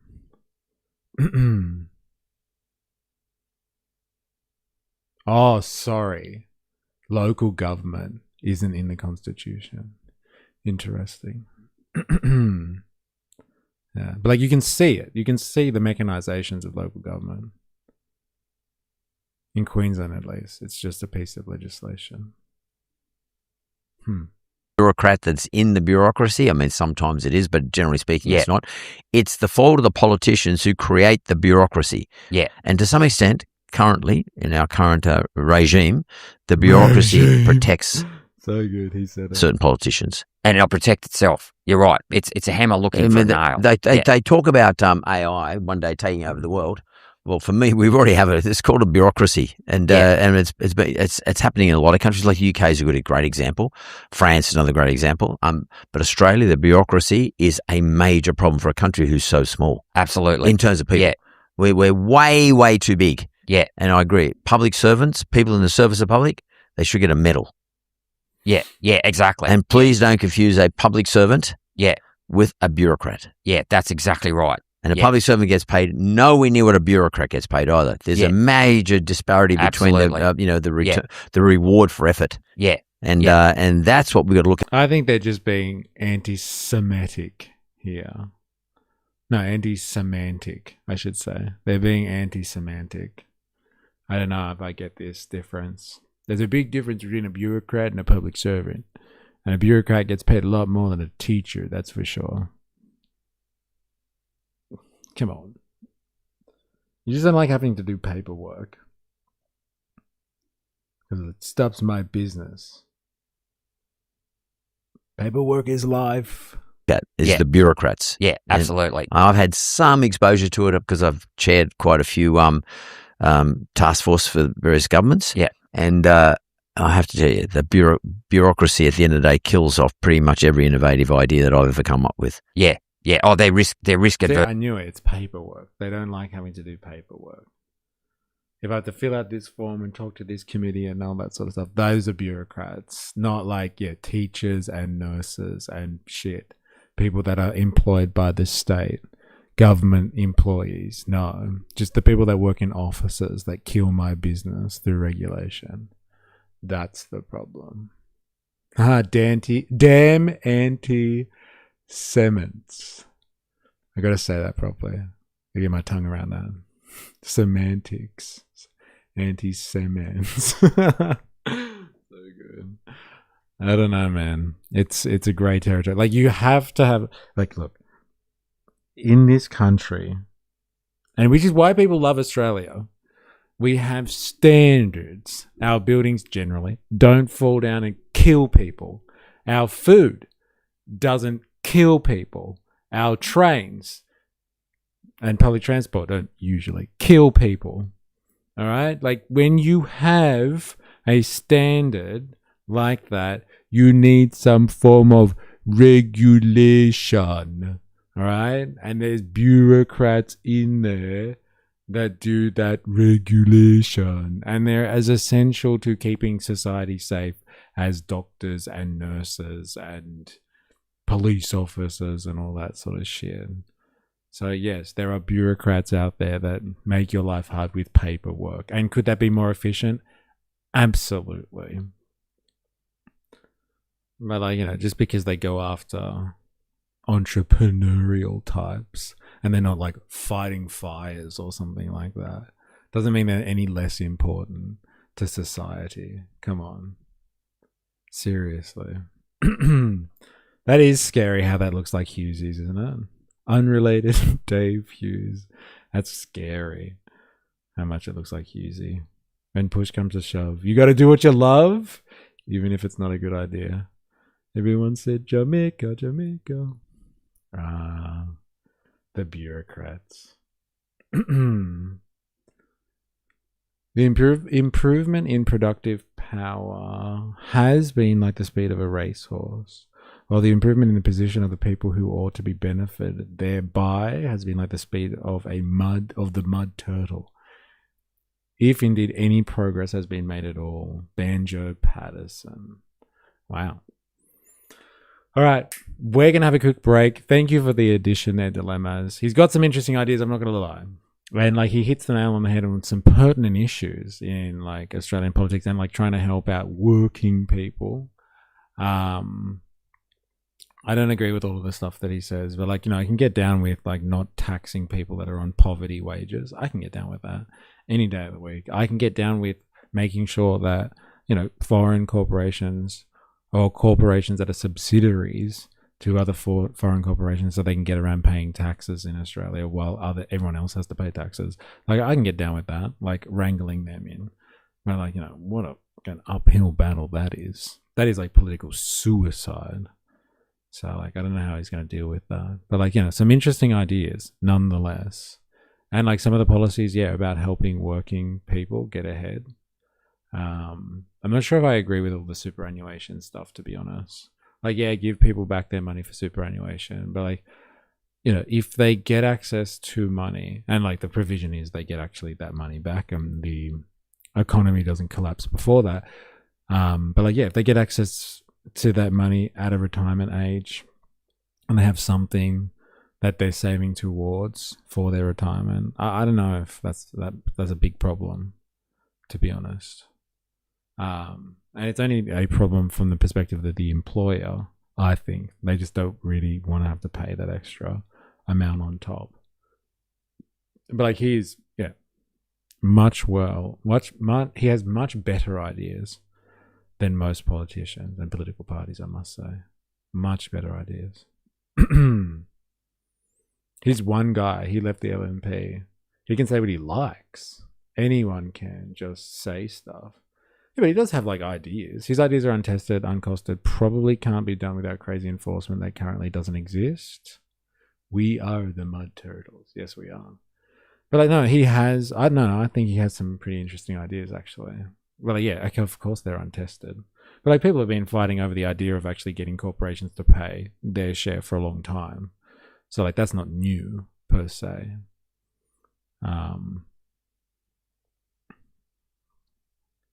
But, like, good luck him trying to get that one off the ground. Just imagine if Labor and People first were the two majors. Well, it'd be better if they joined together, actually. Let's say that.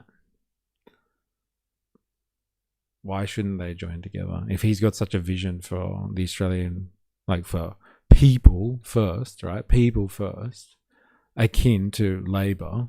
That is what Labor is supposed to be about, like working people, helping out the worker. They're ideologically aligned. Or technically ideologically aligned. Technically. He doesn't have to pander to corporations now so he can be anti-corporate. Yeah. Interesting. All right. We're going to have a quick break. I'm going to be back with some more. If you haven't already, and I'm very disappointed if you haven't, make sure you activate the like button. Activate away. You know, caress it a little bit, touch it, play with the thumbs up, flick it, jiggle it, whatever you have to do, but activate the like button, please. Activate away. If you're new here, subscribe for more. Follow on Twitch. Here is an invitation to our Discord. Come and join the community. Don't be shy. I know you've been thinking about it. You've probably been sitting there for a long time being like, damn, how do I get in with these wonderful people? There's an invitation to Discord. Get onto it. You know you want to. Oh, yeah. Whatever you want that thumb to do, it will. Yeah, go and join us on Discord. And here is a link to the Patreon. Come join the commie orgy. And if you're not a commie, that's fine. As long as you're commie curious. That's the main thing. Hello, YouTube peeps. I have dropped in to activate the like button. Good man. So, do that. Join up. That's the Patreon link. Become a free member so I can get you on an email list. There's no other strings attached there. It's literally, for the email list because notifications don't work. Let's be honest. So go and do that. Do that thing. We'll be back. I'm going to finish off where we left off. Pick up where we left off yesterday with the whole Nick Fuentes v. Callahan v. Hunter Biden thing. We should be able to get through it today. I have a good feeling. We'll get through it. Don't go anywhere.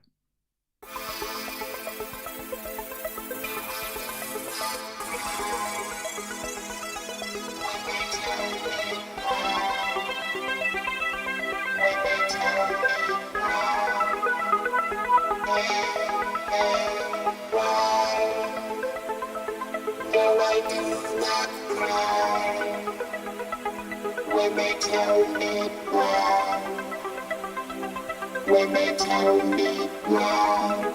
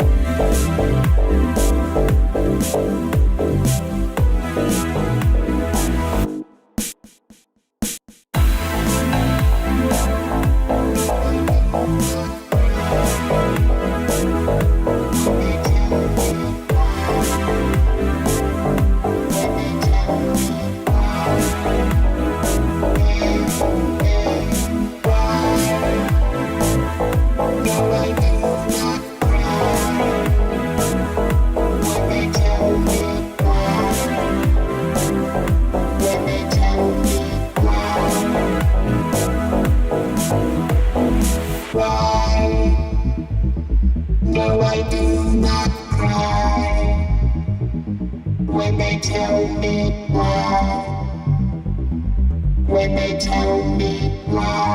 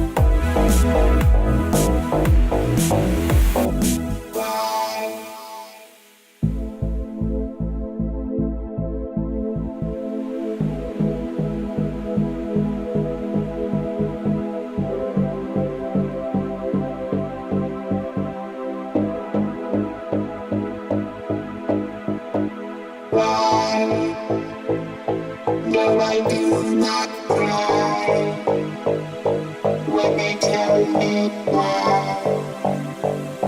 When they tell me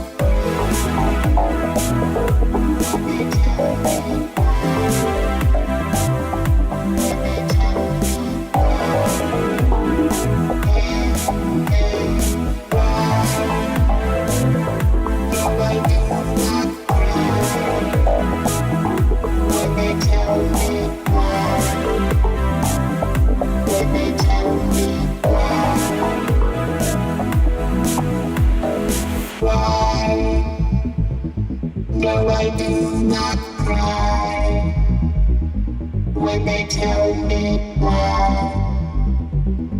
When they tell me why.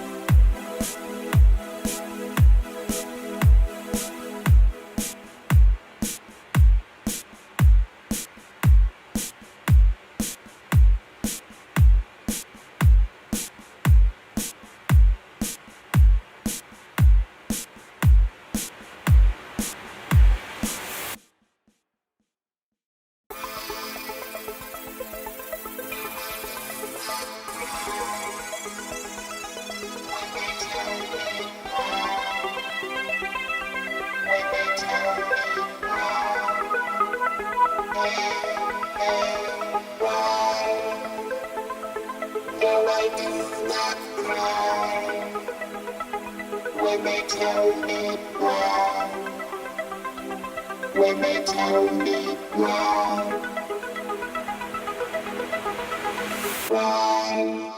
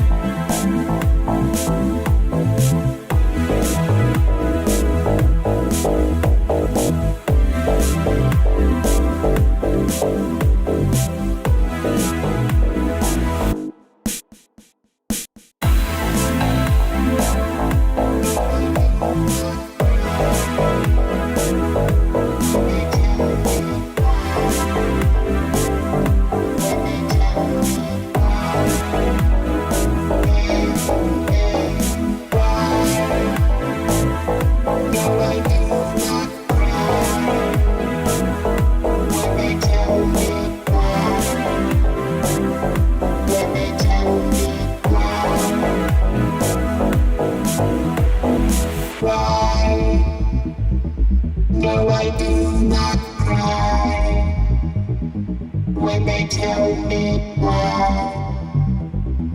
When they tell me why.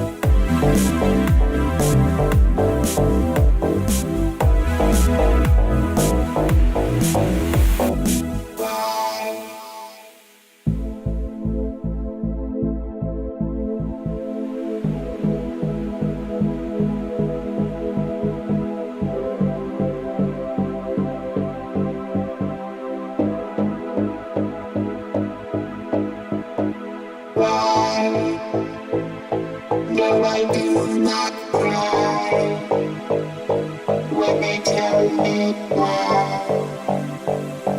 When they tell me why.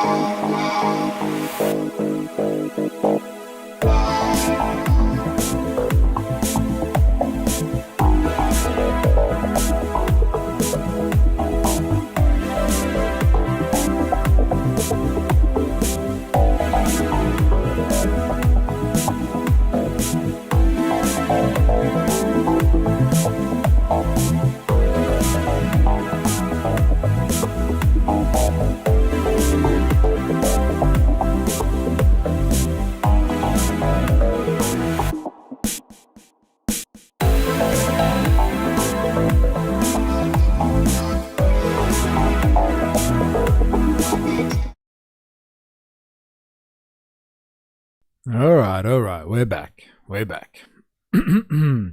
Now, we are moving on to finish off what we started yesterday. Where is it? Give me a second.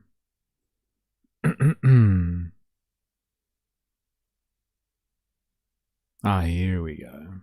So if you weren't here yesterday, we went down the rabbit hole with a very divisive character. His name is Nick Fuentes, if you haven't come across him before. He is a right-wing commentator, I guess. Whatever you want to call him. He's like an self-described edgelord, let's say. And yeah, he does some outrageous stuff. Very, very controversial young man. And has sprung to international fame I guess you would say over the last, 12 months? Maybe? Like about 12 months ago, I didn't know who the fuck he was. And now I know what a groiper is. And I'm not sure if I want to know, or I need to know what a groiper is, but I know now anyway. A groiper is like one of his fans, apparently. So anyway, he has been interviewed, or he's appeared on Channel 5 with Andrew Callaghan, but he's like engaged in an interview with Hunter Biden. We're all groipers. Yeah, lucky us, can I just say. Lucky us. Anyway, we were watching it yesterday, and like Hunter Biden is getting all like woke and up in Fuentes' grill, or whatever. And Fuentes is like doing his usual thing where he's just like, you just don't get it, all right? You're too old. Like this stuff is funny. And like there is problems with like race-related violence or black-on-black violence, and like these things exist, and like dismissing it as being racist isn't stopping there from being problems out there. So he's just doing his usual shtick, and like Hunter Biden is there for some reason to offset Fuentes, I guess. And Callaghan was struggling to mediate the conversation properly, I thought, personally. But not everyone agrees with that. There's a lot of people that really like Callaghan's style. It's not race, it's culture. Yeah, it's a cultural problem. So anyway, we're going to finish off what we started yesterday to get through it. I think nailed it. It's the pre-threesome. Yeah, they're just like getting used to each other's vibe before they get down and dirty with it, which is a thing. You got to break the ice a little bit. I've been summoned at pre-threesome. These strange bedfellows again. Yeah, we got to finish it off. Like, this is iconic. This is. And we spoke about it yesterday, whether you love him or you hate him. Fuentes, the fascist. You got to understand what his appeal is, or what it is that he says that is appealing to an audience, especially like to a general working class audience that is not particularly fascist, like, or doesn't like, believe in the racist stuff that he spouts, or the rhetoric that he provides, but he's kind of like, yeah, I guess he's got a point. Like that type of person, you got to understand where the appeal is for someone like Nick Fuentes. And like, you've got to understand that appeal and then counter it with like, okay, yeah, he might have something to say about issue X, but like, this is how you, or this is the fundamental issue that's causing that.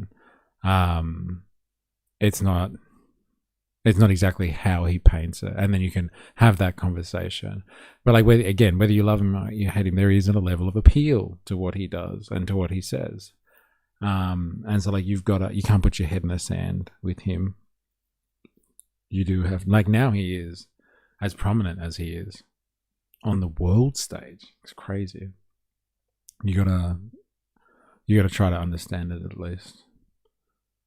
I realize they are color coordinated.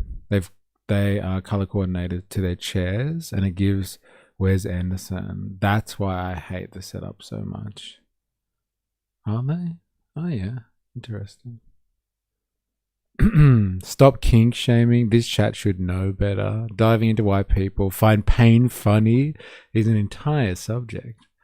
Pain in all general uses. All right. Shall we get back in? As everyone like have a deep breath. We're going back in. We're gonna learn more about Fuentes' psychology. There's also just a bed right there. It's so good. It's like, it's right there, man. Like, seriously. Now there's good cinematography. Necessarily, and doesn't have a cruel intention behind it. Like, Mark Levin, you got to remember, at the end of the day, it's an entertainment show. It's entertainment. People call in. He gets frustrated with them. It's part of what I do on my show. And it's not always nice, but it's funny. And I don't think it's mean-spirited necessarily. And I don't think it's that big of a deal. So, I mean, the thought that I would, like, for example, with you, people would say, why do you talk to Hunter Biden? His father and his DOJ froze your money and put you on a no-fly list. I'd say, so what? I mean, it's just talking. I don't think talking's a big deal, you know? Froze my money and put me on a no-fly list, too. There you go. See, so we got that in common. So a different question that I have that kind of weaves everything together. How do you think like October 7th and the subsequent like pro-Palestine movement and the online worlds it created led to a growing audience on the right? October 7th in particular? Yeah. Well, I think it highlighted and brought to the forefront how captured the right wing is by Israel, which is very unique. I think the Democrats and the Republicans are pro-Israel, but the Republican Party has this inextricable institutional connection with the Israel lobby. Almost the part where Biden starts having TDS. Is this the Trump derangement syndrome, or is this some like other thing? I'm assuming it's the former. We really do watch a lot of gay corn intros. And it goes with the gay space communism. The chair colors with the background blanket and the background lighting is good enough. Not Lenin level. No, it's upsetting me that Andrew is in orange and that orange chair, and Hunter is green and the green chair. I hate it so much. By Israel, which I think it highlighted and brought to the forefront how captured the right wing is by Israel, which is very unique. I think the Democrats and the Republicans are pro-Israel, but the Republican Party has this inextricable institutional connection with the Israel lobby, with this Likud government in particular. And I think people just started to see the hypocrisies. The hypocrisy was brought to the forefront, which is America first, but not with Israel. No new wars except for with Iran. Under Trump, we will have no more wars. No more wars. No more wars. They said he will start a war. I'm not going to start a war. I'm going to stop wars. Tonight, Iran's navy is gone. You know, we're going to be racist and all these things, but don't you dare be anti-Semitic. Don't even, think about it. I see good things about Hitler also. Every human being has something of value that they brought to the table, especially Hitler. So I think that on the right wing, it made it unignorable that there's this ideological... I always start the day with some gay Marx fan fiction. Lovely. It's a good way to start your morning. I think that on the right wing, it made it unignorable that there's this ideological institutional capture. I just feel like a lot of straightforward, like just anti-Semite influencers, especially, me, were taking advantage of the post-October 7th discourse to push other ideas, broader ideas about Jewish people as a whole. Come out and say it. Like, I think that Jews are causing a disproportionate amount of problems in the United States. Well, I mean, I think it's hard to ignore some of those other conversations. I know that it's now become maybe in vogue to say that the Israel issue is very narrow. It's just Netanyahu. It's just the Likudniks. It's just the Israel lobby. But, what would you say about someone like Larry Ellison? I mean, somebody like that, I don't think fits neatly into this, let's say, problem of Netanyahu. As far as installing Barry Weiss and whatnot. Yes. Gotcha. Because this is somebody who's not Israeli. He's not even a religious Jew, but he's ethnically Jewish and has this deep affinity for the state of Israel. I feel a deep emotional connection to the state of Israel and the Israeli people. And is using and mobilizing his power and resources and connections to benefit Israel in the private sector. And so if you were to say, what's a law that we could pass to prevent that kind of influence, what would it look like? He's an American citizen. He can't buy a media company and hire Barry Weiss to run CBS News. And yet we recognize that's a big problem. I just feel the conflation of like anti-Zionism and like Holocaust denial played into the hands of the Israeli propaganda apparatus. Because then they can say, hey, look, these people that oppose what we're doing in Palestine also don't think the Holocaust happened. It's a big jump in the public perception. It was almost to me as if that was your intent.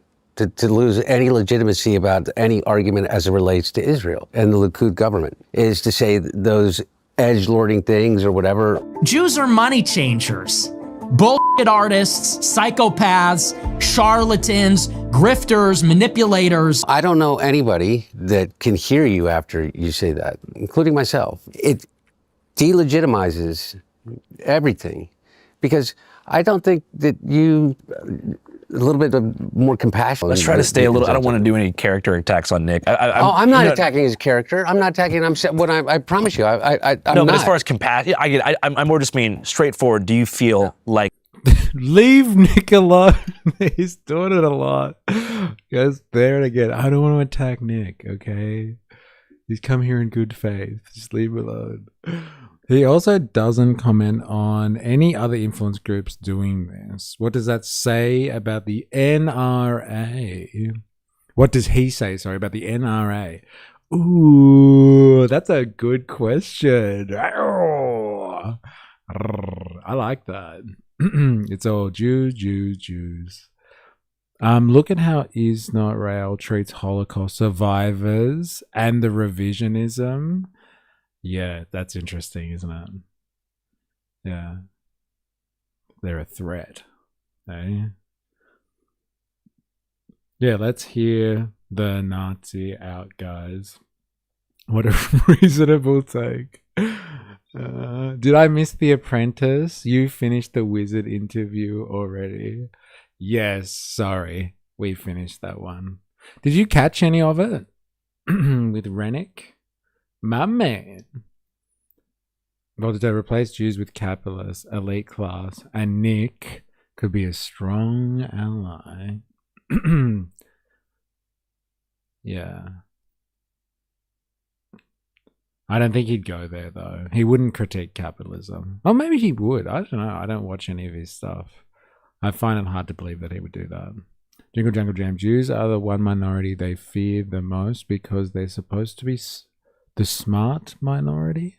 They can outsmart white civilization as opposed to the minorities of Haitians or Caribbeans or Mexicans. It's like Pokemon taxonomy of races. Damn. Nah, I got called away.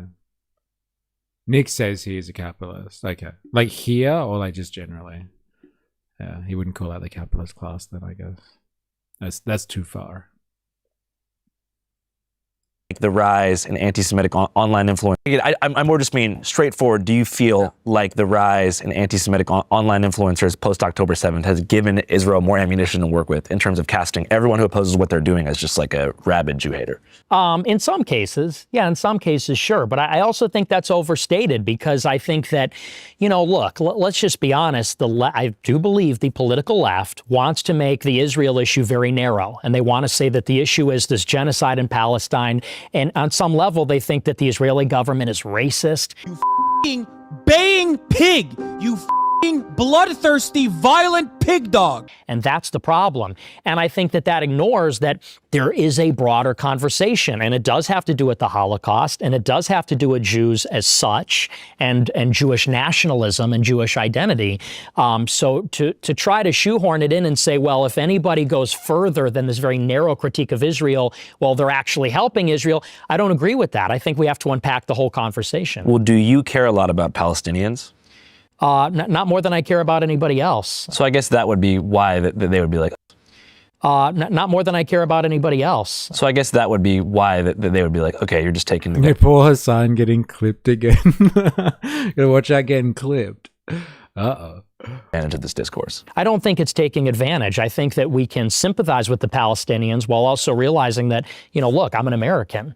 And so it's a tragedy what's happening in Palestine, but there's tragedies happening all over the world. My problem is that Israel has this influence over our government. I'm a newcomer to politics, but not to backing the Jewish state. And we're paying for the genocide, and we're furnishing them with the weapons to commit the genocide. And by the way, America is going to be held liable for this genocide, morally, but also politically and diplomatically and otherwise. But I think that people on the left, they may be guilty of maybe caring more about Palestine than they do about America. Nick, but the left didn't cancel you. The right canceled you first.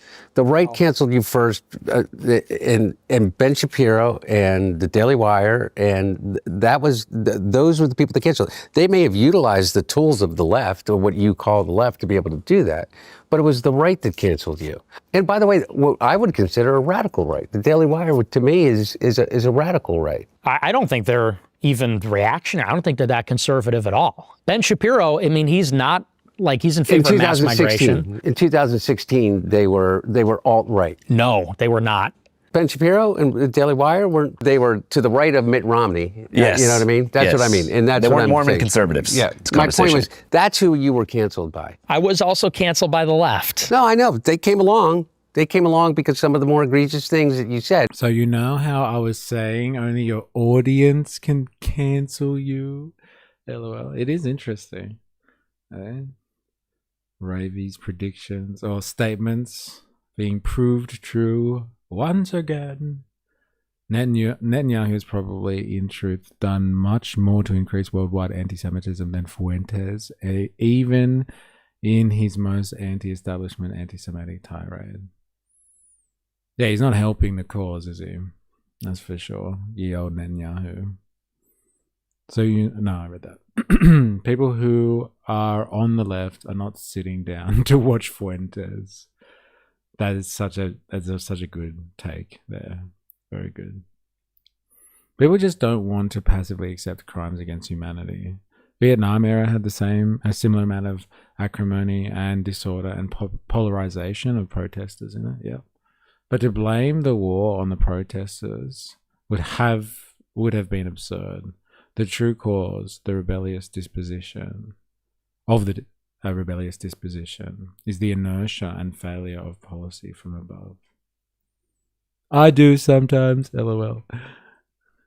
Exception to the rule, of course. That you said is edgelording. They came along, and whether you call it canceling or saying like, what the fuck? This is what I call it. What the fuck?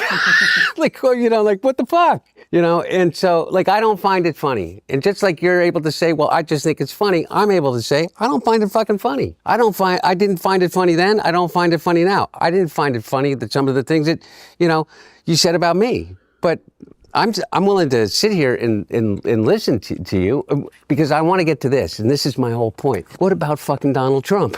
Yeah, we can get to that. Yeah, how did you get, of all the people in the world, where you could look at and say he doesn't believe anything. So for context for the viewer, Donald Trump is currently the sitting president of the U.S. For our audience abroad, the war with Iran was supposed to be over. Now we're back in business, baby. Khomeini had a pretty sick funeral, if you saw the video. So you guys don't like Trump? You used to like him. I did. You've always hated him. He's tried to destroy your life. Yeah. You guys were cool. You guys hung out once at Mar-a-Lago with Kanye. You've never hung out with Trump, right? Would you want to? No. Do I want to? Yeah, I did. Okay. Look, man, I would, can we get him? Can we get him in the motel room? So I want you to imagine. Let's get him in I want you to imagine he's in the motel with us. Yeah. That's Trump. What do you want to ask him? Oh, put me on the spot. I don't want to ask Donald Trump anything because I know, and I think you would agree with me. Somebody else said that already yesterday, didn't they? Worst blood rotation ever. Donald Trump isn't going to give me an authentic answer. Donald Trump never gives an authentic answer.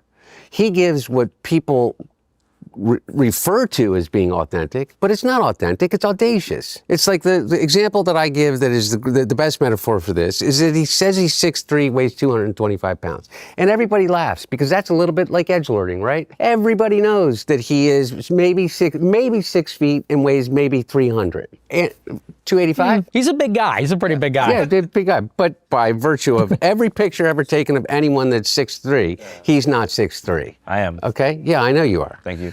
You're 6'2.5", maybe. That's maybe. But my point is that the reason I don't have a question for him is because I'm absolutely certain that he is not going to give me an authentic answer. Look, he came into the Oval Office and the transition this time. And he told my dad that he thought that he did an amazing job. He did an amazing job with the economy. He did an amazing job that with NATO. He did an amazing job and that he got a raw deal from his side and anything he could do, particularly for Hunter. Hunter got screwed. Whatever I could do, you let me know. Bullshit. He then went out and he has now since then done nothing but blame Joe Biden for every single one of his problems. 11 months ago, I inherited a mess. Joe Biden handed us over a country that was in very serious trouble. Biden gave us a horrible economy. And I really mean this. I think the good parts are the Trump economy and the bad parts are the Biden economy. He mentioned my dad's name or my family's name 6 times a day in the first 100 days of this administration. 6 times a day. He does it maybe 4 times a day. This just sounds personal now. Like, I'm sure it's upsetting if you are in the Biden family, but like, what do you expect? Like, honestly, this is the state, the degeneracy of modern politics. There's not even the slightest veneer of integrity in it anymore. Or class. Actually, let's go with class. LOL, I warned you. This is what you're warning me about. I get it now. He says Joe Biden, like Joe isn't his dad. The stoking of Palestinian terrorism was mostly done by the Israeli oppression and suppression of Palestinian people. If not for that, terrorism would be much lower. Not for protesters in some far-flung country far away in some overseas university who was caused to become rebellious by their state policy. Dignity bottoming out, ego topping out. Dude, that's hilarious. I'm going to take that one. Dignity bottoming out, ego topping out. Oh, yeah. All right. Now, because he has no answers. All he has is a finger to point. And that's all he does. My point is, I don't know what to ask him. You know, why are you such a dick? What does your dad think about the war? Right? I'm not going to get into what my dad thinks about the war. Is it really, because I don't want to get into, I don't put words in my dad's mouth, just like I wouldn't ask you what your dad thinks about the war, but your dad wasn't the president of the United States, which is a little bit different. I don't even know if you know what's going on. I'm Eagles fan. Look, all I can say is that. Oh, this is a very interesting part, eh? Senior Biden over here. Like, he outranks these guys just on his age. And he's not handling this very well. I don't want to answer that question. I don't want to answer that. Oh, that's a noodle scratcher. Cornstarch. No, radio. It's good for keeping down the urges. Oh my God. Come on, Luann. You know what this is. Kirk, I don't know what it is. Oy.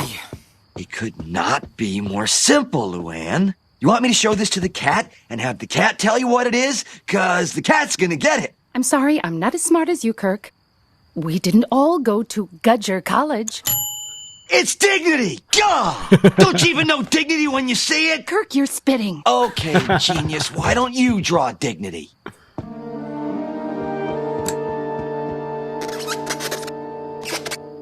Oh, that's dignity, all right. Worthy of Webster's. Well, it's no wonder I can't draw dignity. I gave it up when I married her. Now, Kirk, it's only a game. Sometimes we... Ah, cram it, Churchy. Maybe we should all have a few drinks. I'd have a drink, but it might loosen my tongue. You want to talk? Go ahead, Luann, talk. I want you to tell him one of your little bedtime stories, huh? Like the one about how rotten it is to be married to a loser. Or how about the one about how I carry a change purse?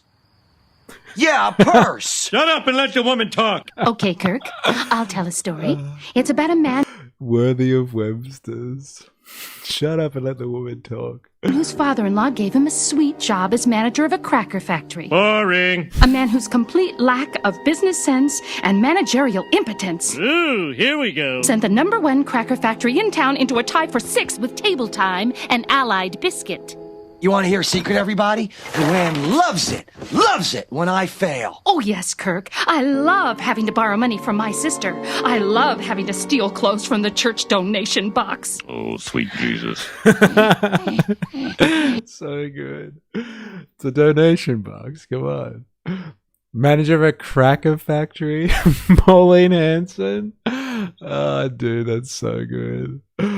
Lisa, why don't you come sing for us? You're a grand old flag. Oh, great. You got the kids singing. I hope you're happy now. I am not happy, and I haven't been happy for a long time.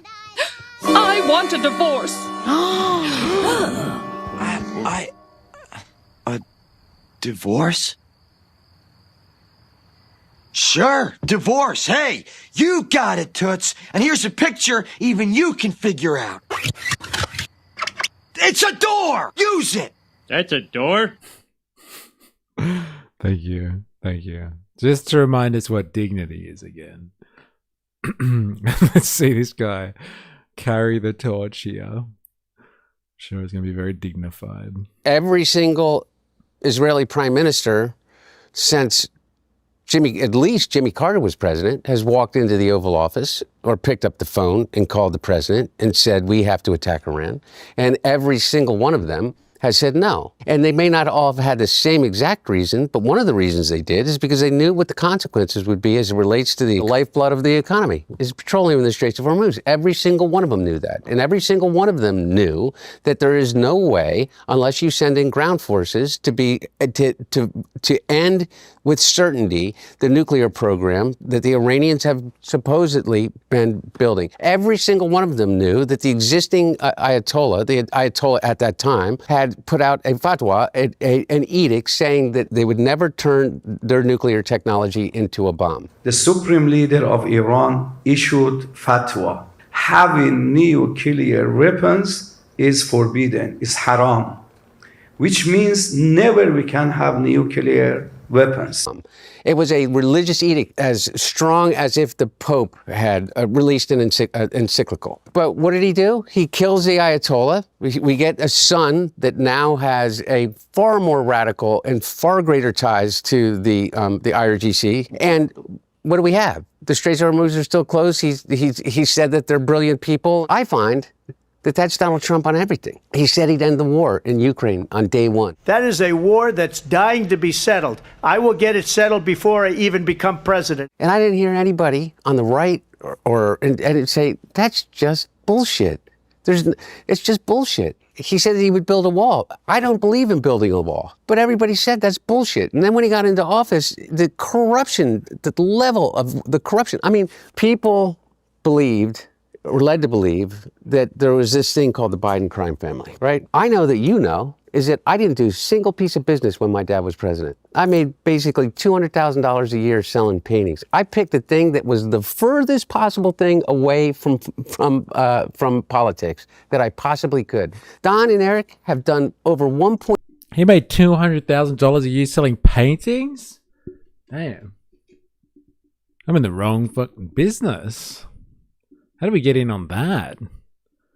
Man, it must be good to be attached to one of these American royal families, royal political families, let's call them. $200,000 a year shifting paintings online. I'm doing the wrong kind of painting. Apparently you are. Dude, let's just like paint some of those bad boys and I'll just hawk them off while I'm streaming. And we can split the 200,000 between us. Apparently Biden does it. The younger one. We can make this work. Charity, sympathy, daddy, friends buying them. Yeah, bloody oath. My God. Crazy. $3 billion in contracts, just in contracts for underlying companies that they have an ownership stake in with the Department of Defense. Don Jr. got the largest loan ever given by the Department of Defense of a company that he bought into like 3 months before they got the loan. Because Peter Navarro picked up the phone and called DOD to get it done. My point is, I don't have anything productive to say to him that I know of. And when I listen to you, and I listen to what you do, my question is how did you not... Be nice. This is a meritocracy. He earned that. Yes. A meritocracy built within a class society. Meritocracy for you. Nepotism for me. You're just on the wrong side of the class divide, motherfucker. The war is heating up. China just banned all export of helium and products of ... Oh my God. The ... And so ban it. Come on, man. Type faster. Come on. I need to know. The war's heating up.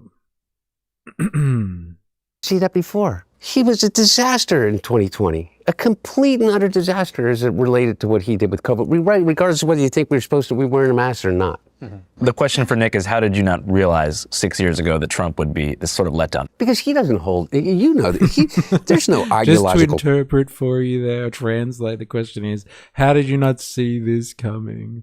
Like the stream, y'all. Yes, like away. If you're watching on YouTube and you haven't already, activate the like button. Painting salesman. You mean money laundering professional? Hey, you know how much money is actually laundered and like how much like what's the word? Let's say this carefully. Organized crime is actually in like art sales and stuff like that, because you can sink so much into like money into art because it's completely speculative. You'd be like, yeah, that's worth like $2 million. Yeah, let's just go with that. Crazy. So much money laundering in art, apparently. That's a really good point, KK. Wee woo. Like the stream. Nick is taking it on the chin, eh? Yeah, gotta give him props for that. Yeah, he takes it better than when Hunter was getting flack before. Of course, he made a minimum $200K from being a painting salesman. I read a funny sci-fi story where the evangelicals resurrect Jesus using science, and he becomes a ruler through being charismatic, but has an 11th century point of view of politics. So leads the world into Armageddon. And so it turns out the entire prophecy was actually true, but Jesus literally became US president and ruined the world. That's pretty good. we stream puddles. Fox reports Iran is on its knees begging for a deal. This is true. They say it often. I was wondering if Nick was trying to position himself for politics by saying some of the stuff that he was saying. Oh, do you reckon he's going to go mainstream? That's an interesting take on that one. I reckon Gen Z would vote for him. People will put aside like his gaffes, and then like older generations would just have to deal with it. Great way to hide your dollars. Yes, it is. Yes, it is. Nick has been trying to go mainstream for like 10 years. Fair enough. But like politics? That's an interesting one. Core to Donald Trump? No, I agree with you. Well, you got to realize in 2016 where Republicans were at. We had John McCain, we had Mitt Romney, and the perception on the right is that they were insufficiently conservative and that they were losers. All they do is lose because they don't fight. There was this perception that the Democrats are ruthless, fighters. Obama crushed in 2008, crushed when we thought he really should have lost in 2012. That was a Republican perception that Romney let us down. And so when Trump came on the scene in 2016, it was new, it was refreshing. He seemed like somebody... They'll run Tucker before Nick gets anywhere near him. But like, what a day, though, when even Tucker isn't enough. And it's Nick who's next. Nick was spearheading a American First movement, doing speeches with political figures. That was really going to take on not just the Democrats, but also the media on our behalf. And what's more, you got to think about the mood of the moment in 16 as well, and the message Trump was giving. Trump said in 16, it's just me and my son and my wife. We don't have any donors. We don't have any special interests. More than $100 million put in of my money, meaning I'm not taking all of this big money from all of these different corporations like she's doing. We're going to put America first, make the country great again.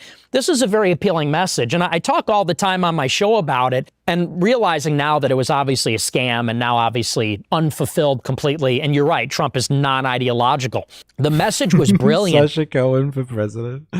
Fuck yeah. I think the Republican Party could split after Trump. Dude, could you imagine? Like, that's what we're seeing in our conservative politics at the moment. We're seeing it fracture. And like, fucking good riddance. But like, you know, imagine if that happens to the Republican Party. But like, what do you mean after Trump? Eh? Am I right? Am I right? My wife. Oh, man. So good. It'll never be Nick. The gropers are too off-putting.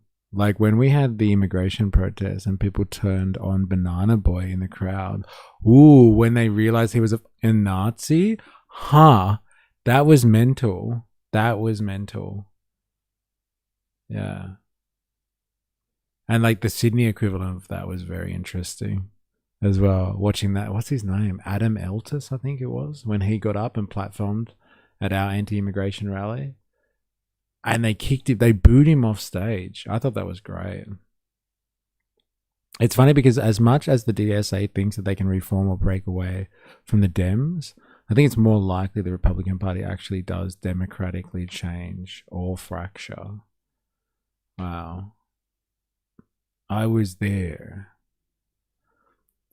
LOL. Oh, you were watching my stream? I thought you were talking about something that you went to in Victoria or in Melbourne or something.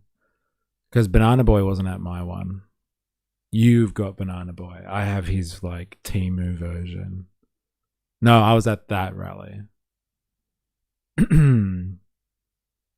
MAGA is trying to link the Iran and Ukraine wars. Dangerous talk. Yeah, it is. Especially after the recent accusations that Ukraine has been striking Iran or using their drones and stuff. That's absolute gold. Cheering point after point. Then you say the Nazi stuff and instantly the crowd turns on you. Yeah. I was at Banana Boy rally heckling Avi. Yeah, nice. Yeah, we have the Temu version of Banana Boy, unfortunately. Oh, actually, fortunately, I guess, depending on how you look at it. Because it said, one, the system is broken. America's not great anymore, but it used to be. We can make it great again, but in order to do it, we need to actually bypass the system. Why is it that we never have victories? Why is it that things don't change? Because of money. He said, and that's why I'm different. I'm rich. I'm a billionaire. If I self-fund my campaign and don't take super PAC money, then I won't have to listen to the lobbyists and the special interests. I could fire the people I need to fire, do the things I need to do. That was like a very powerful message in 2016. And after 4 years, I was one of the people even back then that said, look, it never materialized. He did wind up taking super PAC money. He took AIPAC money for that matter, Sheldon Adelson money at that time in 16. Even in the first term, bombed Iran. In the first term, didn't build the wall. In the first term, didn't even reduce illegal immigration until 2019. And I remember the timeline perfectly because I covered it every day. It was like in May and June 2019, 20-year illegal immigration high in terms of month over month. But why did I go for him in 2020? At the height of the pandemic, we all thought on the right that if anyone other than Trump was president, you were going to get a vaccine mandate, which we really didn't want to be forced to take the vaccine. We thought the lockdown might never end. We thought that censorship would kick into overdrive. And so we said, really, it's unacceptable that anyone other than Trump would just be a disaster. And then obviously Biden came in, and I don't think it was as bad as we thought it would be, to tell you the truth, honestly. But by 2024, I mean, I was out in 2024 because everything you're saying is totally true. And I was telling people on my side, I was saying he's not going to build the wall. And I know you're against that. He's not going to do the mass deportations, promising that. He's not going to start no new wars. I said in 24, he's going to take us to war in Iran. And the Ukraine war, I said, that's not going to end in one day. Too complicated. We're already in it. And so I didn't vote. I didn't vote in 2024. And I told my followers not to vote for Trump for that reason. And it was only until a year later, after all the exuberance died down and people saw the bearing of the Epstein files, the war in Iran, people said, you know what? You were right. You were right about Trump. Even Alex Jones told me you were right about Trump. I was all in on him. So, I mean, as far as him being vaporware is concerned and a scammer and fundamentally, you're 100% right. No ideological core. He's not an ideological guy. Yeah, it is. He's literally all about him. And I agree. He's a cruel narcissist. Yeah. And you said, I like the cruelty.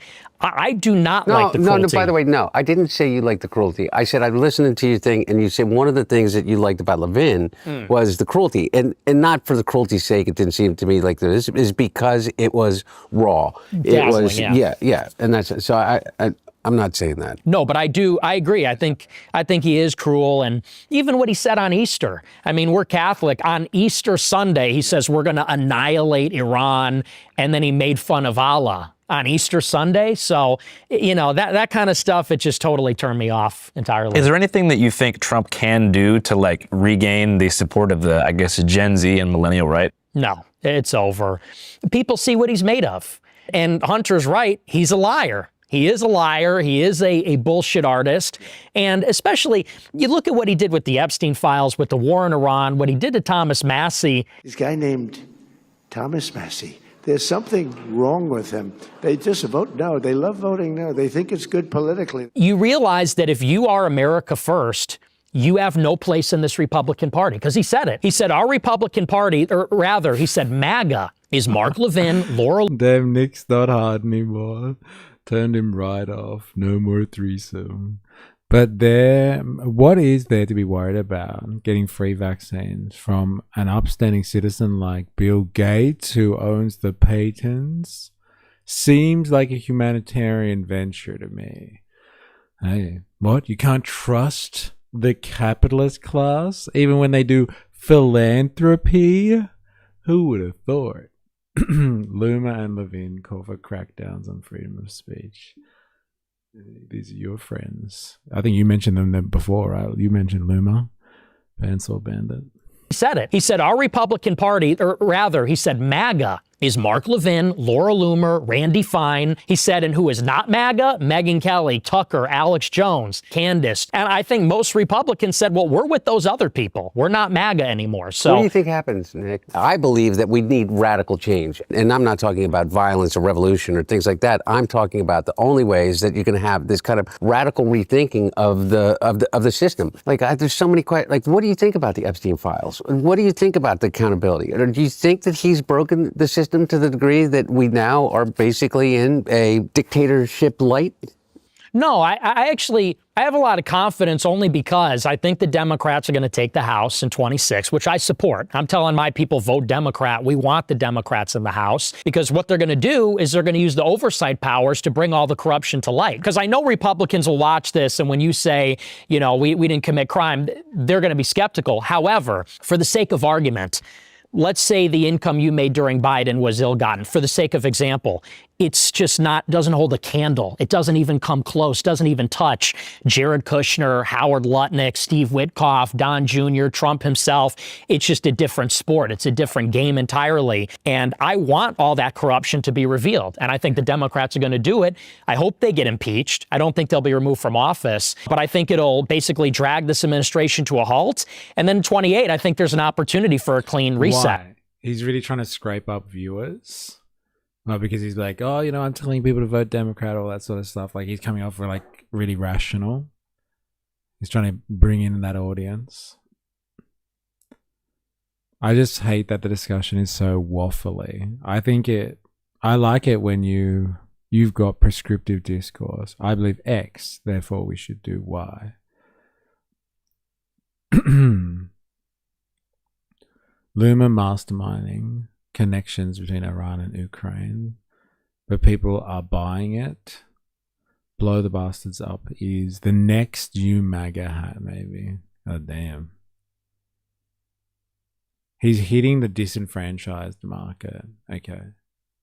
Oh, like that middle ground between the two majors.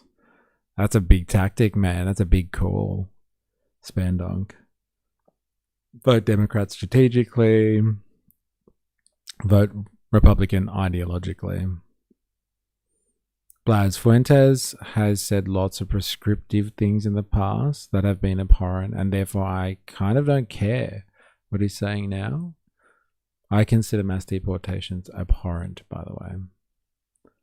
He's doing what he did to Destiny, to Andrew. Yeah, Andrew's audience is getting targeted hard here. Very interesting. Well, fucking Andrews has decided to platform him here. And has like kind of run game for him all interview. Like he hasn't really given him a hardball. Like it's been kind of soft. He hasn't worked Fuentes yet. I'm not sure. Like I haven't seen the whole thing. Maybe he's going to give him some harder questions.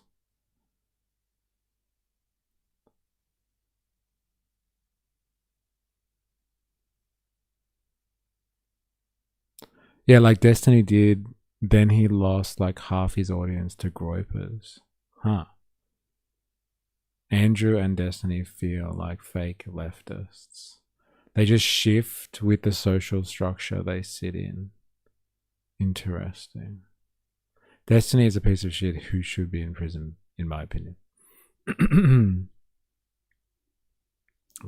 The worst part is I'm not sure he's got that stank anymore. He smells more like centrist money making. Fuentes works well in this environment. Wow. Very interesting. With both sides, right and left. Hey guys, quick thing before we get back to Hunter and Nick. So these two guys individually have been hammered. Let's do it. Is this Real time fight for and a lot some more like a ground news? business model and a very Yes, it is. Every outlet, one So side, there is zero down, ground other news side, in here. headline reading. Everyone and even ownership. Yeah, you and know ground the news. drill. Go dance. All right, Say back with me to Hunter now. and Nick. Ground news. Yeah. This is why I distrust the... I don't have a team. No. Ground news. Be gone. Choose a team.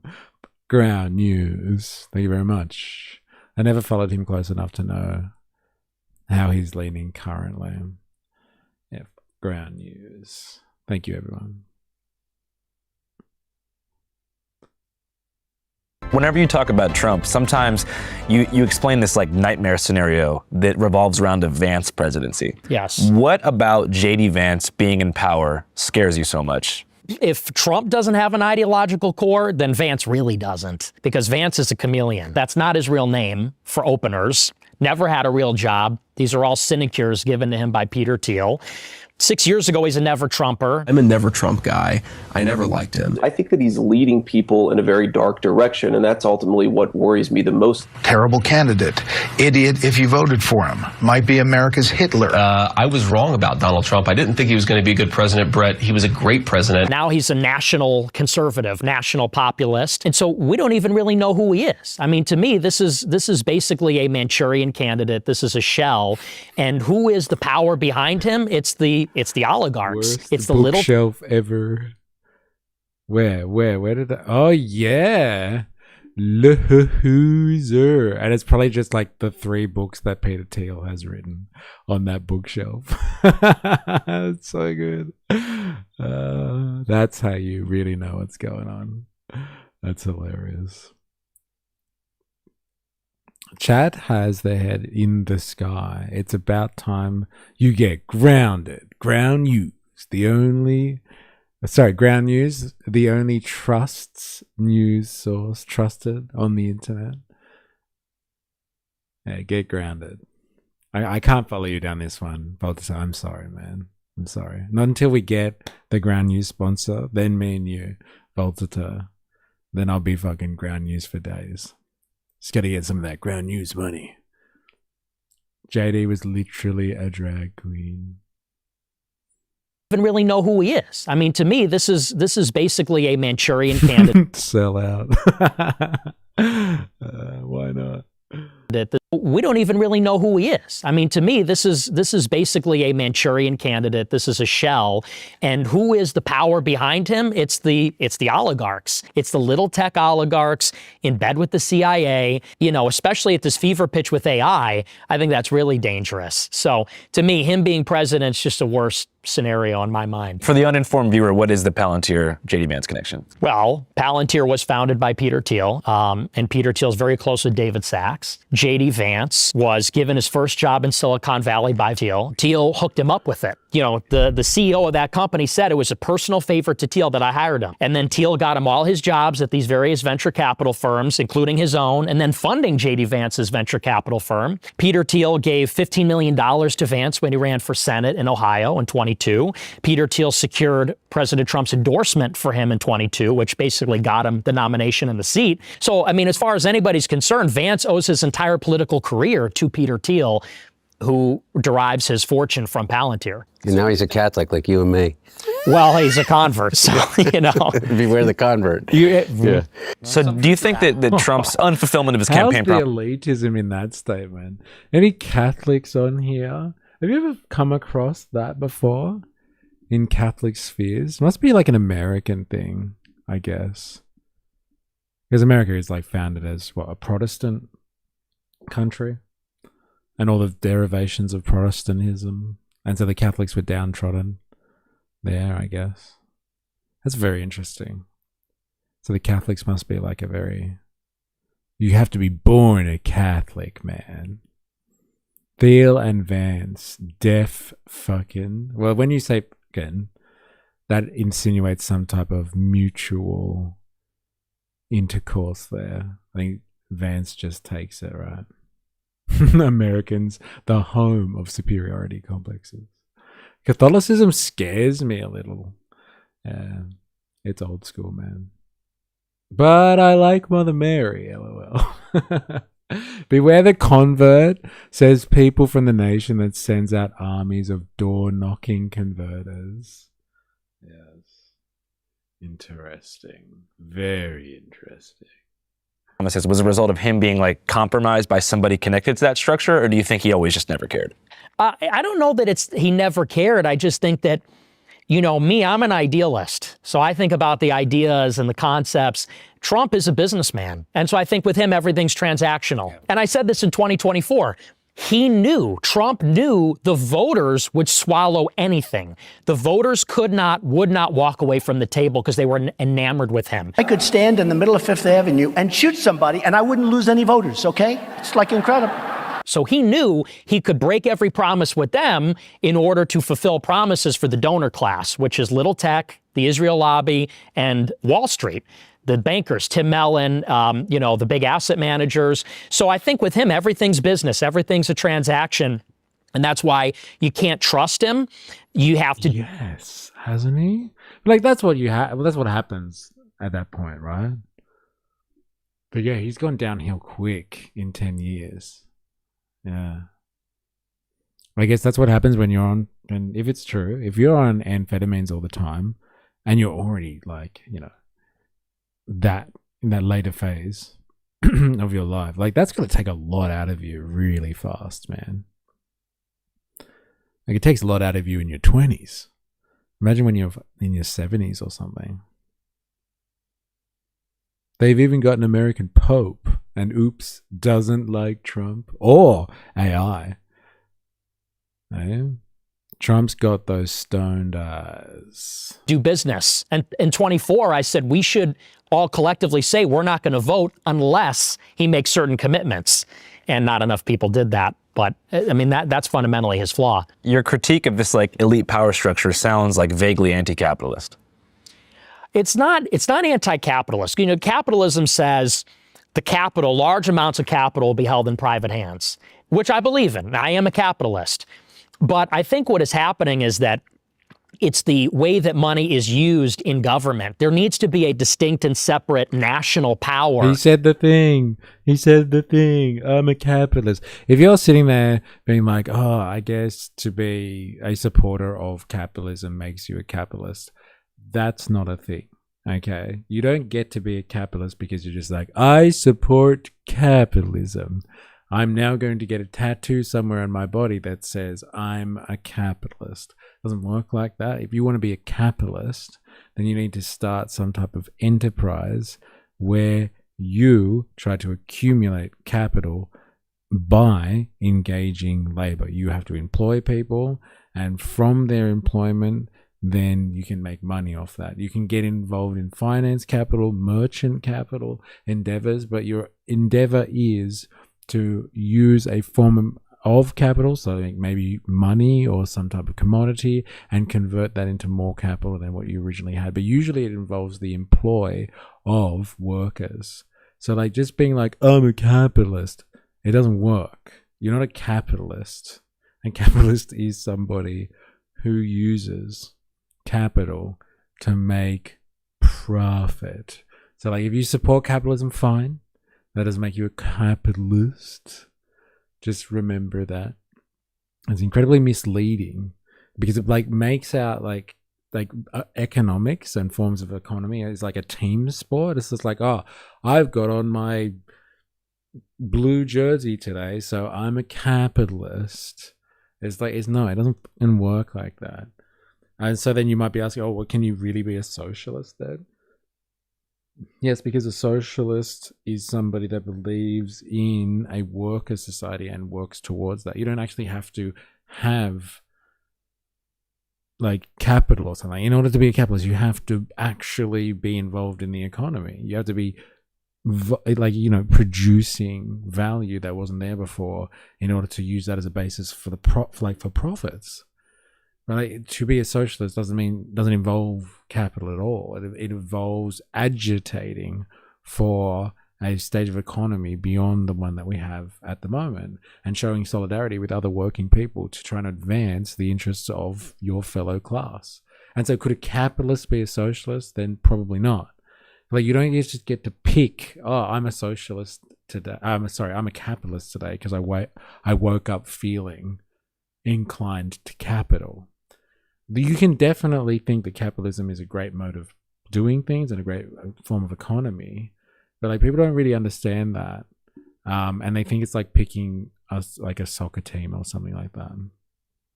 It's an important distinction, because it makes out like economics is a team sport. It's not a team sport. It's definitely not a team sport. Don't reduce it to that, for God's sakes. At least he didn't say because he likes free markets. God is literally throw my phone across the planet if I heard, because I like free markets. Distinct and separate national power. What, sir? People had merchants that acquired large capital in Rome and Egypt before modern capitalism, though. So merely being rich can be done in types of economies other than capitalism. Yes, like wealth has existed for as long as people have been able to hoard stuff, if that's what you are talking about. I'm not convinced I understood capitalism from his definition. Like, his definition is actually not that bad. Like, he started talking about like you actually have to accumulate capital to be a capitalist. Like, you have to have large amounts of capital in order to produce stuff that wasn't there before. Like, being like the owner of a small business doesn't make you a capitalist. Even if you employ people, like, you're still working. Like, capitalists take large amounts of capital to produce large, like, the quantities of value, large quantities of commodities that weren't there before, in order to use that as a basis for profit. And they engage labor in order to produce things at scale in order to make profit. Like, it is about scale. He's got a point there, especially in the industrial era.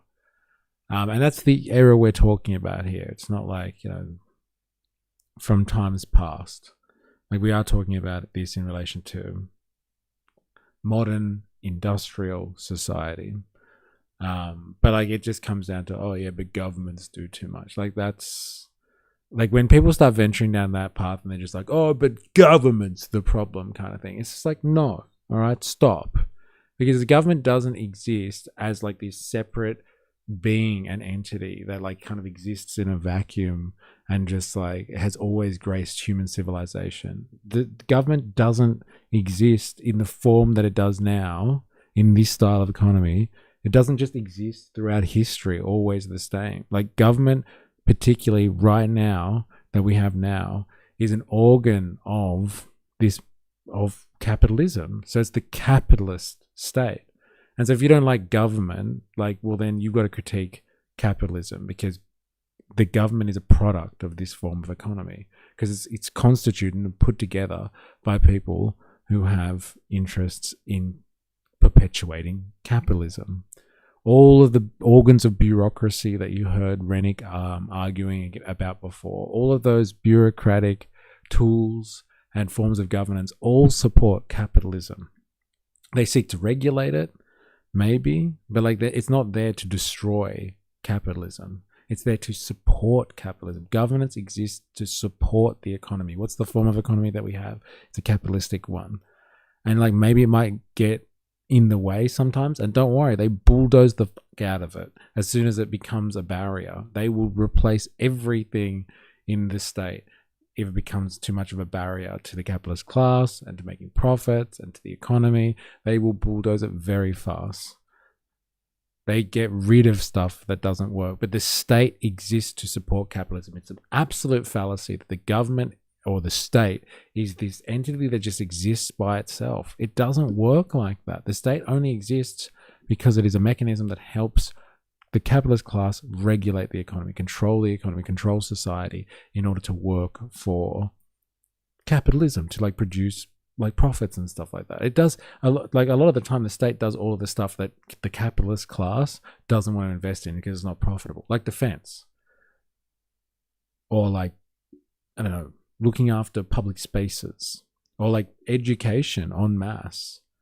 Like if it's not profitable to educate the whole population and only portions of the population, like the government steps in. Or building infrastructure. Maybe it's not too profitable to build infrastructure, even though you know it's necessary. Like in Australia with the NBN, like everyone knew that we needed to upgrade the population's access to the internet. But like no company was going to go out and do that, but they were all going to profit off it massively, and they do that. And that's what the state does. It supports the economy in the economy. It supports capitalism and allows it to flourish. And it fronts the capital. That's what he's talking about, like capital. It just like fronts the investment opportunity that the free market can't or won't do. And like if there's a profitable way of doing a government service, the market takes over it. That's what neoliberalism has been all about. Governments set up like, public transportation systems or, like water or sewage management systems, like public infrastructure. And then at one point someone was like, oh, we could privatize that and profit off it. And so the government spends all this time establishing infrastructure, maintaining infrastructure at a certain standard, and then the private sector comes in, profits off it, degrades it, and then hands it back to the government who has to deal with it again. Like it's a complete fallacy to think that the government is an entity outside of the control of the capitalist class, or it's an entity outside of the economy. It's always just there in its current format, restricting free market players who are just trying to make a living and just trying to work and be like honest players in the economy. The government or the state is there as just another organ of this form of economy. It's just another system to help manage the economy. And it's just not done by a capitalist class this time. It's done by bureaucrats that are appointed by the political establishment, or bureaucrats that are affiliated with capitalists. Like people make that observation all the time. As soon as like somebody's finished with their appointment in a high-ranking government spot or a high-ranking political role, they just go straight into the board of some company. Like they're all affiliated with one another. It's the capitalist state is. It's not just the government, the evil government. It's not an entity that exists on its own. It exists to support the economy. It's a really important concept to grasp. I don't like too much government, not government as a whole. And like, there it is. I don't like too much government. You don't like too much capitalism.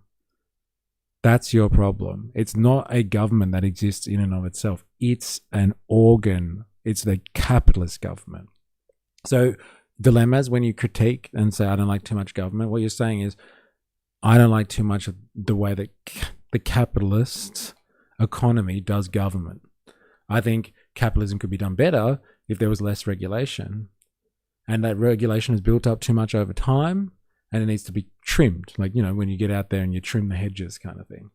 And like, that's a fair argument. But like, don't treat the government like it exists on its own. It's just this entity that's always ruled over society and suppresses everyone.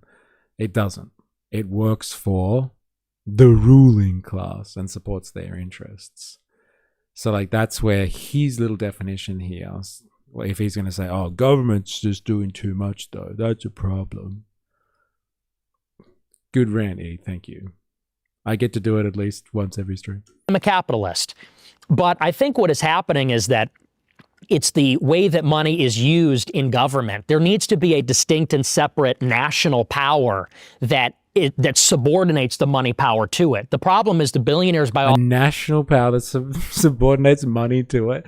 Like, he is advocating for anti-capitalism in a way. If you can argue that China is kind of anti-capitalist or it has socialism with Chinese characteristics, that's what China does. It subordinates the power, the money power of the capitalist class to the state. It's funny to hear him say something like that. Let me just hear that, just in case I heard that wrong. The way that money is used in government, there needs to be a distinct and separate national power that subordinates the money power to it. The problem is the billionaires buy all the elections, buy all the media, control public perception, and so really we're all subsidiary then to the market. So I support capitalism, but it just has to be underneath the nation, underneath the state. It seems like he's a fascist. There it is. Capitalism needs to be supported. It needs to be under the national interest. So it's not like the capitalist class needs to be controlled. So it needs to do its job and unleash the productive forces of capitalism and produce us all the wonders, but it needs to be subjected or controlled by the state. He's like, it needs to be second to the national interest, like nationalism. That's interesting. That's very interesting. The interest of the national interest needs to take primary position to that of the capitalist class. Very interesting. He did say if the right gave up free markets and the left gave up on immigration, he believes everyone would agree for the most part. If the right gave up on free markets and the left gave up on immigration. Interesting.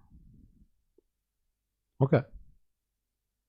And so, like, let's just say the left gave up on immigration, like whatever that means, like allowing people to immigrate into different countries. But like, let's just say that the left agreed to cut off all immigration instantaneously and no humans are allowed to move around the world. Well, you're suggesting that the right would be completely happy with left-wing politics? Or you're not like agreeing with that, you're just repeating what he said. I wonder if that's true. I still think right-wing people would have taken exception to a lot of left-wing politics. And like even free markets, like gave up on free markets, like supporting free market absolutism, maybe like neoliberalism. Interesting. Not me. That's Nick's call. Okay, fair enough. It's an interesting one. Okay. We got to control the capital and make it work for us. Socialists, fascists. Interesting. Well, it's like the spin on that is like the capital. This is the interesting part about this meme. And I don't know if it's in jest or not, but it's important. Is we got to control the capital and make it work for us. Now, the idea of controlling capital and making it work for you or for us, US, us, is the idea of collectivism. So collectivism is some form of there is an us, a group, an in-group, and yes, we need to make capital work for us. And the separation between socialists and fascists in this regard on collectivism, because fascism is 100% a collectivist mindset, is like the fascists themselves don't really care about controlling capital as long as it doesn't interfere with a nationalist mindset. And the nationalist mindset might be like ethno-nationalism, for instance. So if your ethno-nationalist policy is just like everybody needs to look the same, everyone has to be of the same race and religion, so the same race and creed, then like you can have all the capitalism you want. They don't give a fuck as long as everybody's the same religion and looks the same, has the same culture, let's say. But like socialists, when like we got to make like the collectivism of we got to control the capital and make it work for us, is like you take the force of capital, so that ability for money to move or capital to move and take forms of different types of commodities and then turn it into more commodities and grow. You got to take that force and make it work for working people. That's the difference. That's a change in economy. Whereas the alternative is just like, yeah, we'll keep the capitalists, but like first it's about the national interest. There's a massive distinction there, a huge distinction, but both collectivists nonetheless. Interesting stuff. Socialists obviously want people to be happy and do well. Fascists are like, we want total control over the capital to fulfill our weird ethno-nationalist fantasies, usually. Memes are hard to boil things down without losing too much in translation. No, it's actually quite interesting, actually, that one. It's actually quite interesting. Because like that's why, because a lot of people will be like, oh, what's the difference between socialism or communism and fascism? you know, like at the end of the day. And like I would say there's, you know, if you think of it from a collectivist standpoint, then fine. And like collectivism being just like any group ideology kind of thing that doesn't focus on individualism like liberal and free market politics seems to focus on. Yeah, fascism and socialism share collectivism. But like fascists only really exist in response to communists or in response to socialists, I would say. Not the other way around. Socialists exist kind of in contradiction to capitalism and as a response to that. But fascists really, they existed because they hated communism. They fought communists anyway. And they came into being because they fought against dirty commies in the streets. And then we're happy to run with capitalism as long as capitalism subordinated itself to the national interest. And usually that goes, yes, along the lines of, as you were saying, Blaz, ethno-nationalism of some sort.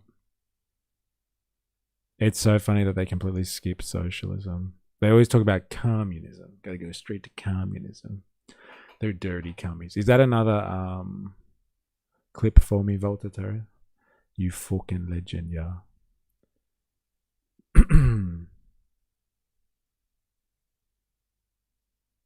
Twitch clips. I'm just trying to keep a list of all of these. Thank you. You legend. All right. Sorry.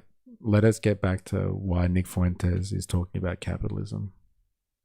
But it just has to be underneath the nation, underneath the state. It seems like you have a pretty optimistic perspective on the year 2028. Well, he's going to get a third term. So Trump 28, Trump is going to be president in 28. Kind of keep coming back to this like clean election year. Do you think that's going to be like a renaissance year for outsider candidates and outside media channels like this one? It can be. I think it certainly can be, because I think there's frustration on the right and on the left. You know, you see even in the primaries on the Democrat side, it's all DSA progressive types that are winning. You ironically have the same frustration on the left with their establishment as we have on the right. And so I think, you know, in 2028, it's going to be a year where there'll be a competitive Republican primary and Democratic primary, and hopefully the people make their voice heard and we get some new options, you know, maybe that reflect the will of the people more. Yeah. And so what do you think about somebody like Mamdani? Personally, I don't like him.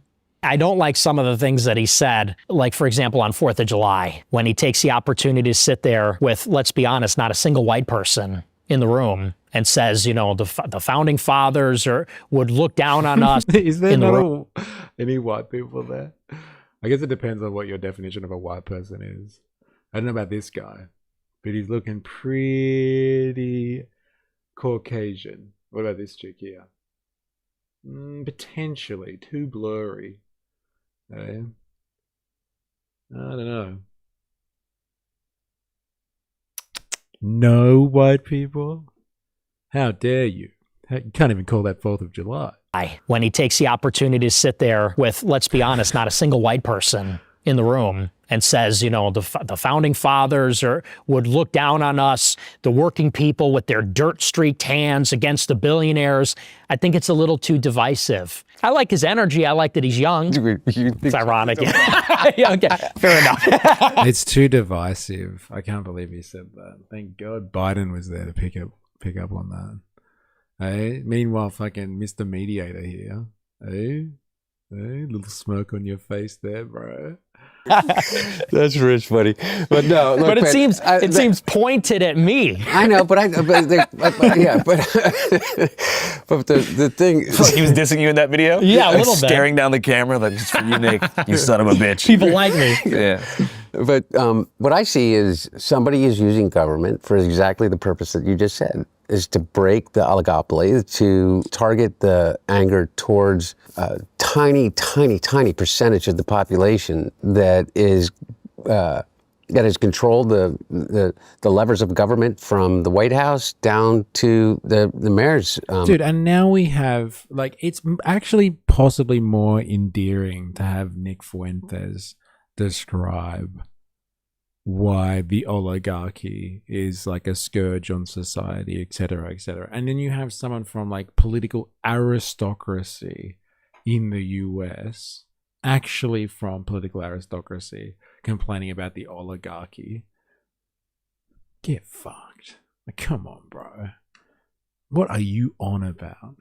You better be making a really good point here. Like, look, I've seen it from the inside, and this is how you battle these people. Not just whinge about it.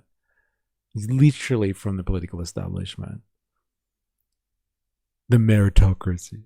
The levers of government, from the White House down to the mayor's office in New York City or Peoria, Illinois, to that matter. And even more so as you go further down that chain. And so I look at somebody like Mamdani, and regardless of his delivery, which may be off-putting, particularly from somebody coming from your side, is that he's delivering, man. You know what? I mean, he's really delivering. You know, like I saw somebody going after Mamdani for some of this stuff, and particularly about rent control.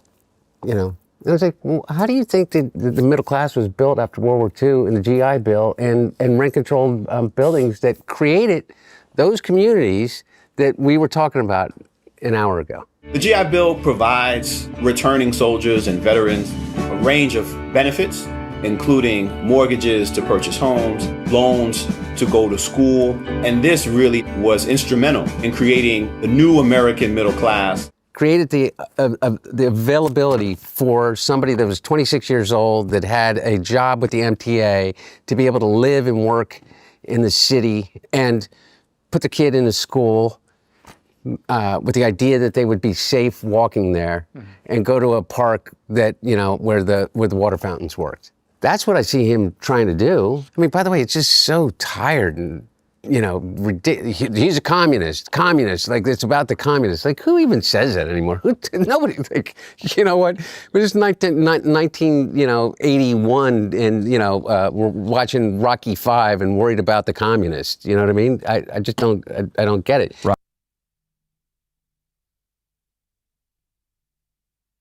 Rocky IV? My whole Philly legitimate. Did they just fucking cut out the audio? Like, as if he can't afford to get audio for that. What a shame that is. If he dies, he dies. You got to play that audio, man. Fuck. He was just blown right there. Yeah. But it's just kind of, and so I look at somebody like Mamdani, I think, well, he's just talking about good government. Dude, how good is the auto captions on Mamdani? Mamdani. Oh, yeah, I'm going to vote for Mamdani. Give me some of that. Like, what do you think about healthcare? Don't you think that there should be a single-payer system? Don't you think that there should be some guarantee as a right? Because I don't know how you make it in this country and aspire to a middle-class life and be able to afford a catastrophic event as it relates to your health. I mean, it's over. You're done. Yeah. I don't support single payer, but I do believe that everybody should be entitled to some minimum level of coverage, catastrophic insurance. So in principle, I agree. Which is Medicare for all to a certain degree, right? I mean, because that's all the Medicare does right now. Well, why is that radical? See, I don't think that's necessarily radical, but to them, it's because we've been convinced that it's a radical. Them, yeah, those others. Yeah, no, them. I mean the insurance companies. Sure. Yeah. And their lobbyists who control 55% of Congress, regardless of who's in power. Right. Yeah. Well, and I don't think that's necessarily the most radical. I think, though, he is with the DSA, the Democratic Socialists of America. He backs all these DSA candidates. And let's be honest, a lot of them are radical. Like, I saw one of these candidates that just won in New York a couple weeks ago, this Chevalier candidate.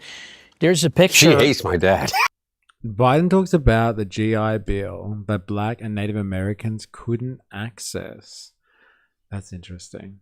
But I'm pretty sure, like, I know that's obviously unfortunate for Black and Native Americans, but like, I'm pretty sure they allowed women to access it, which I thought was, for that period of time, that was them being really progressive, because there was a lot of women that were returning or had served technically, and they were able to access it. Like, they were able to go and get like education, like university education, as a result of that. And like, many of the return service men were like, why are you giving this, like, women access to this stuff?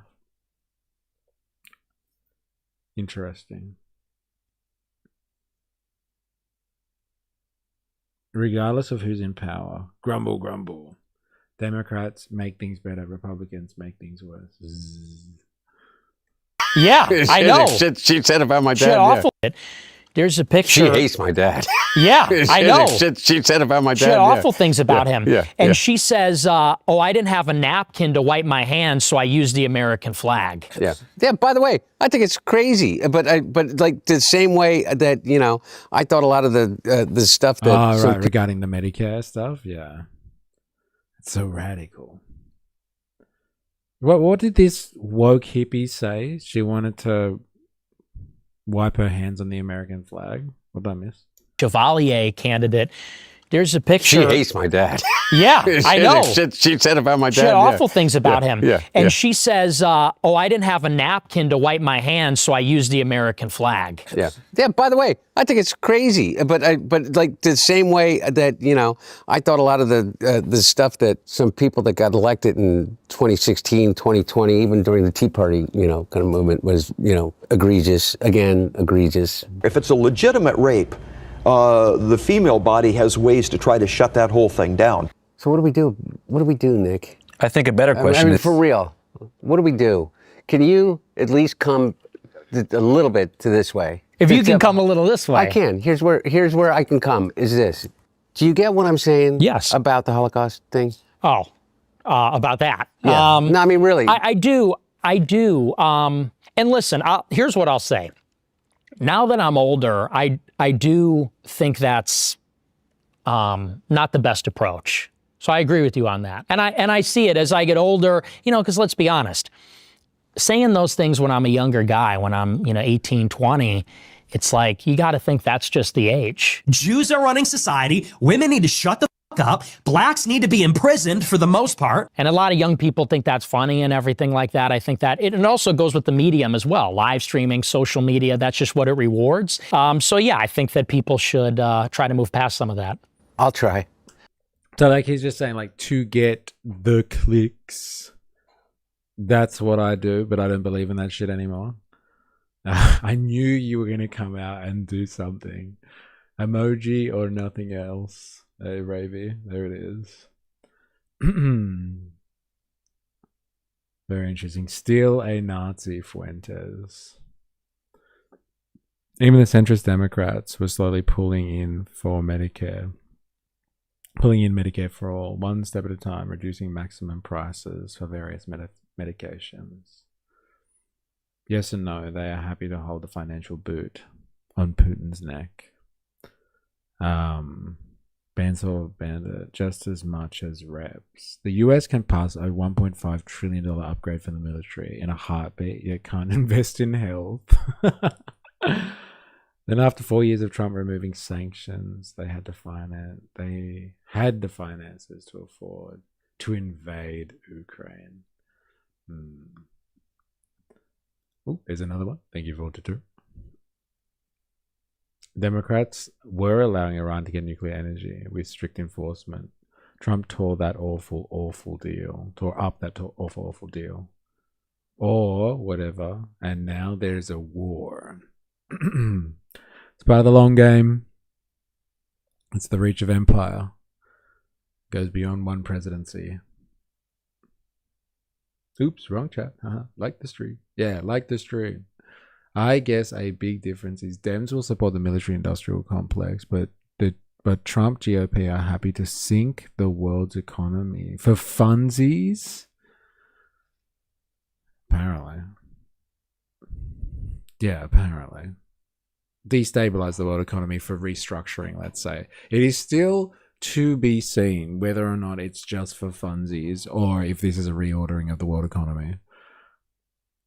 Like weaning people off Gulf oil and then forcing them to deal with American supplies. And yeah, refocusing relations or making people renegotiate their relations. Guess we'll find out. Hey? It's funny but sad that military budgets are unified across parties. But if you try, yeah, okay, absolutely, for real. And as it relates to when you talk about Israel, the Netanyahu, Likud government, what's happening now, what's happened for the past 20 years in terms of whether the funding to Israel, whether you think it is, it's really important that you make a distinction between that and Jews. Because here's the thing, okay? Zoran Mamdani has a higher favorability rating in the United States among Jews than Bibi Netanyahu does. I think 65% of American Jews disagree with the approach that the Israeli government has right now. They don't disagree with you, but they completely turn off when they hear the conflation of Jews, Zionism, Israel, and think automatically anti-Semitism, whether it's fair or not, okay? But you have to understand it. And you have to understand it from a cultural perspective in which the recent history is only one data point in 2,000 years of history as it relates to what it means to be a Jew, of which there is what, 1%, 0.5% of the entire world's population? Because I don't know what it adds to your argument, or what it adds to your argument about Miriam Adelson being able to give $300 million to Donald Trump and commit to giving another $300 million to get her way, and we end up in a war with Iran. Yeah, well, and I think that's a valid point. I do think, though, that the issue's broader than just Netanyahu. Oh, maybe, by the way, obviously Netanyahu has a base within Israel, within the Jewish community here in the United States, with Jared Kushner. You know what I mean? Jared Kushner, who is unelected, not a member of our government, is having as more control over the direction of the everyday lives of American people right now than anybody that I know of. And meanwhile, all he's doing is building a $6 billion private equity fund with the people he is negotiating for. And I always say, look who's paying him, and wondering whose interest that he is advancing. He's getting paid by the Saudis, he's getting paid by the Emiratis, he's getting paid by the Qataris, he's getting paid, go down the list. And for some reason, he is in control, along with Steve Witkoff, who is also not elected by anybody, of deciding whether or not the Straits of Hormuz are going to open up, and whether or not our gas prices are going to go down. It may not matter to the three of us necessarily, an extra $1.60 or 85 cents, but you know what? To 85% of the people that live in America, it means it's the difference between whether or not they're going to be able to pay rent, whether or not you're going to be able to actually put the gas in your car in Montana to drive to your job on the ranch. Trump knows, regardless, that the US is in a strong position with oil remaining high for a long time.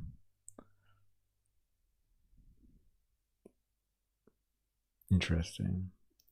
Trump has the sort of power over America Putin has over Russia by being able to go to war by surprise without public approval or consent. Israel would still be doing this without him. It's not the same degree. At least the war and Obama, at least the W and Obama, at least told and tried to build consent with the public to agree to the war. Blaz, depends on what you mean by doing this. Now it's all special military operations, not wars, so they don't need to ask for consent. I think Putin called his operations special military operations as well, right? At least Win got the CIA to do 9/11 and build consent with the public. Just through sheer sophistry for changing the word war, like in 1984. Oh man, do you know the song Special Military Operation? Negative, I do not. Putin had support. Clarice, it's crazy that they didn't even do a false flag before entering Iran. They just bombed a girls' school twice and said it will only be 4 weeks. Dude, that's crazy. Putin had support. It's not in the same ballpark. Interesting. Yeah, they didn't even need a false flag. I think really what they needed at the start of the year, if we recall, or the end of last year, was just Iran is killing its citizens. And Trump kept on saying, I'm ready to pull the trigger if they keep on killing more of their citizens. So they didn't need a false flag outside of Iran. They had one within the country, and they're like reports of, Mossad agents rocking around, causing civil unrest. I mean, Ukrainians love Bandera. They got what they deserved.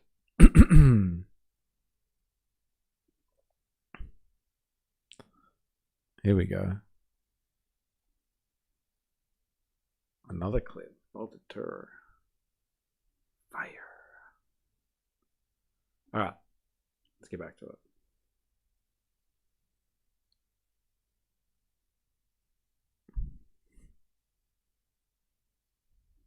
And here's what I'll say to you, and this, whether or not you're going to be able to actually put the gas in your car in Montana to drive to your job on the, on the ranch.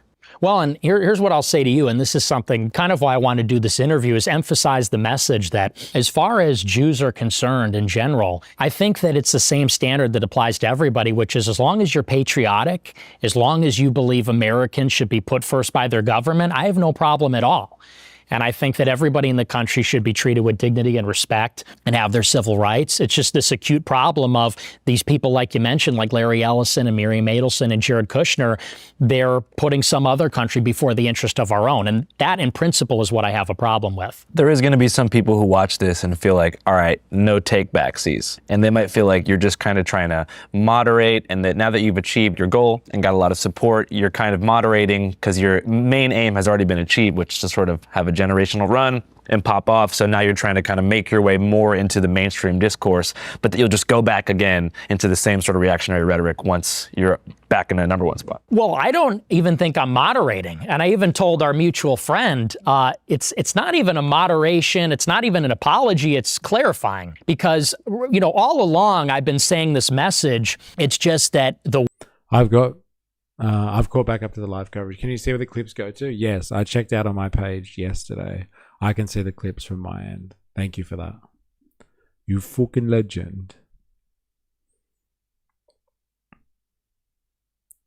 way that I'm saying it changes and evolves. And I also think how people respond to it changes as well. Because let's be honest, 10 years ago, there was a very different kind of conversation about Israel. You could not mention it in a negative or critical way without being utterly annihilated in politics. We all know that ever since October 7th, that's not the case anymore. So I think that there's sort of something reciprocal happening, which is that people are receiving me differently. And as someone that's growing older and more mature, I'm even representing myself differently. So I wouldn't even call it moderating, just clarifying. People are more receptive, and I'm maybe better able to articulate it. And you think that's because you've kind of gotten older and been able to have like a longer career in media to reflect on your different changes in your perhaps brain chemistry and lifestyle? That's a huge thing. I mean, I know it's 27. I have a very different mentality than I did when I was 20. What's the main difference, you think? Just more even keeled. And I think you know too, it's like when you're 20, you're just like a maniac. And then you hit 25 and you're like, all right, I was a maniac when I was 49. My brain chemistry has definitely changed in the last 7 years too. And I do believe that people can grow and they can change. And I'm not asking you to, and I'm not asking you to say things, but they're... Gravy. Hey, leave him alone. Hey. He's moderating. I mean, yeah, he's moderating. Go back to the cock chair. Savage.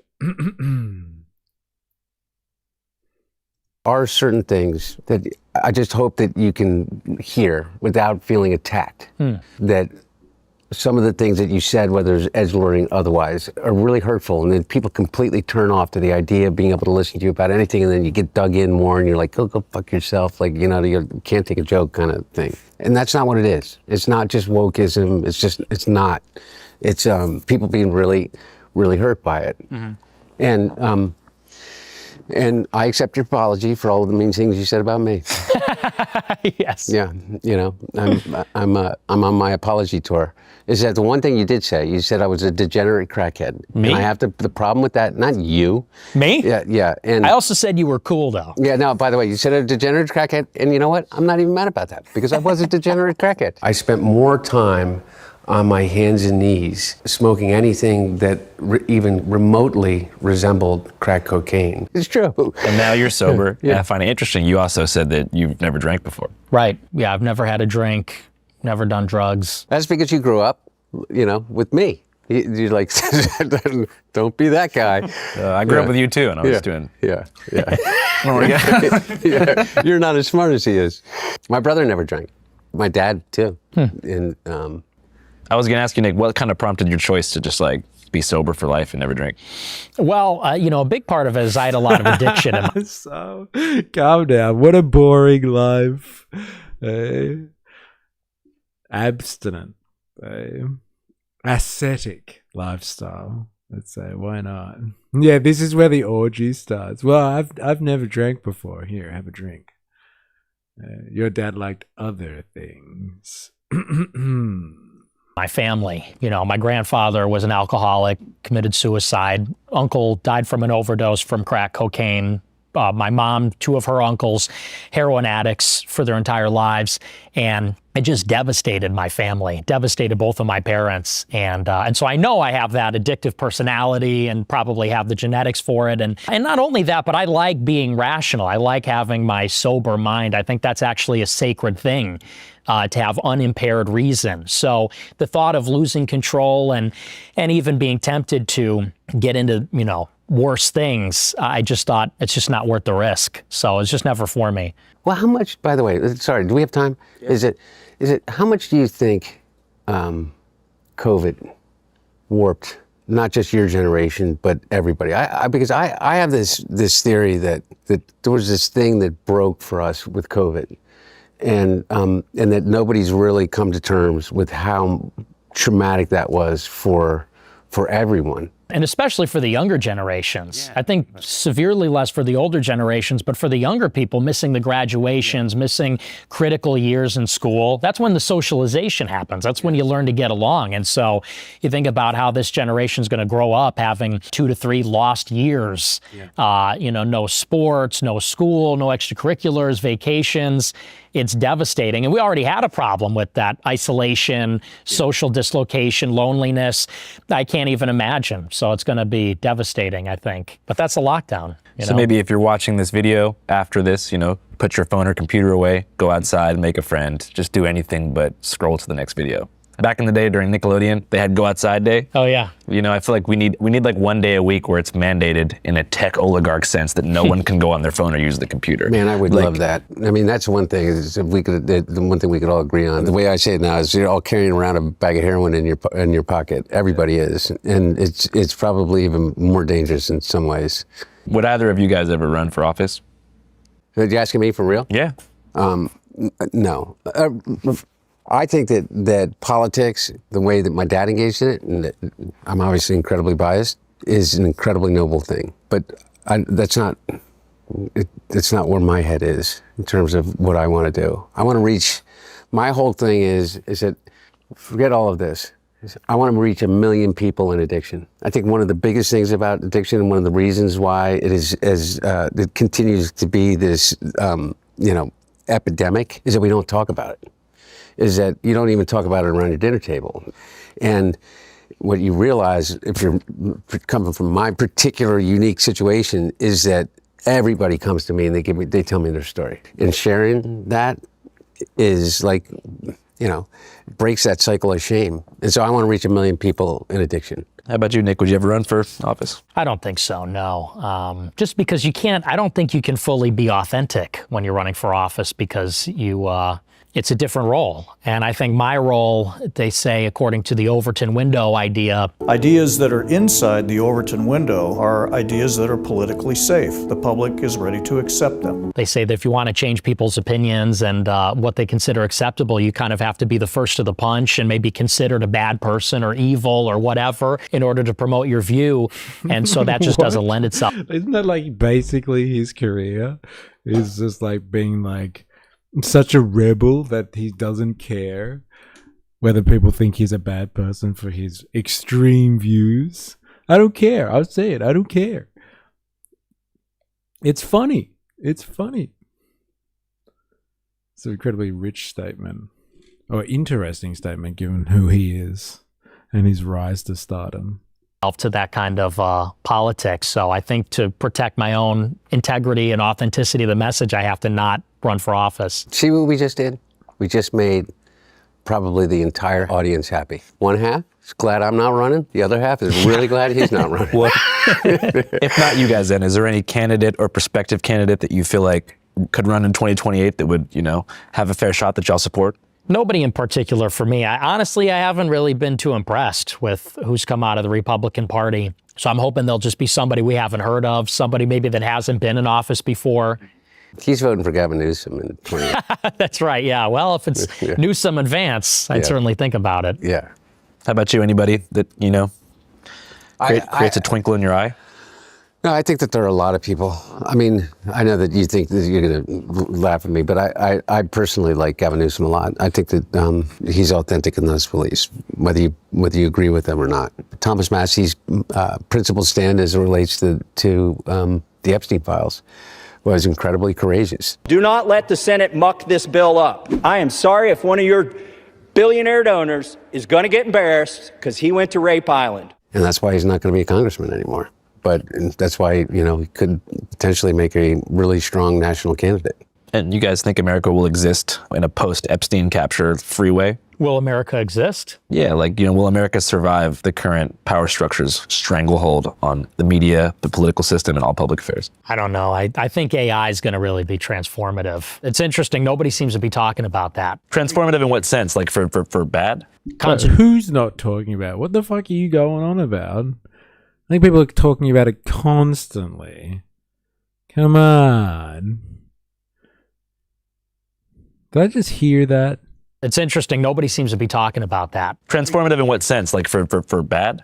Concentration of power. Is it just me, or does Nick have a chair that tries to make him look less tiny?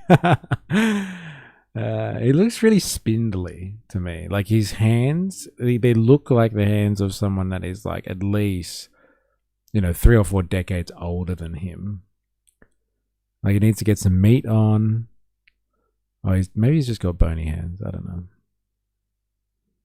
Power. That's the single biggest. And you know what? I'm actually on the liberal side on this with Anthropic over the, let's say, because there's this battle between these effective altruists, effective accelerationists, and I really am nervous about what's going to happen, especially in the next 4 years, because they're racing towards this artificial general intelligence, artificial super intelligence, and that, without a doubt, is going to be the single biggest influence on the country, and so I'm really worried about that. And what about that? Because he's a human puppet, man.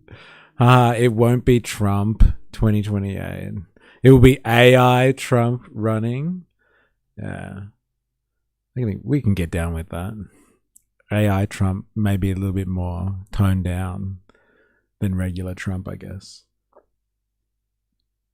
I pity the one who has to put his hand up there to make the mouth move. Fuentes, we can still smell your shit. That concerns you. Is it surveillance?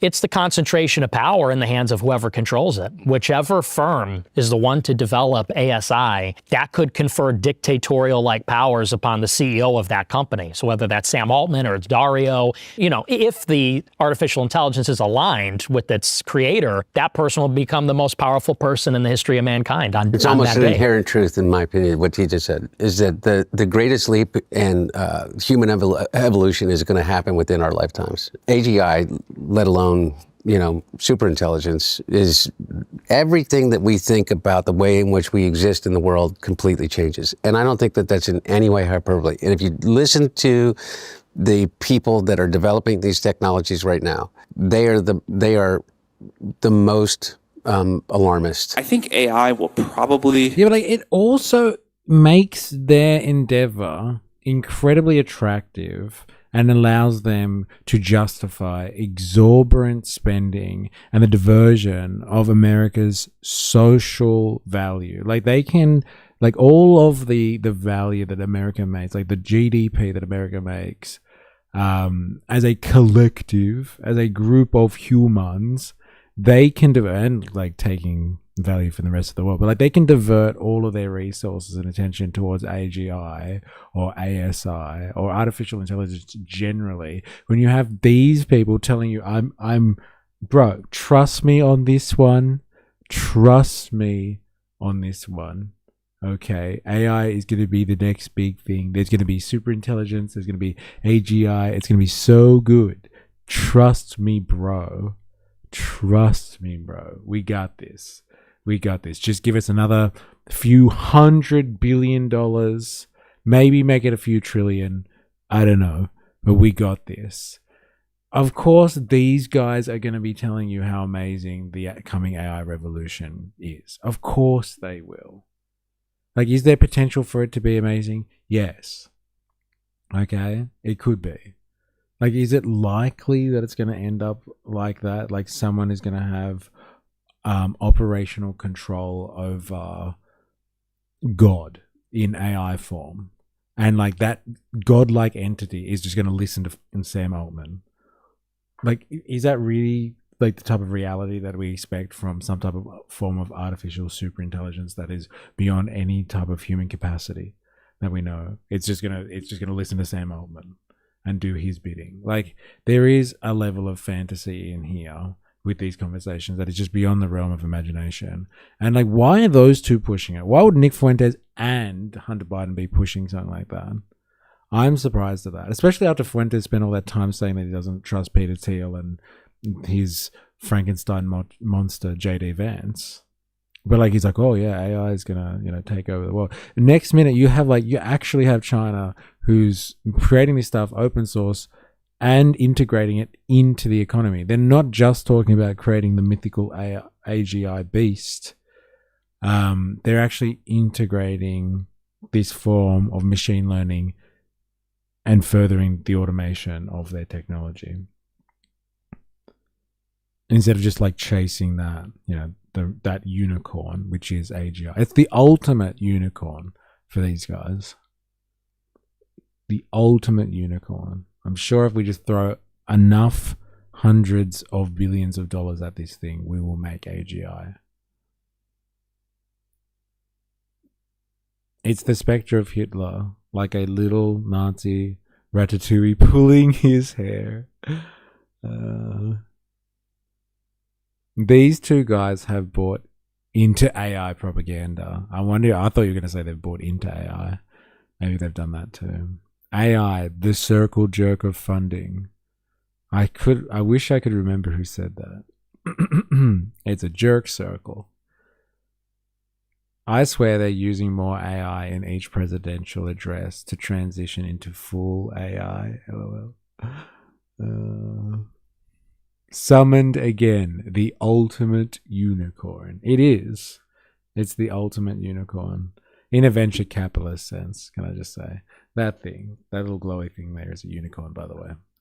It's for my venture capitalist billionaire friends out there who are going to fund us so I don't have to get a sponsorship from Ground News one day.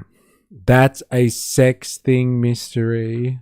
Not in the venture capitalist sense. Just in your dirty mind it is. Alright? Okay? Like, most likely sort of lead to the end of the world. If you want to know what life's like when you're not the apex intelligence, ask a chicken. And now, by the way, I think that there's an enormous possibility for incredibly beneficial things to society, like being able to cure cancer. I just think of this one thing. Everything that AI is built on is ours. Belongs to you, and you, and you, all the way back through the human civilization. That's what they're stealing from us, and they're putting it into the hands of literally a handful of people. All of that human knowledge, and the value that comes from it. And I think that that's ours. So any AI that is developed, particularly that goes to HEE, should be it should be communal. It should be shared in the not just the beneficial offshoots of it, but the actual money of it should be shared. Yeah, I totally agree with that. I think it's like nuclear bombs, but it's also a commodity at the same time. The weapons potential, the economic potential, I think that's going to be the biggest thing. And I hope on some level that liberals win that argument, because what Trump is doing with the Pentagon, Anthropic, and OpenAI. Damn, it's still going? Yeah, man, we're almost there, though. We're almost there. You've come at the right time. Guilty. The way they're handling it is so reckless and sloppy and just honestly unbelievable. So we need some adults in the room on that one. Well, it's been a great conversation. I appreciate you guys for coming. You guys have any final questions you want to ask to each other, or maybe a message you want to give to the American people? I still believe in America, and I truly believe in these conversations. And I think everyone that's watching would think that I would not want to sit down with Nick. And this, I guess, what I'm getting at with you is that I hope you see the humanity of me, and so when the way that you talk in the future takes that into consideration. And what I'll do is I'll. Hey, credit where credit's due. You deserve to be sassy with your comments. We'll see the humanity in you. Yeah, I agree. I think it was a great conversation. And I think that, we have to come together on the things that we agree on, which is, for example, that we love the country. We both believe in America. We both want the country to succeed. And I like what you said, that we see the fundamental humanity in each other. And I think that, especially in the events of the last year, the killing of Charlie Kirk. Dude, Mr. Humanity over here. Like, he's been quoted multiple times talking about, like, how certain people should all be in jail and other people should be subordinated to others, should just shut the fuck up and know their place. Like, Mr. Humanity all of a sudden with Hunter Biden from the political establishment, or for the political aristocracy. Eh? Isn't that interesting? I have humanity for you, man. You're American political royalty. But like other commoners and plebs, they're all criminals. And they should know their place. That's what this was. 3 dudes just shooting. Yeah. You realize that's actually not something that people on both sides share. I think there's people on the right and the left that don't see the humanity in the other side. And so maybe that's the new consensus, or that's where we can come together, is on the basis that, we disagree on fundamental issues, and even sometimes it gets heated and we yell at each other, but that we do ultimately want the best for each other. We love each other. We want the country to succeed. And I think that's a starting point for any solution and any conversation. All right, American brothers. Thank you guys so much Absolutely. for your time. I really appreciate it. Thanks, buddy. Good job, guys. After interviewing Hunter and Nick about a variety of contentious topics, not limited to but including the Iran war and ongoing conflict in the Middle East, I thought to myself, you know what? Maybe I should just go. Maybe I should apply for a visa from the IRGC and fly to Tehran to go to a Death to America rally, after which I'll scour the scene to find the underground culture of the city and figure out how unveiled Tehran street folks actually feel about the government, and eat some great food and see some sights. Oh, it's another ad. Kiss brothers. Yeah, American brothers. We can all get down with that. I'm an American brother. You're an American brother. They all touched lips after this. Yeah, we have to go to the Patreon to see them all banging in that hotel room. The motel room. Hey, we're in the motel, baby. Motel. All right, we're going to have a quick break. And then we'll be back. If you are watching on YouTube and you haven't already, make sure you activate the like button. Activate!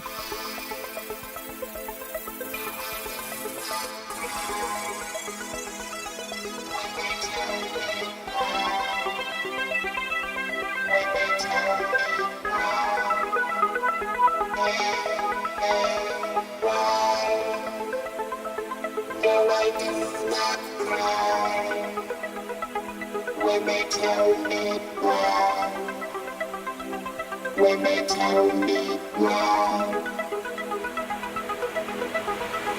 why.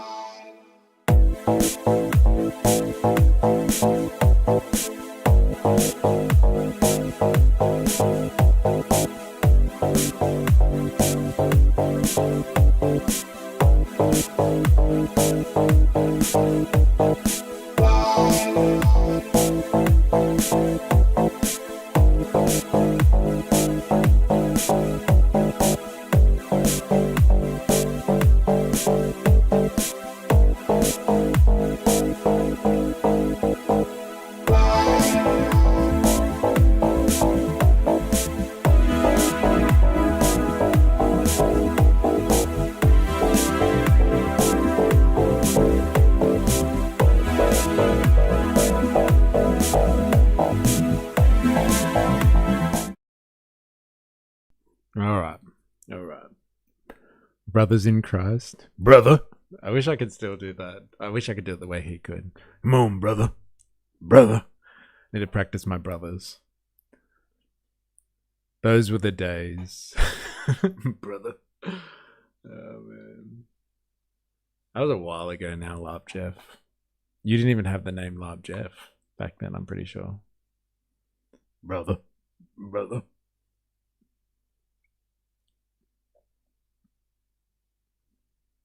All right, we are going to switch gears a little bit after all that excitement. Let me find my link. Police.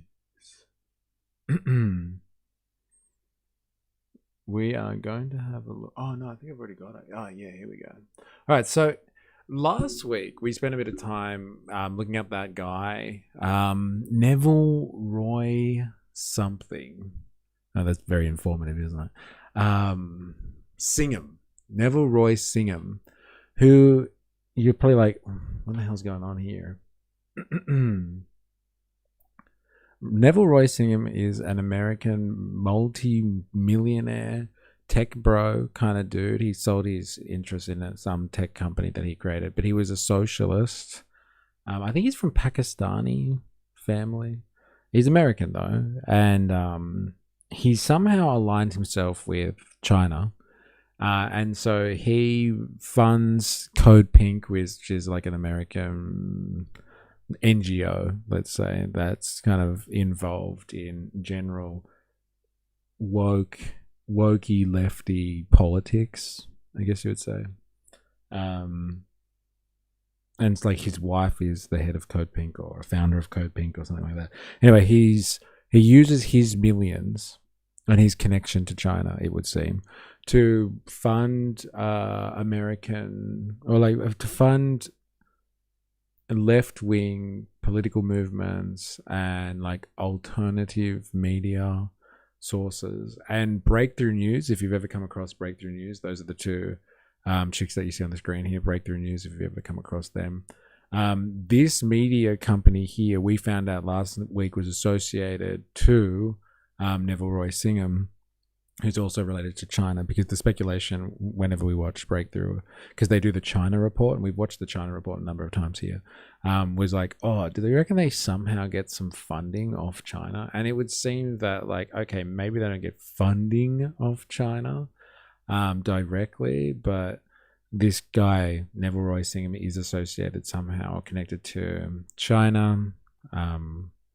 And like he shifts money into America to influence American politics from a left wing or an anti-imperialist, anti-capitalist perspective, whatever you want to say. So we've been, systematically over the last couple of weeks, kind of analyzing some of the jaw-dropping claims of the Republicans at the moment. Look, Trump's administration, who have been basically saying that the biggest threat to Americans' national security is actually communism and left-wing political violence. And so like they're fully justifying a massive, I think, crackdown on the left wing or whoever's their political adversaries, which is just like under the name of commies. So we've been watching, Stephen Miller talk about how commies are coming to get ya, and like they're an affront to humanity and all things that we love and hold dear. Marco Rubio's been saying the thing. 4th of July, Trump mentioned in his address to the nation multiple times how the communists are coming to get ya, and they need to do something about commies and all this sort of stuff. And so Breakthrough News, which is associated with some left-wing philanthropists, I guess you would say, I don't know, they have now been subpoenaed. They've now been targeted in this witch hunt, this red scare of the 21st century, it would seem. So I haven't had a chance to watch this yet, but this came out, I think, at the end of last week, to be honest. But like, I want to know, after our investigation into this Singham guy and how he's somehow associated with China, how are they going after this media organization? Like, what are they going to do about them, etc., etc. And like, this is also on the back of that announcement that Trump made last week where he said that China had interfered with the American elections, and he should have won in 2020. And like it's all China's fault, basically. And China meddled in. He's like constantly meddling in American elections. And so like he's technically won 3 times now, Trump. So that's why he's going for a 4th term. So anyway, we are going to investigate that. And like his special left-wing organization here, or media company, Breakthrough News, like how they're being targeted by the American state and the Trump administration. Let's have a look, shall we? We have already, and as a nonprofit newsroom, we already comply with every tax rule, because Breakthrough News, as many of you may have seen, has been subpoenaed by the Republican-run House Ways and Means Committee. They didn't send us a letter. They didn't send us like a polite request. They sent us a subpoena demanding our internal communications, our financial records, and a lot more, which is just wild. Yeah, and I mean, I think it's important for us to be clear of what we're actually accused of, which is nothing. There's no crime, and we have not been charged with anything. Yeah, that's certainly true. We haven't been charged with anything because there is no crime, right? We are a nonprofit newsroom. And as a nonprofit newsroom, we already comply with every tax rule, with every audit. How can you be like honestly, I know they're getting money from a billionaire. Oh, that's the accusation anyway. He somehow funnels money into this organization. But like, how can you be non-for-profit media unless you're connected to someone? And it's like they'd have a massive target on their backs, right? Every public reporting requirement we have already complied with. We haven't also taken a dime. That's how you be non-for-profit. Yeah, you got high salaries. You don't actually make any profit because it just all goes into everyone's paychecks. Sounds like evil socialism to me. There's no profit because we just pay it all back to the workers. Any foreign government, as these people are okay, so like you hear them. They're not connected to a foreign government. We have already complied with. We haven't also taken a dime from any foreign government, as these people are trying to insinuate. Huh. Yeah, surely not. I've got you, you dirty commies. I know you're taking money off the Chinese Communist Party. I can't take their word for it. We gotta know. I am just hearing a report that Breakthrough News, a self-described non-for-profit media organization that operates in the US, has been subpoenaed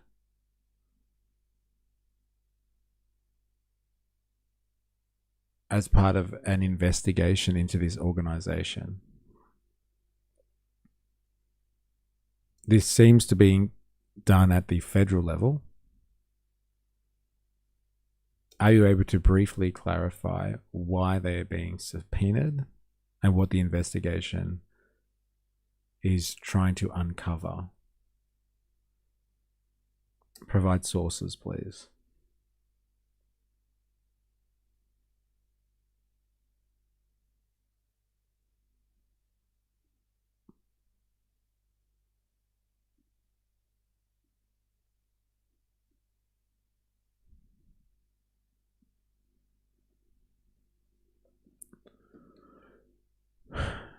Right, let's have a look. The House Ways and Means Committee has subpoenaed Breakthrough News along with 2 other non-for-profits, the People's Forum and Tricontinental Institute for Social Research.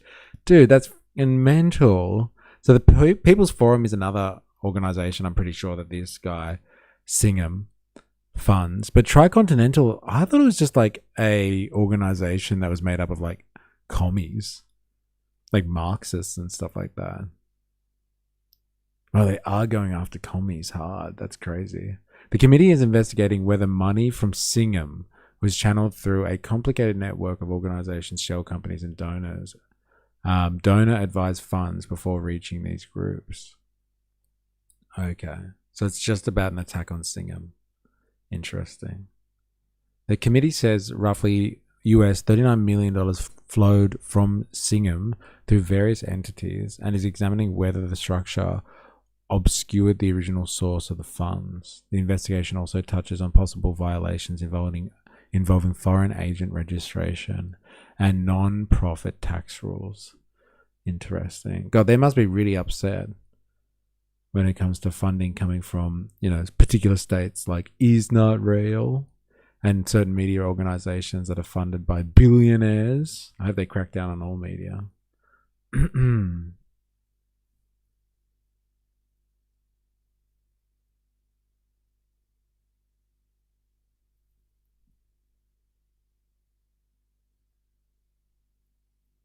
Breakthrough News was founded as a non-for-profit in 2020 and operates as an alternative left-wing media outlet. Its relationship with Singham is significant because the congressional investigation alleges Singham has financially supported a network of organizations that include media, political, and advocacy groups.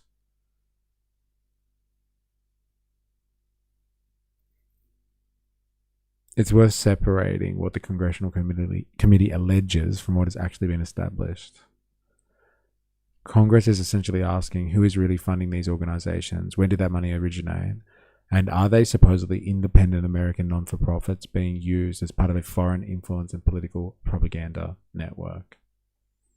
Okay. What's going on with the firewood thing? We usually cut our own firewood. Went to a couple of weeks ago and the chainsaw said it didn't want to work. So it's repair shop waiting for a part. Rang up to get some just to buy. What the fuck? Firewood's so expensive. How do people afford it? It's a good question. And it is expensive. My God. That's why you try and pick it up on the side of the road for free wherever you can find it. So, yeah, I guess the question is, what is the actual offense? Like, what did we even do? That's a really good question, Zoe. What did we do? Because from my vantage point, what we did wrong in the eyes of these people who have subpoenaed us is we've covered the Palestine Solidarity Movement with staunch opposition to the genocide in Gaza. Well, if there's wood on the side of the road, like someone puts it out the front, it's illegal to pick it up. I had no idea. I thought everybody just does that. Like people put wood out the front of their house and leave it on the side of the road. It's illegal.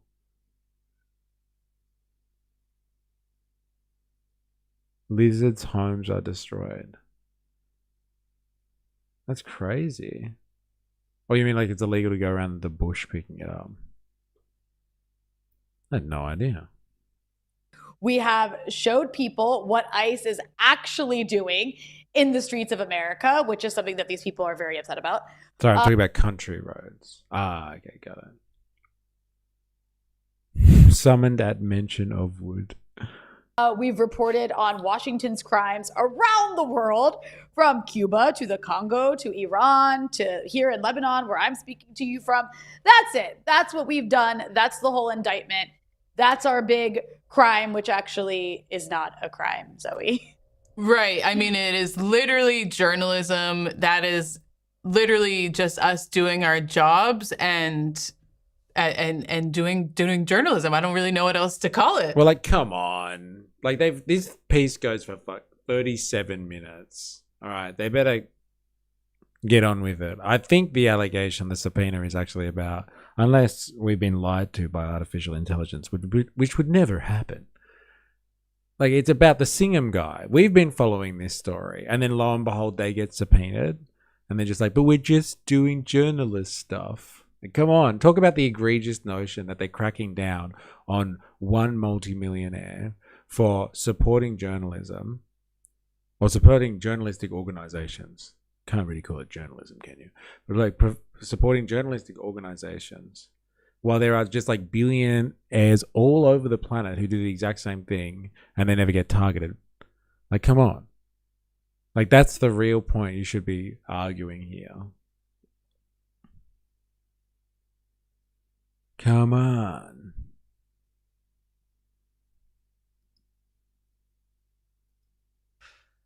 Yeah, I mean, I think that that's the journalism, the kind of journalism that these people would like to shut down. And that's the strategy here. I mean, they know that our budget at Breakthrough News is like literally microscopic compared to the billionaire funded networks that literally run the airwaves. Like, they don't even need to win here or prove we did anything wrong. I think this is really just about trying to bury us in legal proceedings until we basically like run out of money or just stop reporting out of intimidation, which is also a part of the tactic here. Yeah, I mean, and that's what people kind of need to understand is that this is a 4IS. Thank you very much. Have a good afternoon. Playbook that they deploy. And again, they target us because of what we've been covering, but also because we're small. And it really sends a message to every independent media outlet that this could be you next if you don't fall in line, which is basically shut up and don't do your job. No, that's exactly right. It sends a message. Like, this is, I think people really need to recognize this is not just an attack on little old Breakthrough News. Like, this is an attack on all independent media and literally freedom of the press itself. And it's ironic, Zoe, because it's coming from the same politicians who ran on, defending free speech, mostly from like the woke left. But right now, actually what they're doing is they're attacking free speech that they don't like. Yeah. And I think probably our viewers are wondering, what can people do to help, to join us in this, and as we are facing really an unprecedented attack? Well, first of all, I want to say there's been an outpouring of support from people who are outraged, as they should be, by this very unconstitutional attack on journalism. But there are two very concrete things that you can do right now. Gum trees in the wind makes me nervous. Those branches are bendy. Speaking of fallen wood, that's not a sex thing. Thank you. Thank you for clarifying. My mind was racing. If you are outraged about this, and if you do support Breakthrough News and support independent media, first, go sign the petition. You can find it at our website, breakthroughnews.org. This petition is telling the Ways and Means Committee to stop muzzling the press and to drop this investigation, this witch hunt against Breakthrough News.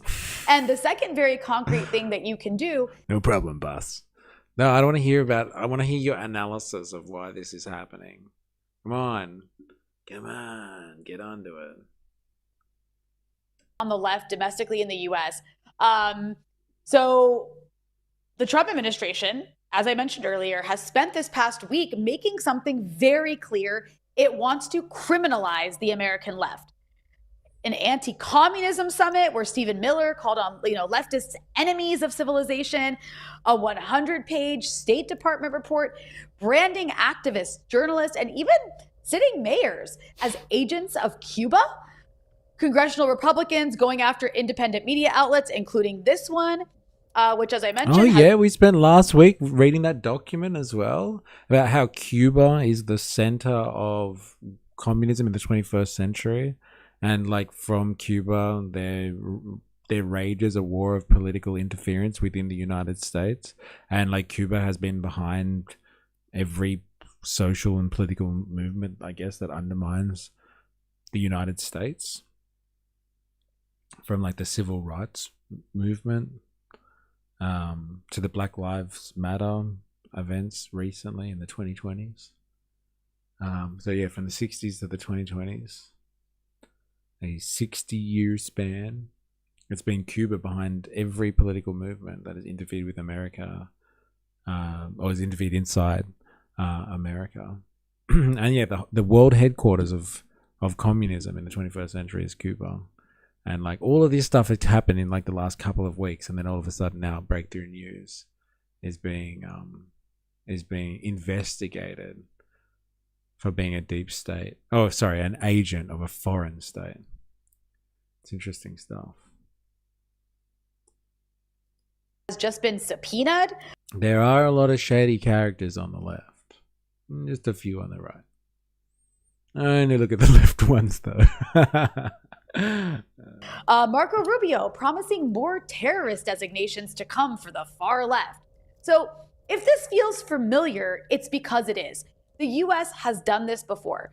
The Palmer raids, McCarthyism, COINTELPRO, every time a movement for a more just world starts to gain real traction, the state reaches for the same playbook. Call them foreign agents, call them terrorists, and try to frighten everyone else into silence. So what is this moment really? Where does it sit in the long history of American repression? And how do we not just survive it, but organize through it and hopefully come out stronger? Our guest today has spent most of his life doing exactly that kind of organizing. Brian Becker is National Coordinator of Answer Coalition and host of the Socialist program right here at Breakthrough News, which means he's not just an analyst of this crackdown, he's one of its targets. Brian, welcome to Breakthrough Live. Great to be here. How are you guys? Well, we're doing okay, Brian. We're doing okay under the current circumstances, and we're really happy to have you on. You know, I actually did a 2-part series with you a few years ago on my show, Dispatches, where we discussed the long history of repression against the left inside the United States. And I encourage people to go search that on YouTube because it's really worth the watch for understanding history. And we're going to talk about a little bit about that today with the time that we have. But first, Brian, let's start with your gut reaction here because, like I mentioned in the introduction, in the span of just a week, we got that anti-communism summit, we got the Miller and Rubio rhetoric about far-left terrorists, and then the 100-page Cuba report that reads like a government blacklist.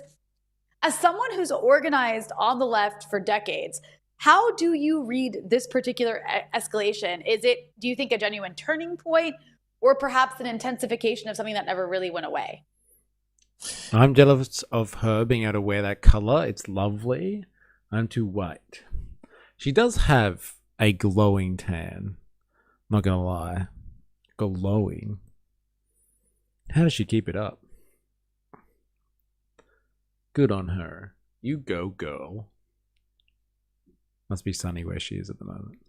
Obviously, there's a big continuity for anti-communist witch hunting, anti-socialist witch hunting.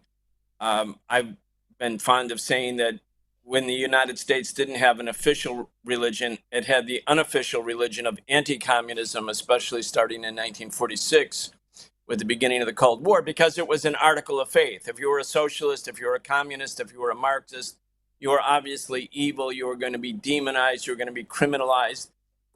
Like a government blacklist.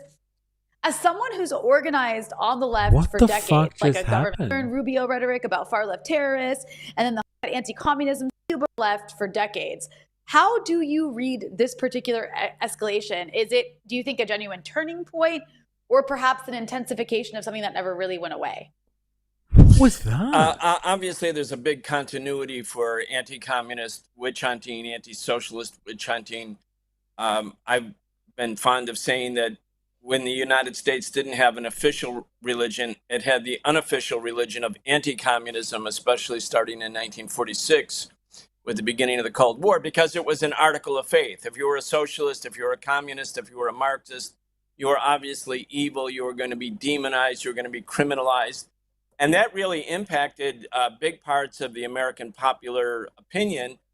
Certainly, it didn't stop the civil rights movement from prevailing. It didn't stop the anti-war movement from ending the war in Vietnam.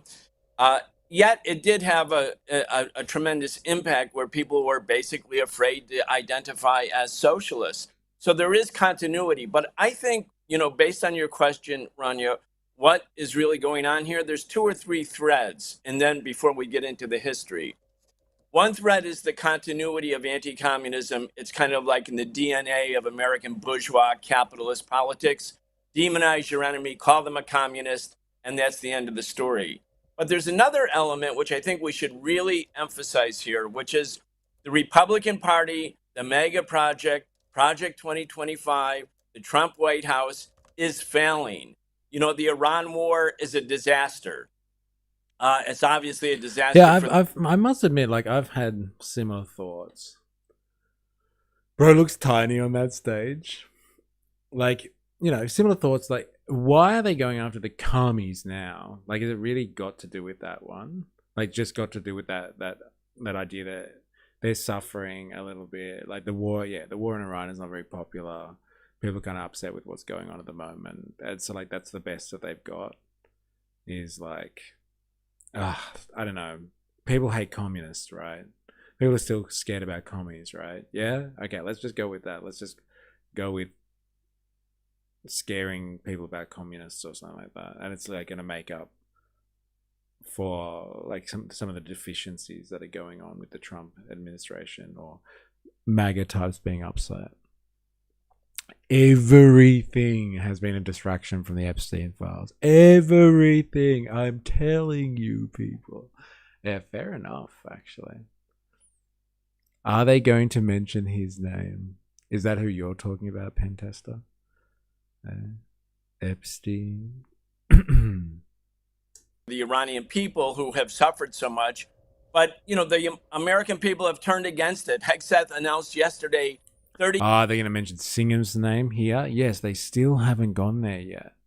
They've danced around stuff like, oh, they just want to suppress us and independent media organizations and this and that.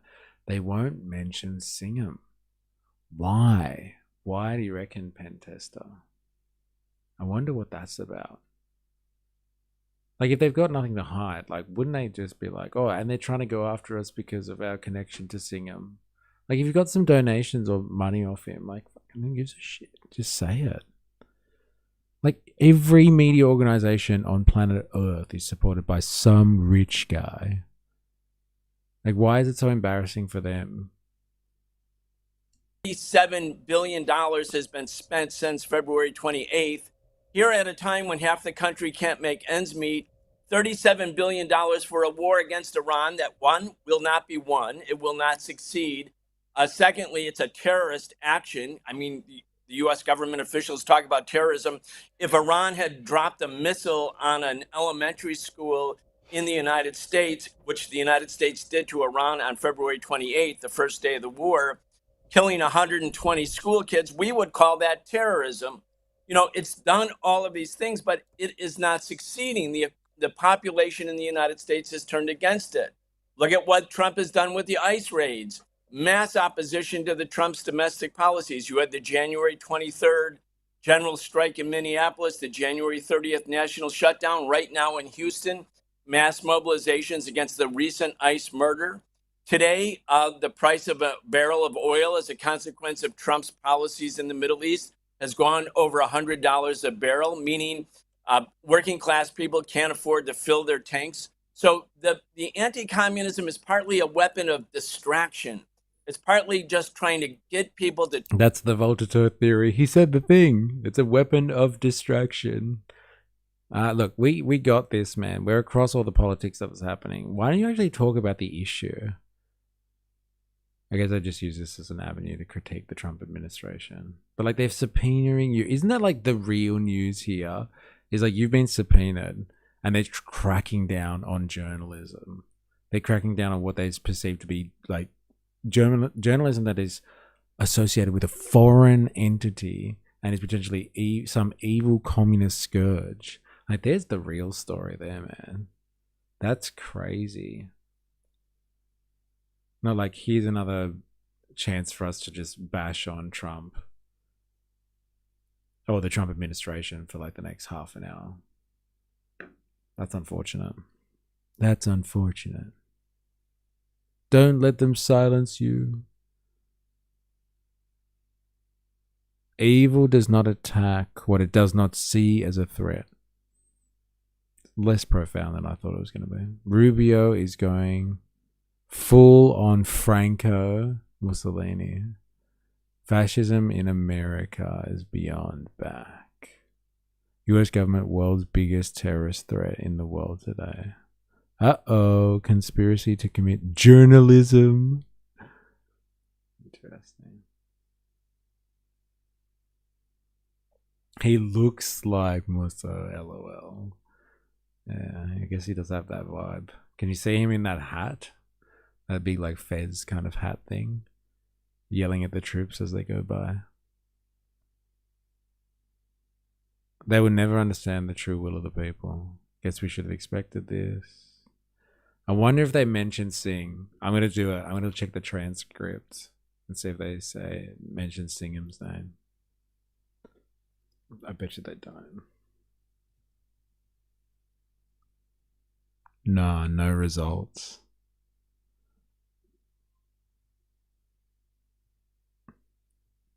I'm not surprised, I guess. No results. Interesting. Nah. I guess why would they bring it up? Unless, again, the AI is incorrect and the subpoena was not about that specifically. Because, like, the AI was sourcing the New York Post. And, like, the New York Post, like, you know, it's just running for the capitalist class, I guess.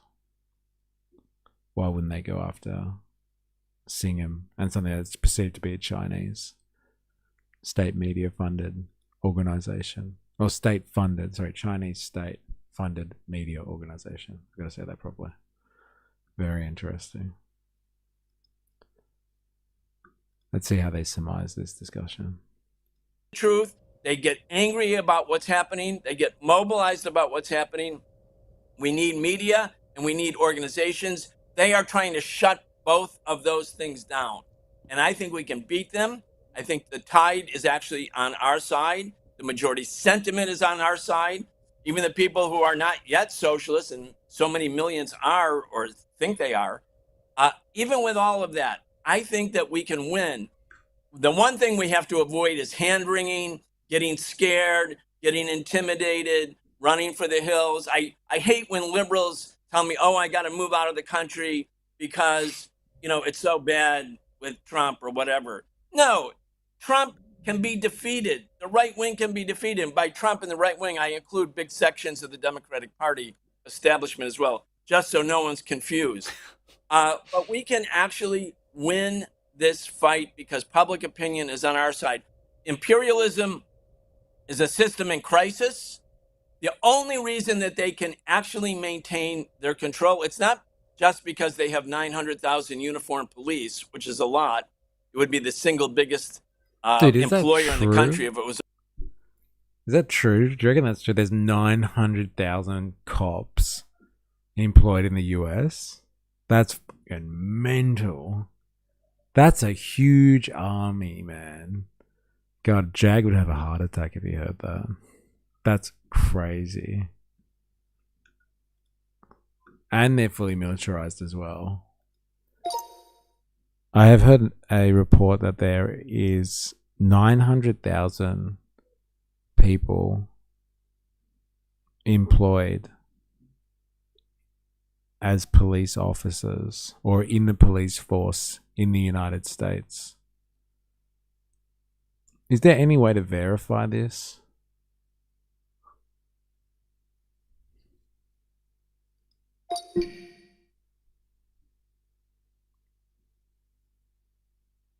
$900,000 is plausible only if the definition of police is being broadened substantially. The US Bureau of Labor Statistics, that's interesting, estimates that in 2024 there are about 698,000 police and sheriff's patrol officers, 117,000 detectives and criminal investigators, 7,000 fish and game wardens. What the fuck is that? 3,000 transit and railroad police. Dude, that's crazy.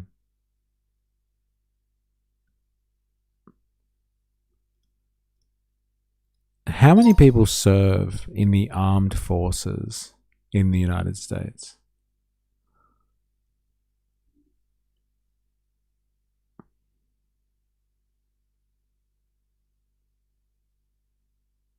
Oh, it's thinking. It's thinking. That's crazy. Almost 1 million people. That's how you control a population. But I guess America does have a huge population, though. So potentially one in every 360 people is a copper. God damn. Which is a lot. It would be the single biggest employer in the country if it was all under one big police force. But it's really about public opinion. It's really, do they have millions of people who still go along with the system because they're confused by the system? Do they believe enough of the lies of the system? And that's why I think the most important thing is actually the media, the progressive media and the progressive organizations. Because if we can turn the tide, if we can win the battle of ideas, we can win. No, I think that's really, really well said. And I just want to emphasize what you're saying here is, the whole point of a Red Scare like this is really intimidation. It's designed to make ordinary people afraid to organize, afraid to protest, afraid to even say what they think, right? And I think people watching right now, maybe watching what's been happening since this administration took over, especially like since the last week of escalation against the left, might be feeling that might be feeling that fear, especially, as we see the opposition party, the Democrats have like, how big are these guys? Like, what type of reach do they have? Like, it's hard to tell in the modern game, like in YouTube, in the YouTube sphere anyway. Like, they've got like 1 million subscribers. Like, that's some fantastic reach. But like this video, for instance, has got like 12,000 views. Like, so comparable to the amount of subscribers they have.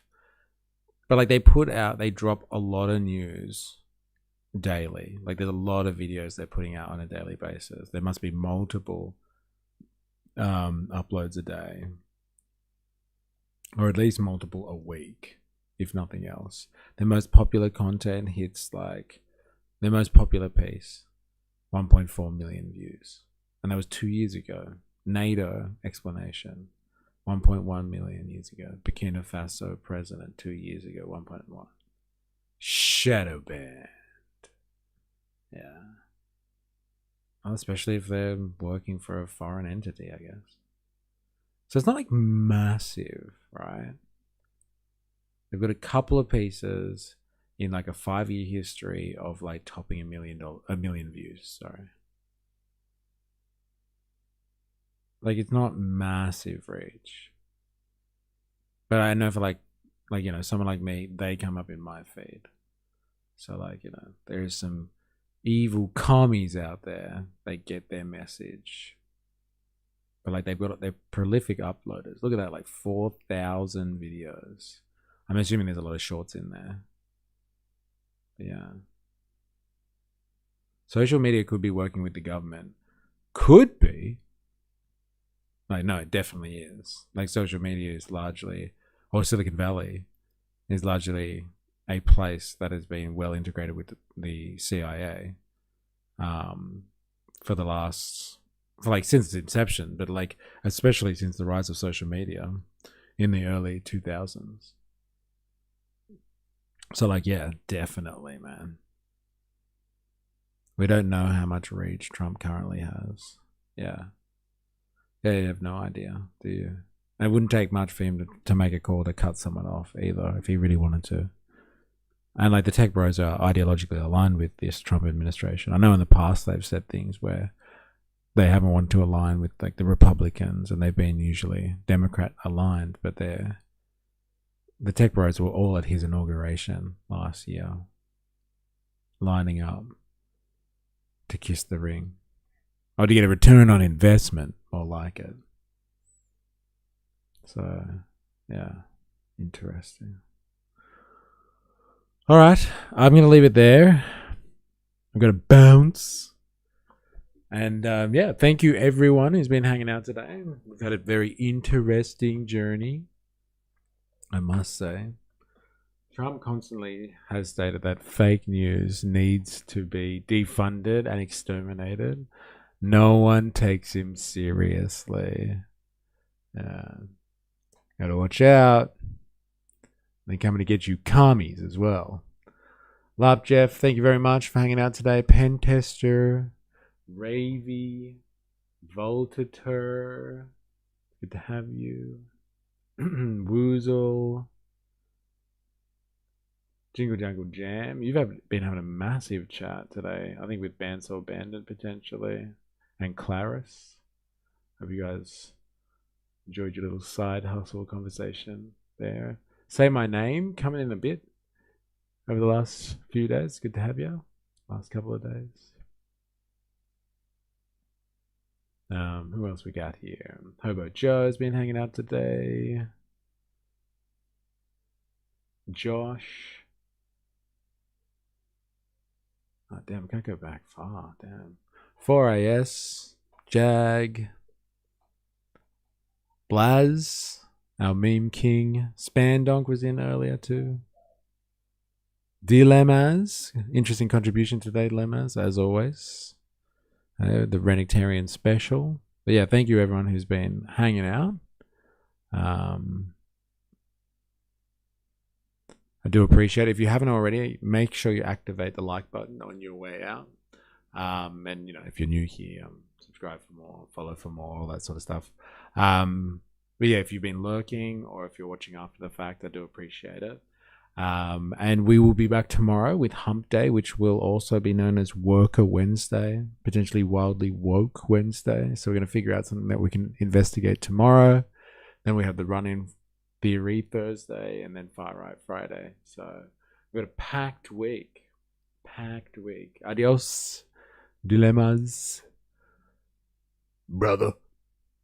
I hope everybody has a good evening or rest of the day, whatever you're doing, and we'll be back tomorrow with some more. And until next time, please remember, I am, you are, we are a mystery. Catch you on the morrow. Bye now.